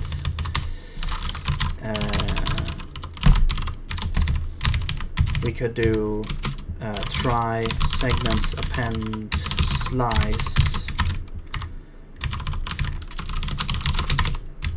Oops. Two segments like this, and I will go to the cube and we'll add this function here as well.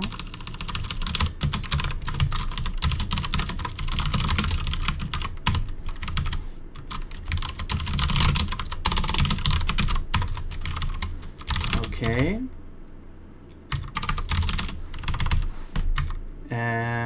I'm just gonna use the cubes. So I'm gonna treat the cubes as kind of like, you know, you're seeing the cubes from the top down, right? So I'm gonna take all the cube sides. That's the idea anyway. They're not rotated at any point, so it's gonna be kind of like a boring example, but let's keep it simple first. So what I'm gonna say is I'm gonna make all the cube sides as facing outwards, segments that are facing outwards from the cube. If you understand what I mean here, which is not always either easiest. Okay, so we're making 4 segments. Spheres? No. With infinite planes. No, but yeah, we're making cubes, so we're going through. Let's see how we need to do this. I mean, so if you're looking at this from top down, right? You have a cube like this. Whoops. Okay, let's imagine this is a cube that you see from top down, right? It's getting cursive because of the font thing here, but yeah. Imagine this is a cube. So what we want to do is we want to turn this into a segment. So this is from top down. So we want to like create a bunch of segments. So this is the first segment, and then this would be the second segment here, third and fourth. So we're basically just walking through these sides here. So we need to know, I think X and Y is probably in the origin, like in the center maybe of the cube. So what we need to consider ourselves with are the X and Z axes of the cube, because that's how it works when it's like top down. So okay. So we'll do like four things here. So I'm gonna say like top left to top right. That is a segment, and the start would be, I mean, we can just say top left, top right here. We can create these vectors here. So top left is going to be the position,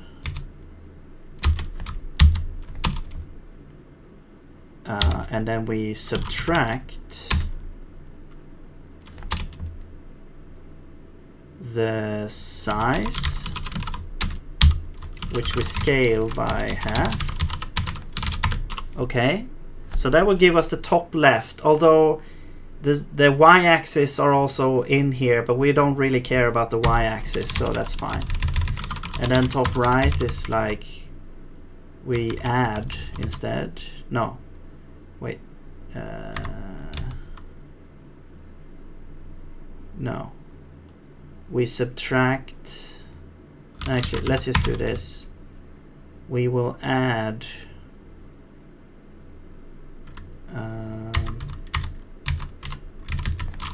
size, and then we'll multiply.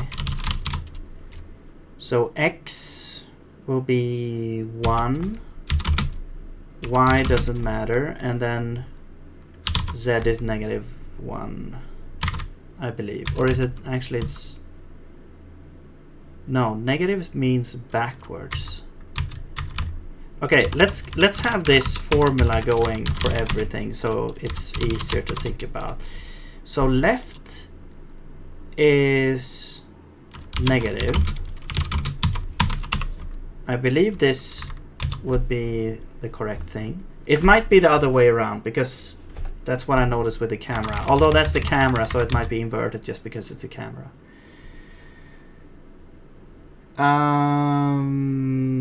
Stop spamming symbols. Sorry. I should Oh man, this Nightbot thing. Oh shit, time really flies. Wow, so really... okay.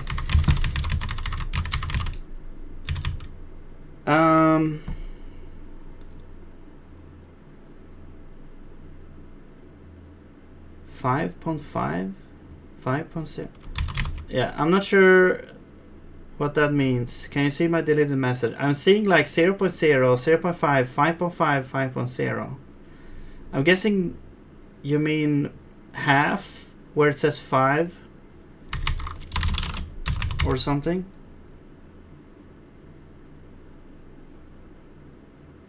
Yeah, okay. So I could instead of doing, yeah, okay, whatever.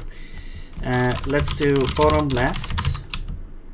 And so here we add left is that, and now this is negative, so bottom right, and this would be on the right. So if we have everything there, we should now be able to create the 4 segments that we need. And I don't think we need to name these, so we're just gonna do append. And actually, let's actually do init capacity 4, because it's always gonna be 4. Okay, so now we can append assume capacity, so we don't need to try or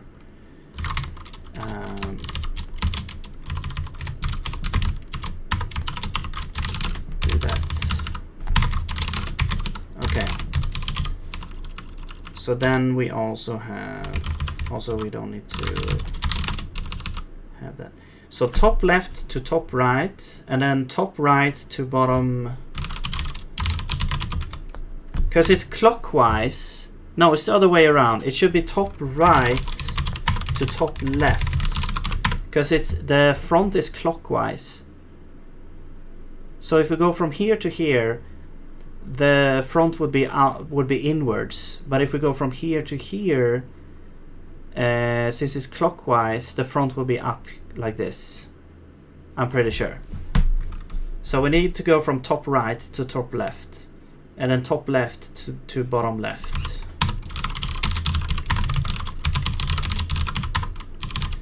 And then bottom left to bottom right. Start from here. Yeah, clockwise, yeah.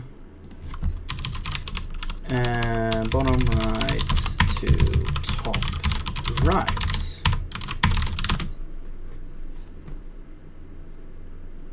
Yeah. All right. So that is our. So now we should have all the segments, kind of from top down. So let's go back to map. And there we go. Now we have that. Let's make this a little bit more. There we go. Wait, so you're going to put 3D cubes in segments. Yeah, so I'm kind of mixing and matching here a little bit. So we have this 3D cubes rendered, right? And then I made the cubes into segments. And then I'm going to partition the segments. I'm just trying it out. I just started with something and I turned it into the 2D segment thing. Okay. These are cubes. Why don't you only need one back? I needed to turn the cubes into segments. I need to turn, so a segment has 2 points. Isn't that the thing? Like, I wanted to turn these into the segments that are going to be then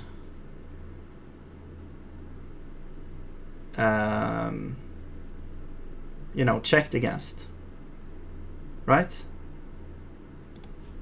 Isn't that how it works? Like, you can think of this as like a 2D polygon where these are the segments here, right?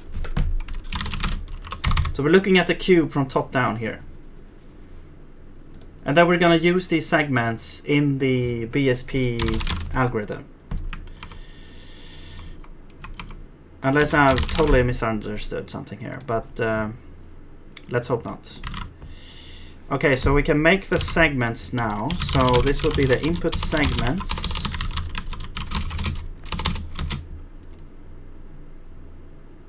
Wait, a segment is a line representing a plane. No. I mean, not if you're thinking of the Doom, like the Doom editor, a segment in the Doom editor, as far as I can, like, look, here, this is a segment. It has a starting and an end point. It's not an entire plane. It's just a, well, I mean, I guess you could, I'm thinking of only this here. Not, I'm not thinking of the kind of official, I guess, implementation. Anyway, let's just continue. Yeah, it's a top-down view. Have you ever used a Doom editor? Because it's very, very clear what's happening there. It's like you create these segments, but they are actually called segments in there. And you create sectors, which are like connected segments. And well, sectors doesn't really matter here, I guess. But the segments have a front. They're basically just lines, and sure, they can represent a plane, but it's but they do have a start and end position. Yes, Doom is 2D. It's a 2D map, but it's rendered in 3D. It's kind of like it's kind of tricking you into thinking it's 2D, but really in Doom you can't have two rooms on top of each other. That's impossible in Doom because of how it works. It's a 2D map rendered in a tricky way. Yeah, it's kind of 2.5D, yeah.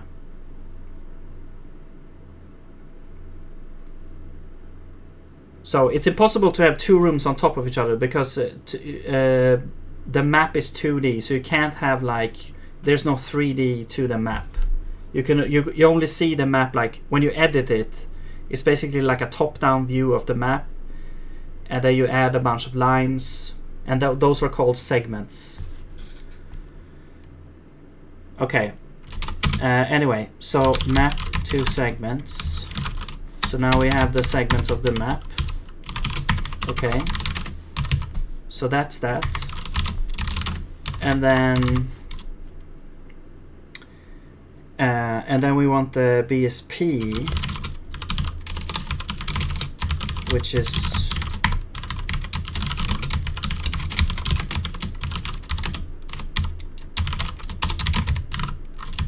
going to be this one.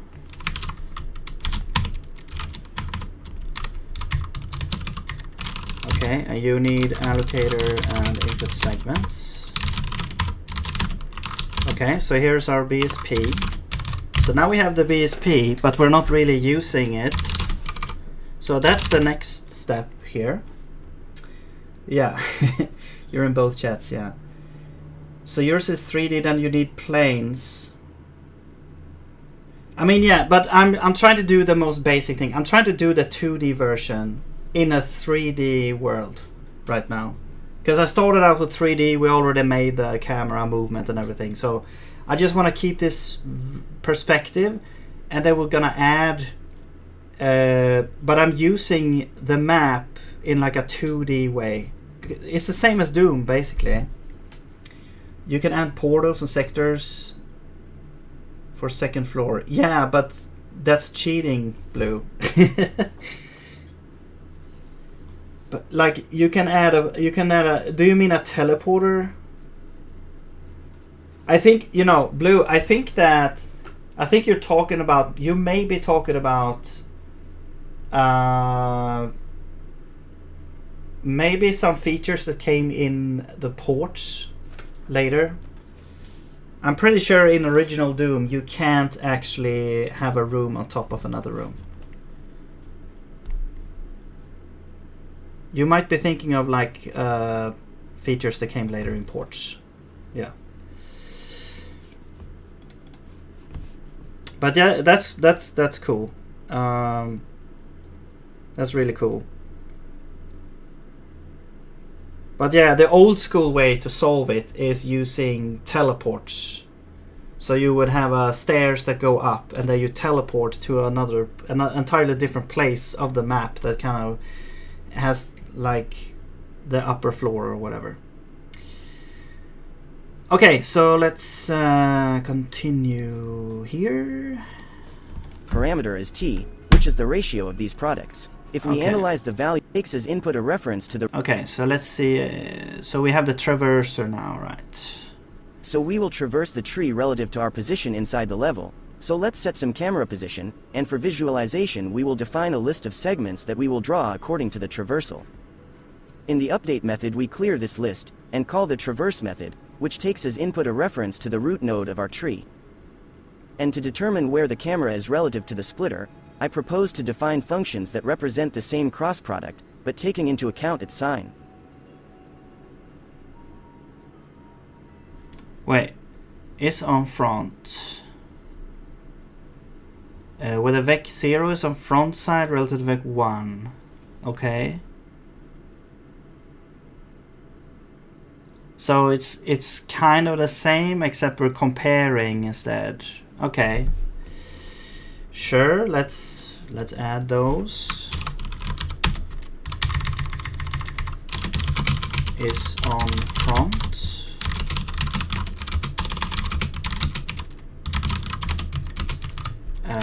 It's a bool. So basically same as this, except the minus is less than. Is on back, is not, is on front.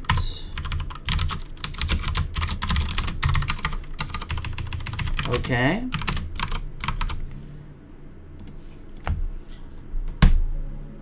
It's a dot product. It's well, no, it's a cross product. It's a cross product. Apparently. I haven't used cross products that much, so I don't really know what they are, really. So, I've used dot we will products traverse a lot, the tree recursively and taking into account which side of the splitter the camera is on. So we build a vector to the camera and use cross product. That is our function that takes into account the sign.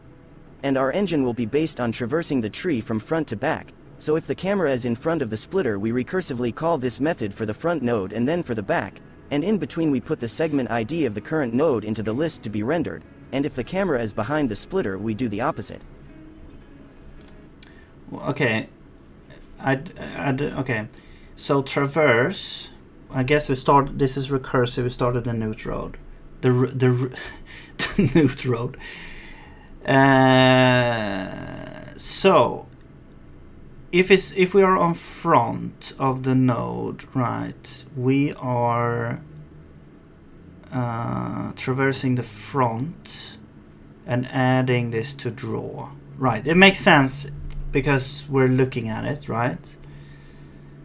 And then we also traverse the back to see, I guess there could be some loop around thing that ends up maybe in front again. And then we do the same thing for back. And why would we draw the back? No, wait. Yeah, why would we draw it if it's in the back?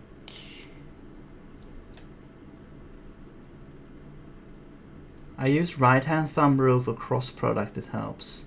Yeah, but I don't have any intuition of what cross product even means. Like, I can see the equation, but I've never delved into what it actually like means. Like the dot product, I can understand what that is because it's easy to see, because I've looked into it, but I've never really had to look into the cross product. Why would we add this though? It's in the back.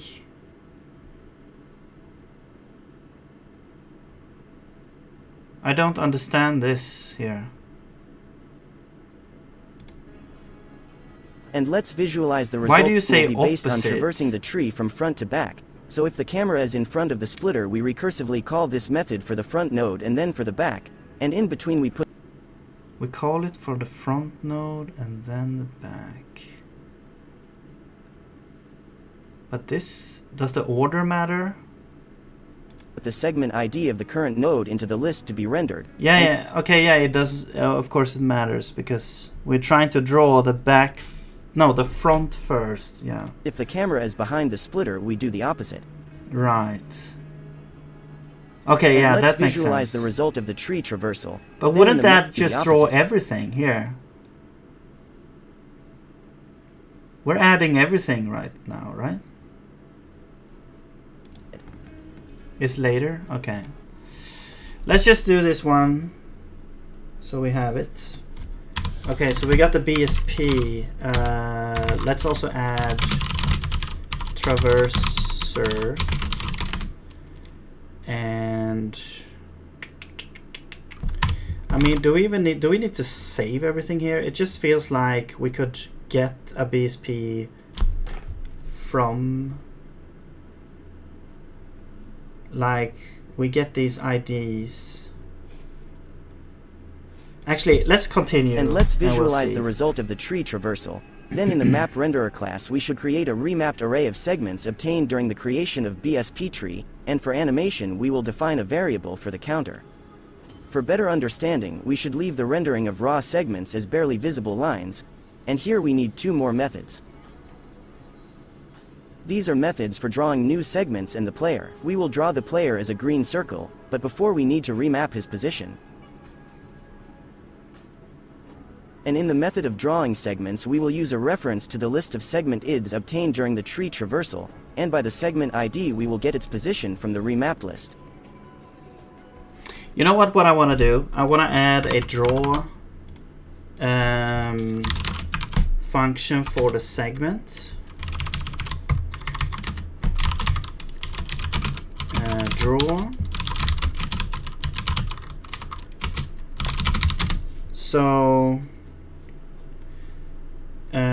So this would be draw,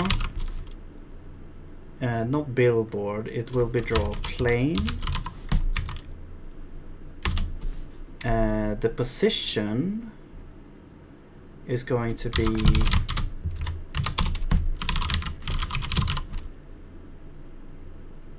actually we need a center, I think.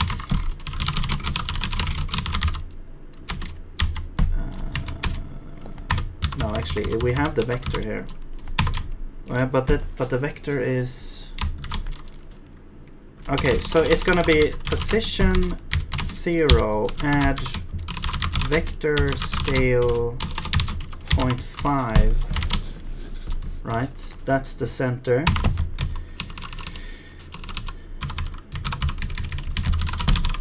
And then the size is, I'm gonna say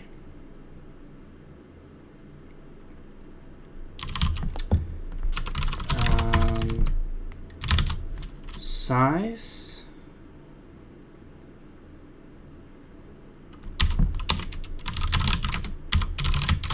wait, it's a vector 2, yeah. So the size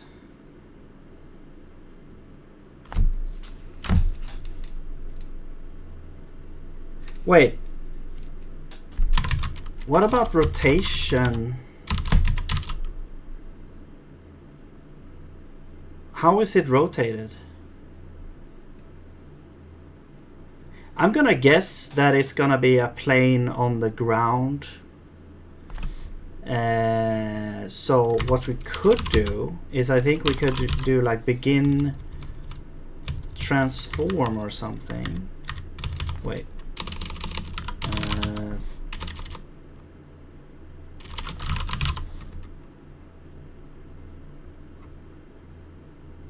No.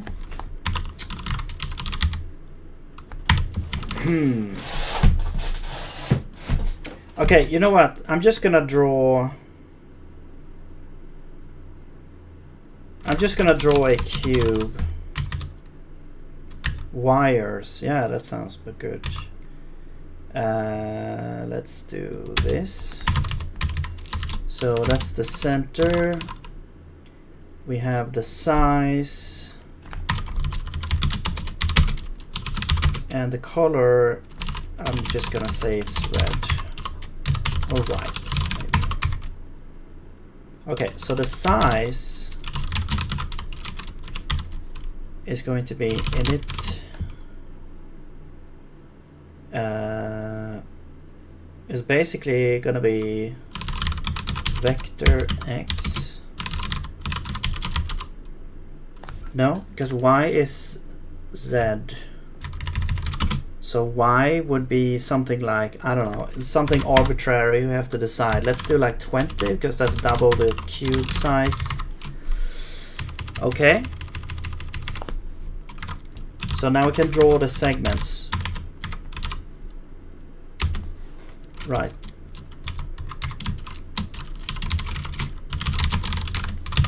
So now we can actually draw all the segments. So we can loop through. Let's look through the input segments first. Oops. And see how that looks. Wait, what? Oh.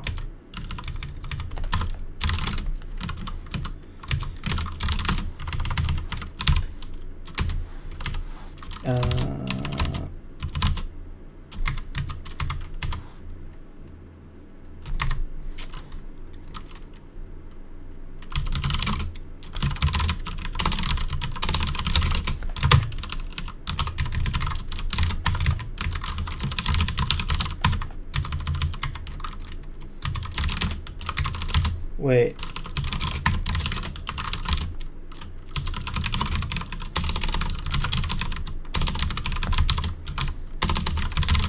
It doesn't really matter. Whoops.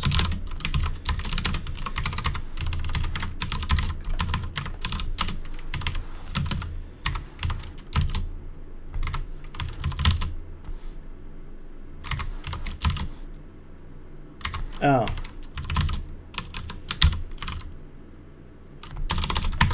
Oh man. Okay. Let's just do v3 2. We take a vector 3 and we get a vector 2 and we return vector 3 dot x 0 vector 3 dot. Wait. No, there we go.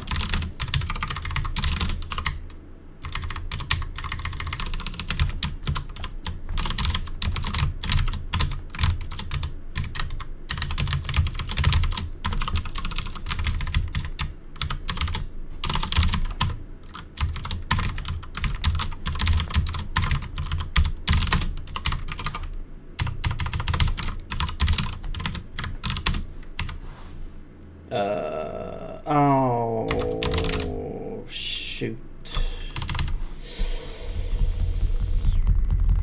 Okay, these need to be that. Okay. That is great. Where's the thing where the thing is? Yeah, these things. So we need to do create node. And we don't really need to populate it, I don't think, but let's do it anyway to have it be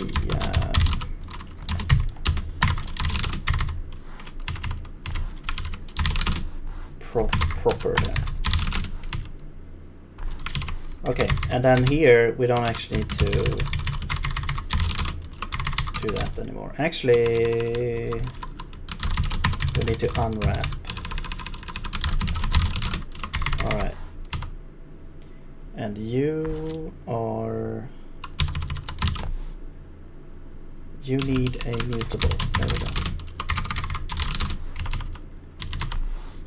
go. Expected found const.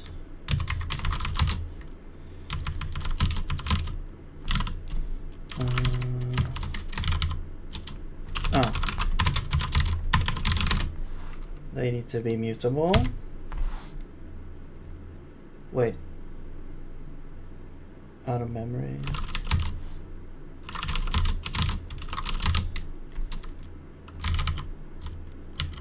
Wait, where is that? Expected found out of memory. Oh, wait. Right. So this can be an error. There we go. Add segment. Error unit ignored. Yes. No field name ID. Right. We need to add this here. And I'm just gonna initialize it to 0, whatever. Expected. Oh, wait. Expected 3 found. Oh.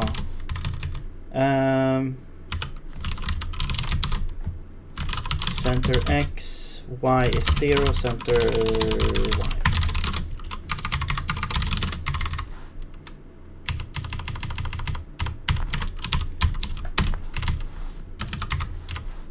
And try.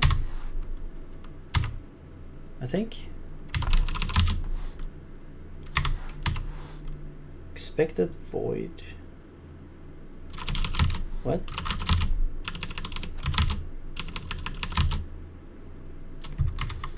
Oh, there we go. A lot of issues, small compiler issues we need to figure out. There we go. Try. And this also try. And let us do this. Error unit is discarded. I see. So let's do this instead. Okay, that was all the errors. Let's try and run this now. I have about half an hour left. Oh, there we go. And there we go. Here we can see all the line segments here. All our cubes are surrounded by these lines. Now we can't really see the direction of them, but that's fine. Cool. It would be cool to see, because the BSP should technically also have like its own segment. So if we disable these and then we go through all the segments here instead,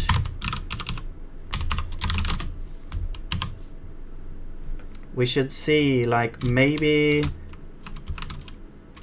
it's only, I think okay, see, it's doing something here. It doesn't look quite right because it looks like this split. It's kind of hard to see. It looks like this is splitting here. Yeah. Okay, but something's happening. It's always nice when you've done a bunch of stuff and it's like when you try it out, it looks like a mess. Okay, cool.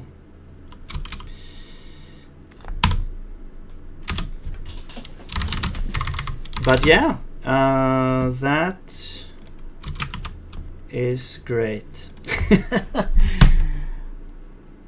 Did we do anything wrong here? I mean, obviously, probably very much. I'm just doing a quick run through here to see if something went terribly wrong here. Like numerator is actually, this is looking at numerator, this is looking at denominator. We're continuing.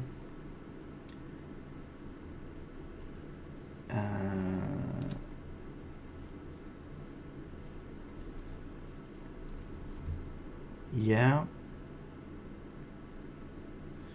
Actually, if it's on the line, we shouldn't split it, right? It should be like this, right?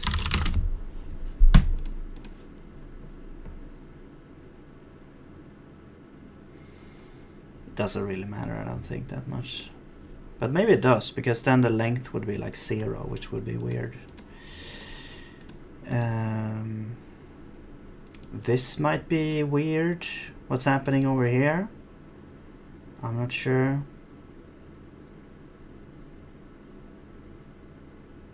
Segment start and section point. Yeah, that looks good, I think. So then front would be... Actually, this might be the other way around. I'm not sure.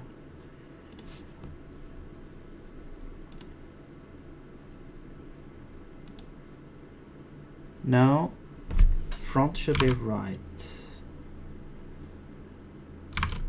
First one is right. Yeah, that looks correct.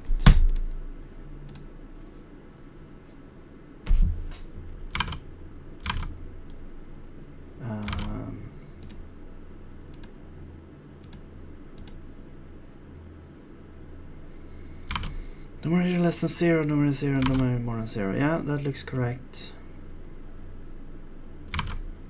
All right.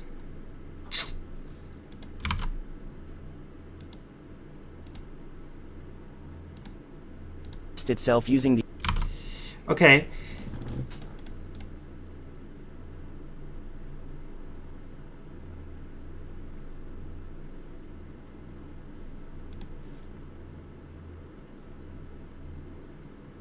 It's kind of weird because I would assume that nothing would get split if they are not like intersecting. So it looked incorrect. So maybe the calculation is incorrect then.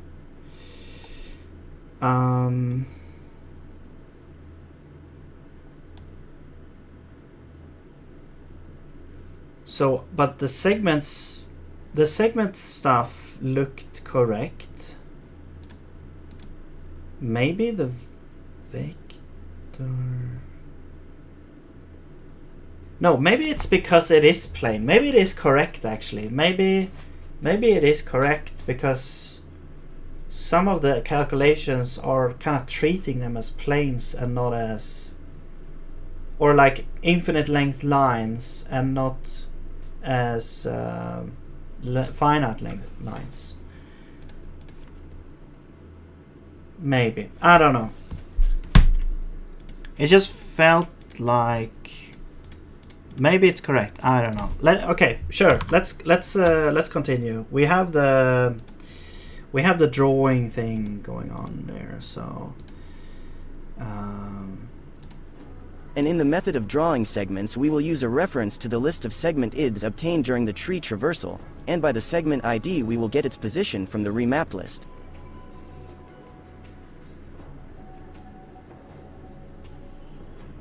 And if we look at the result, nothing has changed except the appeared position of the player. It says that the segments are set in such a way that no splitting happened, but let's change the order of the initial segments when building the level.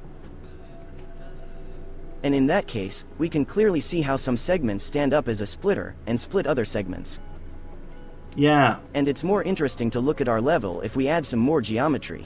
And here we But the problem that I had was that it was like things were missing. Oh my god. I'm used to having y-axis inverted, so... Yeah, look at this. There should be a segment over here. It's like it's missing. It's like when we split, we only take one of the splits or something like that. Like here it looks correct. We get like a split with 2 segments there. But here it's not correct, right? So why is that happening? Because in the split here, we always make 2, we always append both.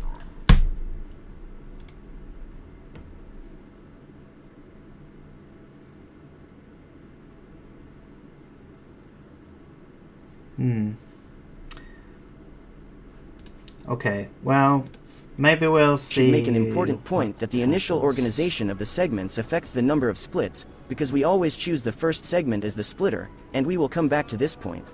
But now let's animate the traversal of our tree. To do this, we animate the drawing of the segment. Okay, let's make the traversal thing. Where was that? Basically...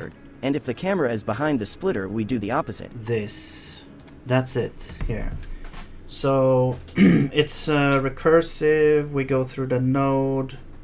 We're making a list of things to draw.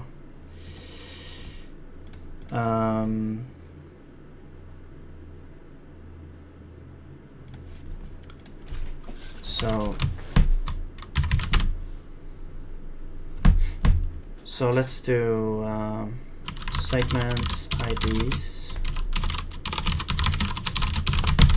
So this would be ordered then. This would be usize.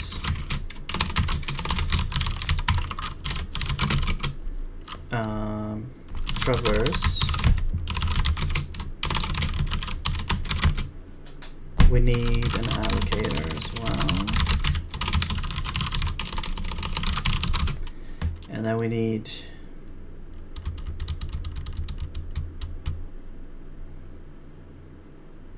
it's static. What is static? Traverse, and then we need a node, I believe. And we get nothing, except maybe an error. Okay, so if, I mean, the node is none. I mean, that, yeah, okay. So actually, this is a optional pointer to a node. So if, actually, we'll do like, this will be maybe node, and here's the actual node. So if you don't get a node, we just return. Okay, so that will be the equivalent there. And then we say on front is gonna be is, whoops, on front. God damn it.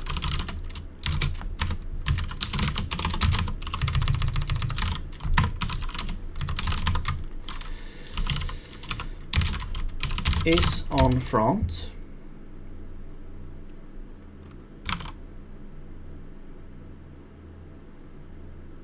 Okay, so we need a camera position. We could pass it, we could store it. I guess it doesn't matter that much. Let's just pass it.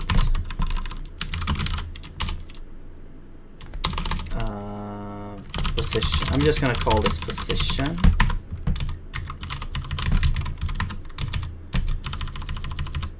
So position subtract splitter, no, P0.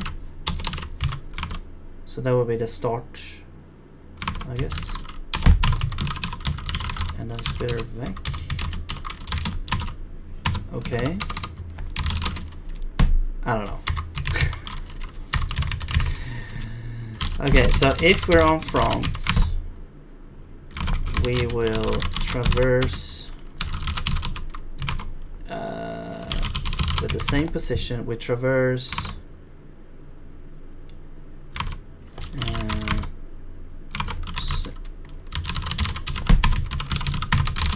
Oh wait, we need the ID. No, wait. I'm looking at the wrong thing. The front. Yeah. And then we do segment IDs, append, and the item would be node ID. Wait. What the hell? Wait, I'm pretty sure I added.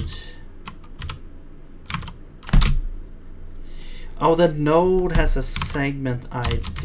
I see.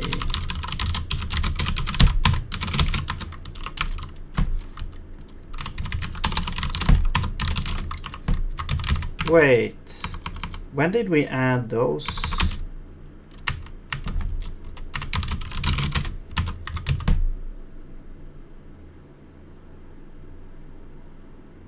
I'm confused.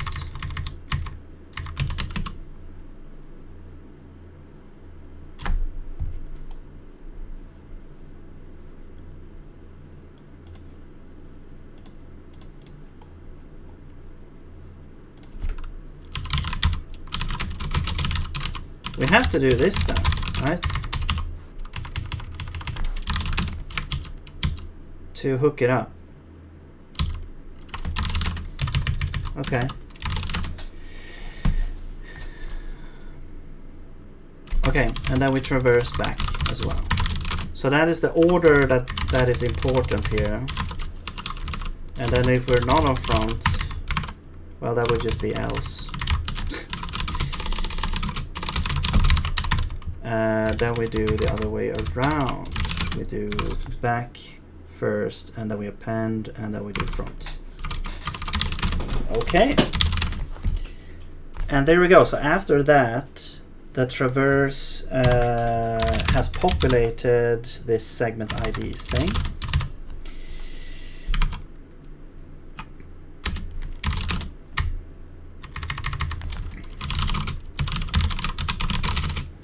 So now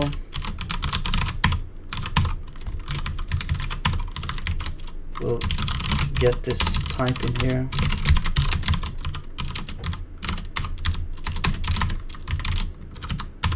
And we will initialize.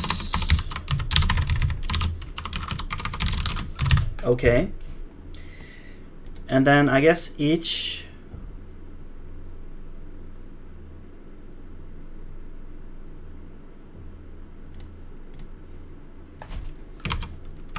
actually, we need to clear this every time.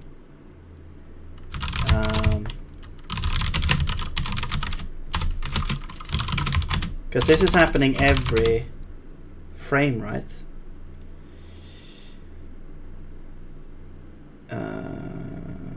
So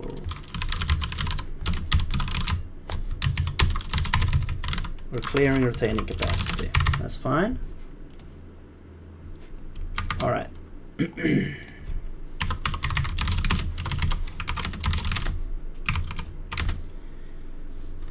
So we'll do BSP traverser clear. Wait, why is BPS? There we go. So we'll clear it, and then we'll traverse. The position should be the camera position. Camera position 2D.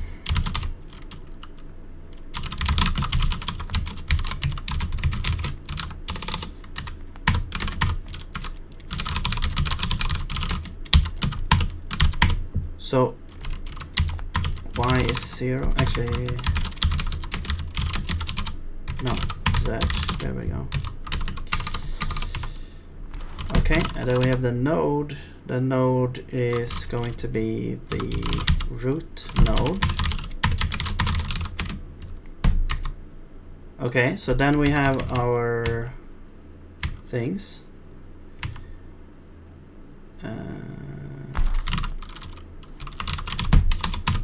You need to be mutable. And you need to be in here. And you need to be the init function. And you need to be a pointer. And you need to be mutable.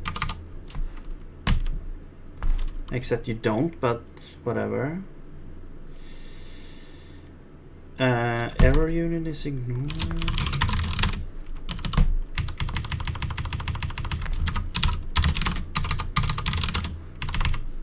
Alright. I think... Yeah, so this should just work now. But we still have... We have some issues. But... Let's see how far we'll get. I have to go here very, very, very soon here. So... We'll probably continue with this next time. As well. But let's just see how far we'll get. So let's see.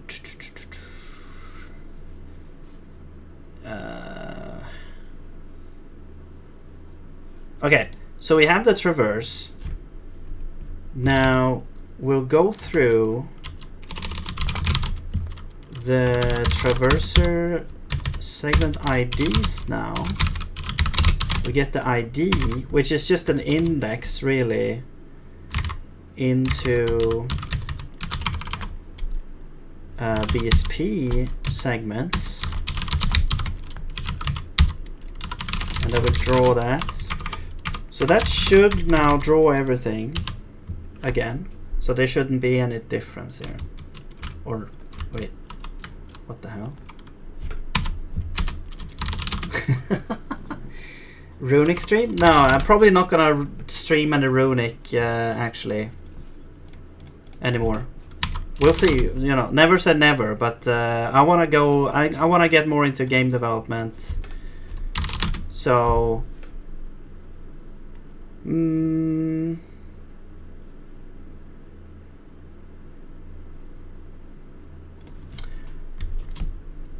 The traverse. Let's log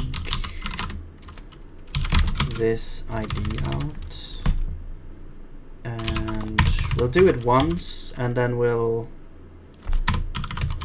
break here so we can see. Oops. What's the thing? Oh. There we go.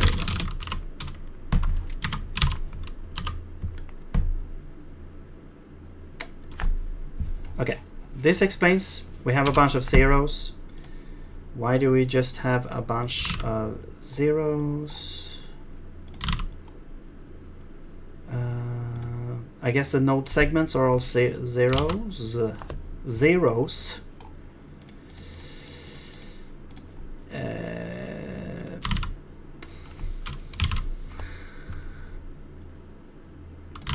Build.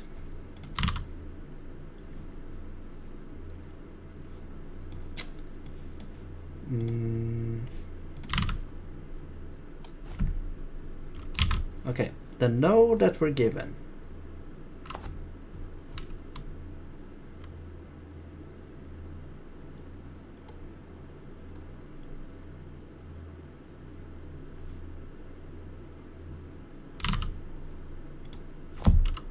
So now that's a pointer, so that should be fine. But it should be populated here.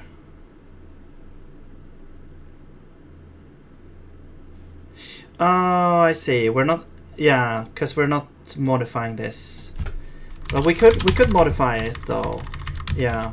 Let's actually do modify it. Actually, yeah. So we don't need to create a copy. We'll just say that the ID is equal to this. And I will append that. I wonder if that actually works. Oh. But now they are mutable. Okay, so let's go back on this. I didn't realize that they had to be mutable. Okay, there we go. Easy enough. You're still... okay.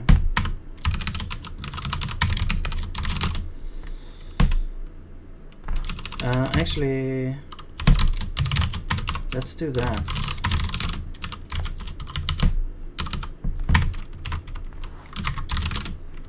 There we go. And you...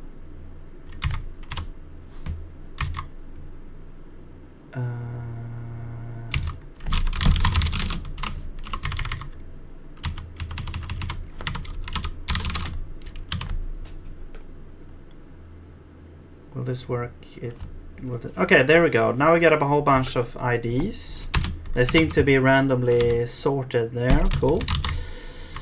Or, well, not fully randomly, but you know what I mean.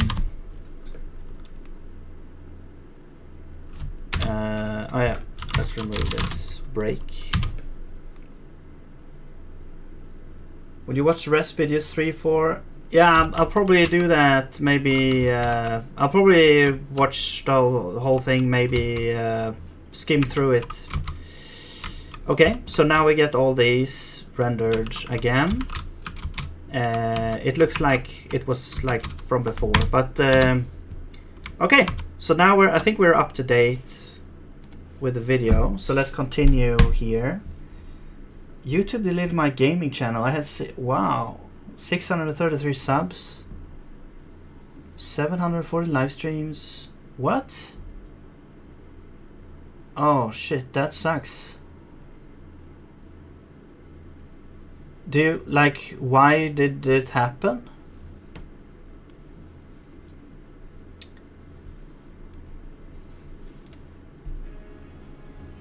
And let's visualize the result of the tree traversal. Then in the map renderer class we should create a remapped array of segments obtained during the creation of BSP tree, and for animation we will define a variable for the counter. For better understanding, we should leave the rendering of raw segments as barely visible lines, and here we need 2 more methods. These are methods for drawing new segments in the player. We will draw the player segments stand up as a split looking, and as I mentioned our engine, the number of initial segments when building the level. And in that case, we can clearly see how some segments stand up as a splitter, and split other segments. And it's more interesting to look at our level if we add some more geometry. And here we should make an important point that the initial organization of the segments affects the number of splits, because we always choose the first segment as the splitter, and we will come back to this point. But now let's animate the traversal of our tree. To do this, we animate the drawing of the segments in the order they are added during the traversal of the BSP tree. And now we can make sure that this important point that the initial organization of the segments affects the number of splits, because we always choose the first segment as the splitter, and we will come back to this point. But now let's animate the traversal of our tree. To do this, we animate the drawing of the segments in the order they are added during the traversal of the BSP tree. Always choose the first segment as the splitter. It feels like this is the most important part, and they're just... But now let's animate the traversal rushing through it. To do this, we animate the drawing of the segments in the order they are added during the traversal of the BSP tree. So front to back. And now we can make sure that this traversal is done from front to back relative to the position of the camera, and note that it doesn't matter where the camera is looking. Okay. To do this, we animate the drawing of the segments in the order they are added during the traversal of the... So what the hell is happening here? From 0, I guess, to...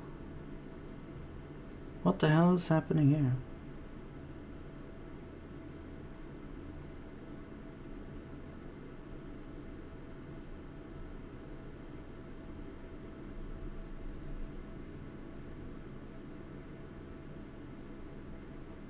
IDs +1?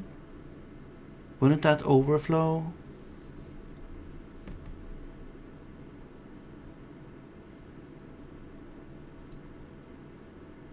I'm confused.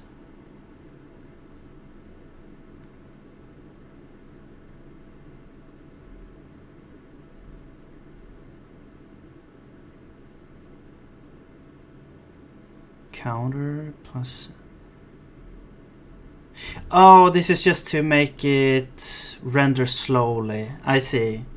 BSP tree. And now we can make sure that this traversal is done from front to back relative to the position of the camera. And well, I mean, okay, let's try that actually. So here it's doing this. Let's add this counter here.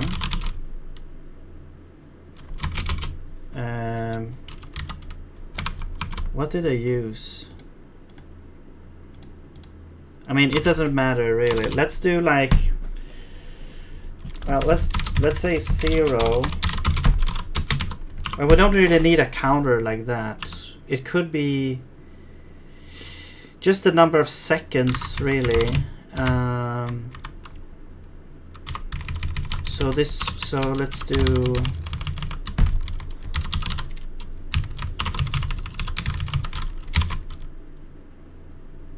min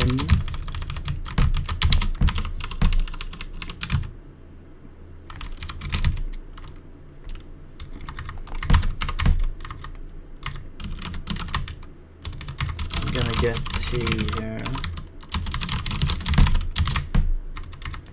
so it's gonna be like t well, actually we don't need min, we can just do this. T is the number of seconds. Yeah, so this would just be, oops.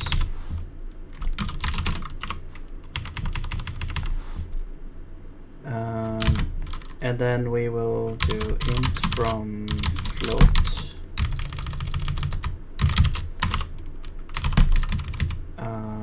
Yeah. Actually, oops. Mod. Does this work, or is this you have to bind it?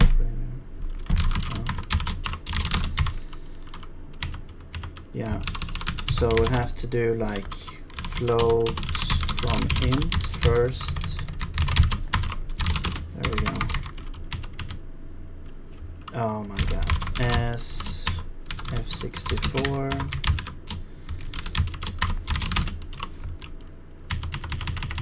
Okay. There we go. So yeah.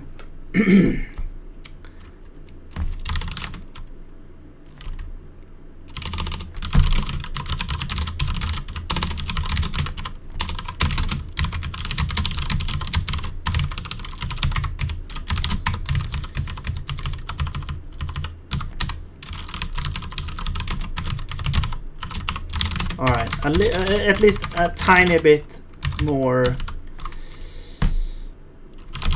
segments to draw. I guess we can also do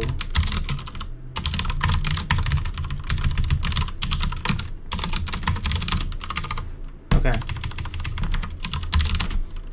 So now it should hopefully show like every second. Front to back. Perfect.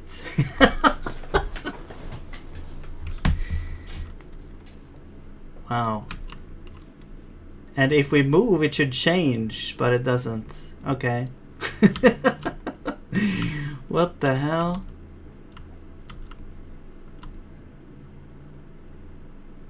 I mean, it's doing something.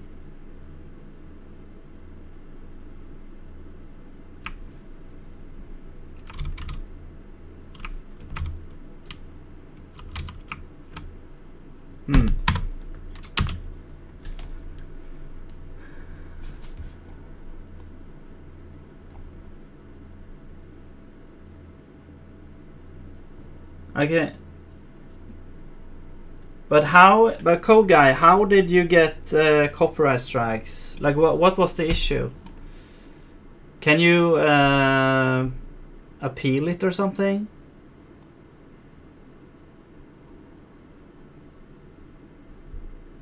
I'm creating a BSP. I have to go at any second now. We'll see. I'm gonna get aborted here in any second. Just so you know.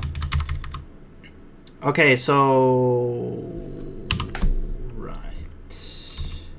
It's kind of starting from the other end. So maybe something is wrong with the thing.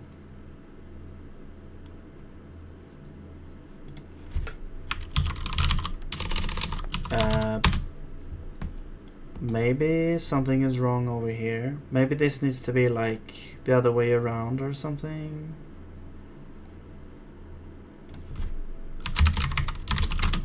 Because of how it's rendering? I don't know.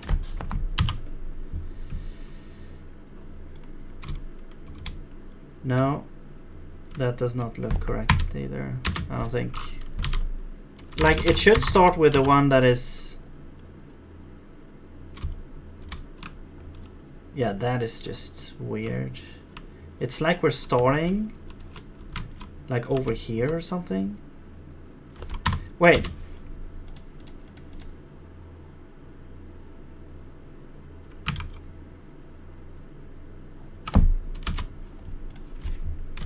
Yeah, because we're just giving the position of the camera.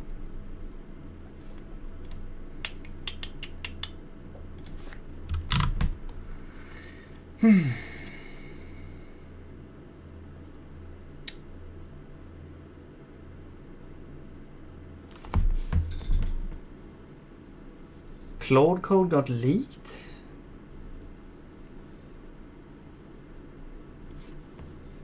What? Claude code leak? What are you talking about? Internal source code leak.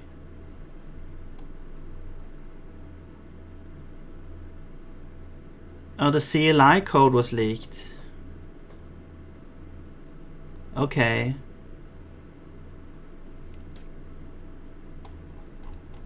Interesting.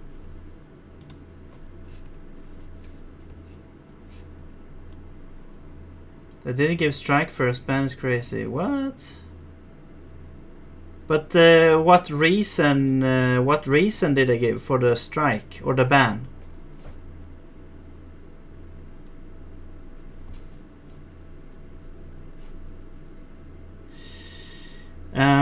Let's see. Oh, sorry, I get a call here. 1 second.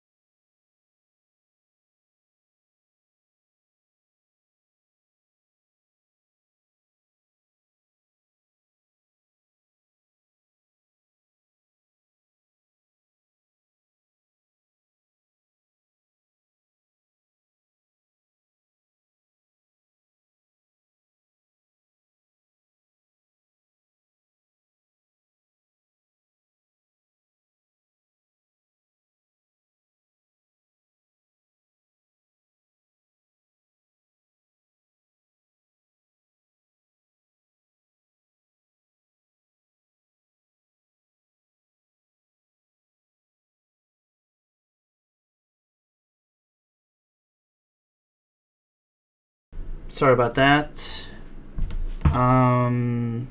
Okay. Segments stand up as a splitter and split other segments. I think, yeah. And it's more interesting to look at our level if we add some more geometry.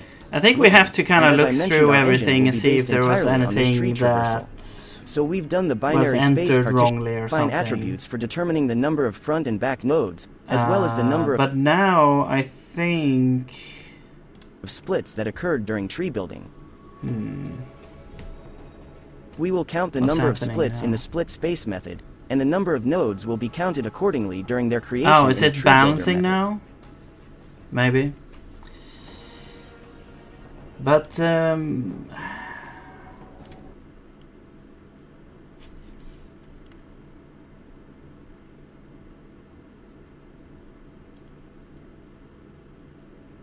Yeah, sorry. It was my phone. Code guy.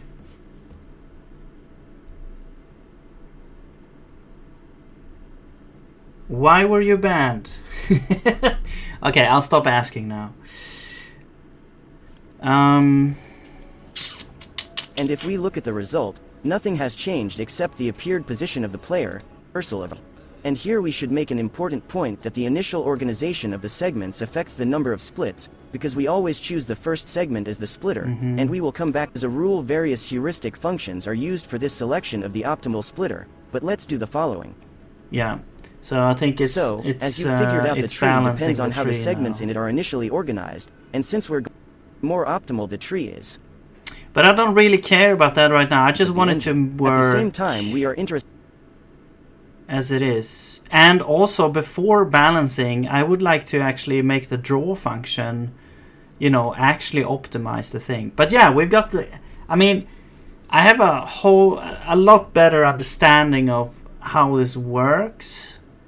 It just, we need to make the thing actually work.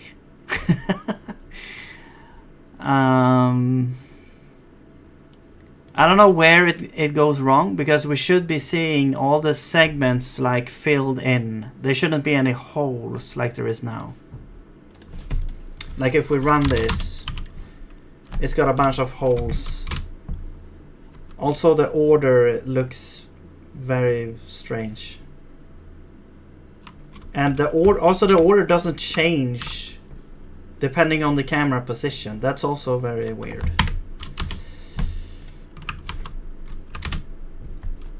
So it's like we're sending in the camera position here, but it doesn't look like that actually matters.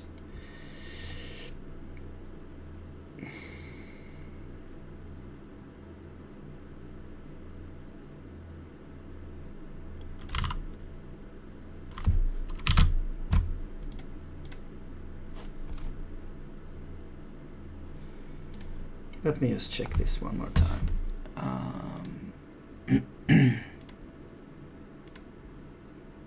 Where are we here? Tree. So the node instance itself will contain an identifier for its splitter segment in this list. And we will create the list itself using the add segment method. Yeah. I forgot where this I was. propose to define functions that represent the same cross product, but taking into account its sign. So A, X,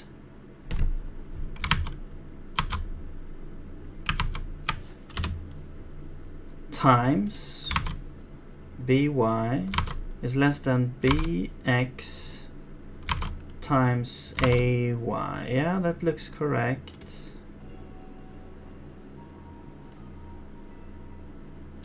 The front node and then for the product. That is our function that takes into account the sign. And our Splitter P0 positions. Okay, you don't see this. Like when I tab out, the video disappears. Rendering optimization. Cam position negative. Node splitter P0. Okay, and the splitter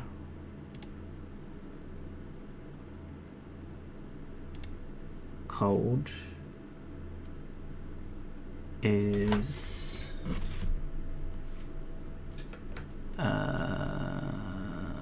splitter position 0, splitter segment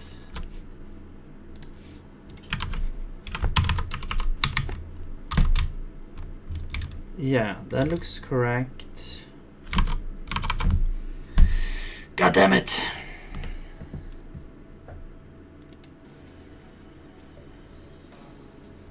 And having imported this function, let's find the values of the so-called numerator and denominator similar to what was shown. Wait, are we reducing the thing?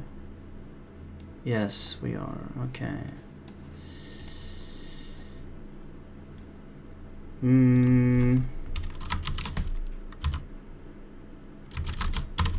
I'll do this. No, that doesn't matter.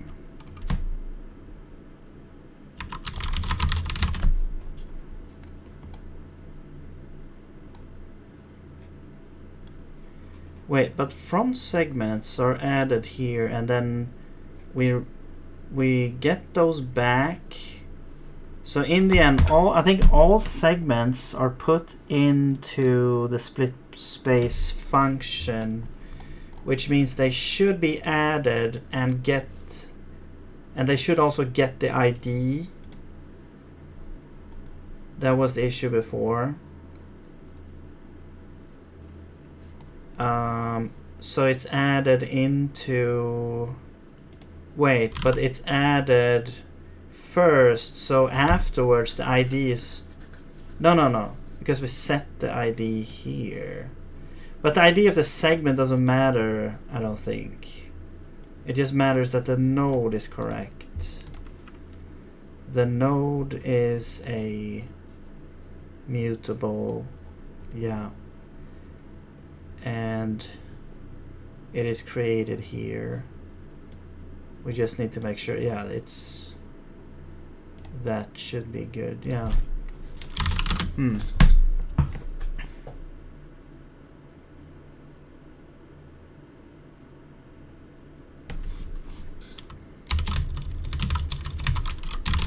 I'll change the order because we have the other order everywhere else.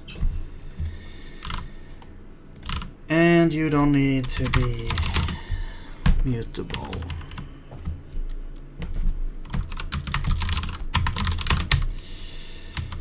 Okay, but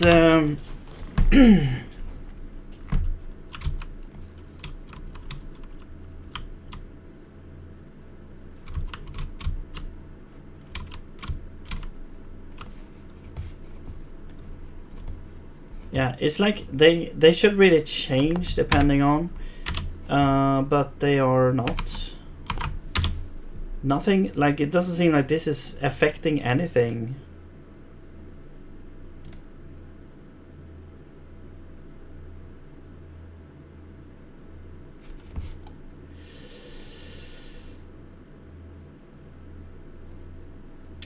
I got banned because I use QR in my shorts. When it's scanned, it leads you to a game reward redemption something. Since I posted more than 6 videos, all scheduled, I didn't even receive any warning.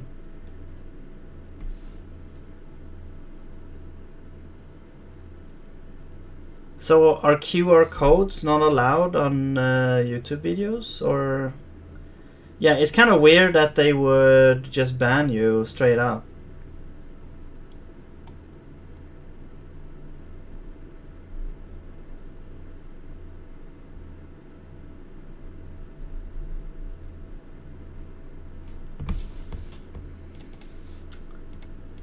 All right.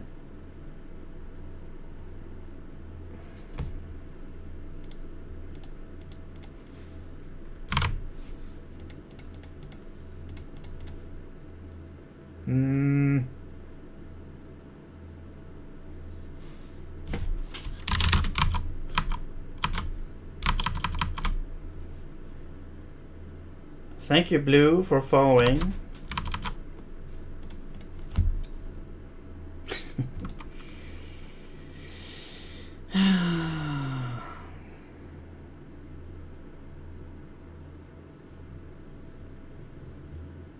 Wait, what the hell? Yeah. No, that's... No, this is not correct. Okay, I see. It was my bad. Yeah, it's my bad. This is this is segment, this is BSP traverser, segments IDs, items, there we go. My bad. There we go. Look at this.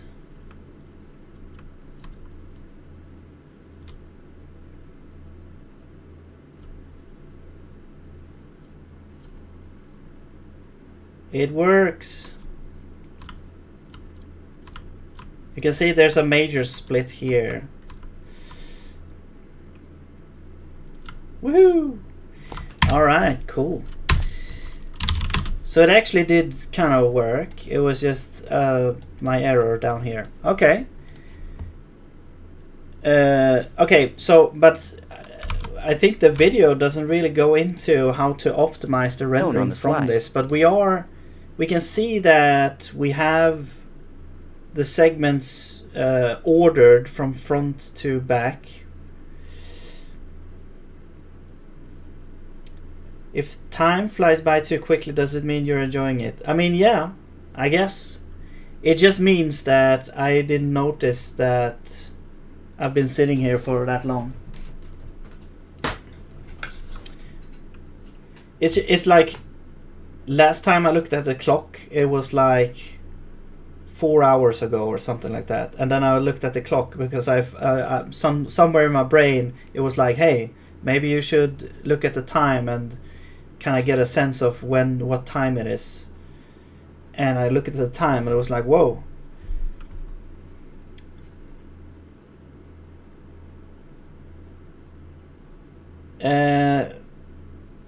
Thank you, but you know, I'm far from that. I'm not. So Blue asked me to look into BSPs, and they can be used to optimize rendering and also collision detection, apparently. And I've been looking into like quad trees and stuff before, and I've made like one implementation which is actually available on YouTube. There is a series, not very good one, I guess, but whatever, it's there. And a quad tree in Zig, which I'm using for my games as well. And BSP was kind of similar, but not really, I guess. It said that it's kind of interesting because according to Wikipedia, BSP is a generalization of the quad tree, which kind of means that you could see quad tree as kind of like a specialized form of a BSP, except the quad tree they have 4 children and not only 2. And yeah, I mean a couple of other restrictions to quad trees which make them like optimized in a certain way. And also the quad tree that I'm using is like it's built every frame. This BSP is like built once, so you can like super optimize it beforehand and then use it in game. But okay, let's just look at the last thing here. But let's do the following. So, as you've figured out, the tree depends on how the segments in it are initially organized, and since we're going to use levels comparable in size to Doom, it's easiest to find the optimal placement of these segments in the list with some brute forcing. Using some method, we will find such a value of seed for the pseudo-random number generator that by shuffling the array of segments with this seed we will get their optimal arrangement. What? You get a seed. Wait, what does find best seed do? And then you random with that, and you shuffle. Oh, I see. So if you have the best seed, you can shuffle them according to that. Does this include like actually traversing, you know, and getting the best, like this is the process of actually finding the best balance or something, I don't know.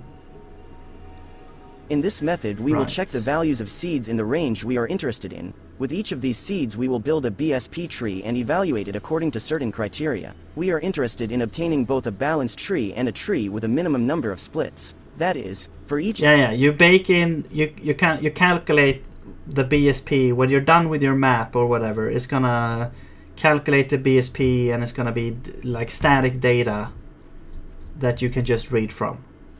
Seed, we will calculate scores that are composed of the absolute difference between the number of front and back nodes and the number of splits with some weighting factor, because splits are crucial in the balance of the tree, and the lower the number of points a seed scores, the more optimal the tree is. I see. So the least number of splits, and also back and front. And if we look at the result, we can see that we have found such a seed that the number... Okay, I see. Okay, well there's my the gong, so I have to leave now. But yeah, really cool suggestion there, Blue. We'll continue with this next time to see if we can use it to optimize the rendering as well. But yeah, thank you very much for joining me here, and hope you have a nice day, and I'll see you later. Bye bye.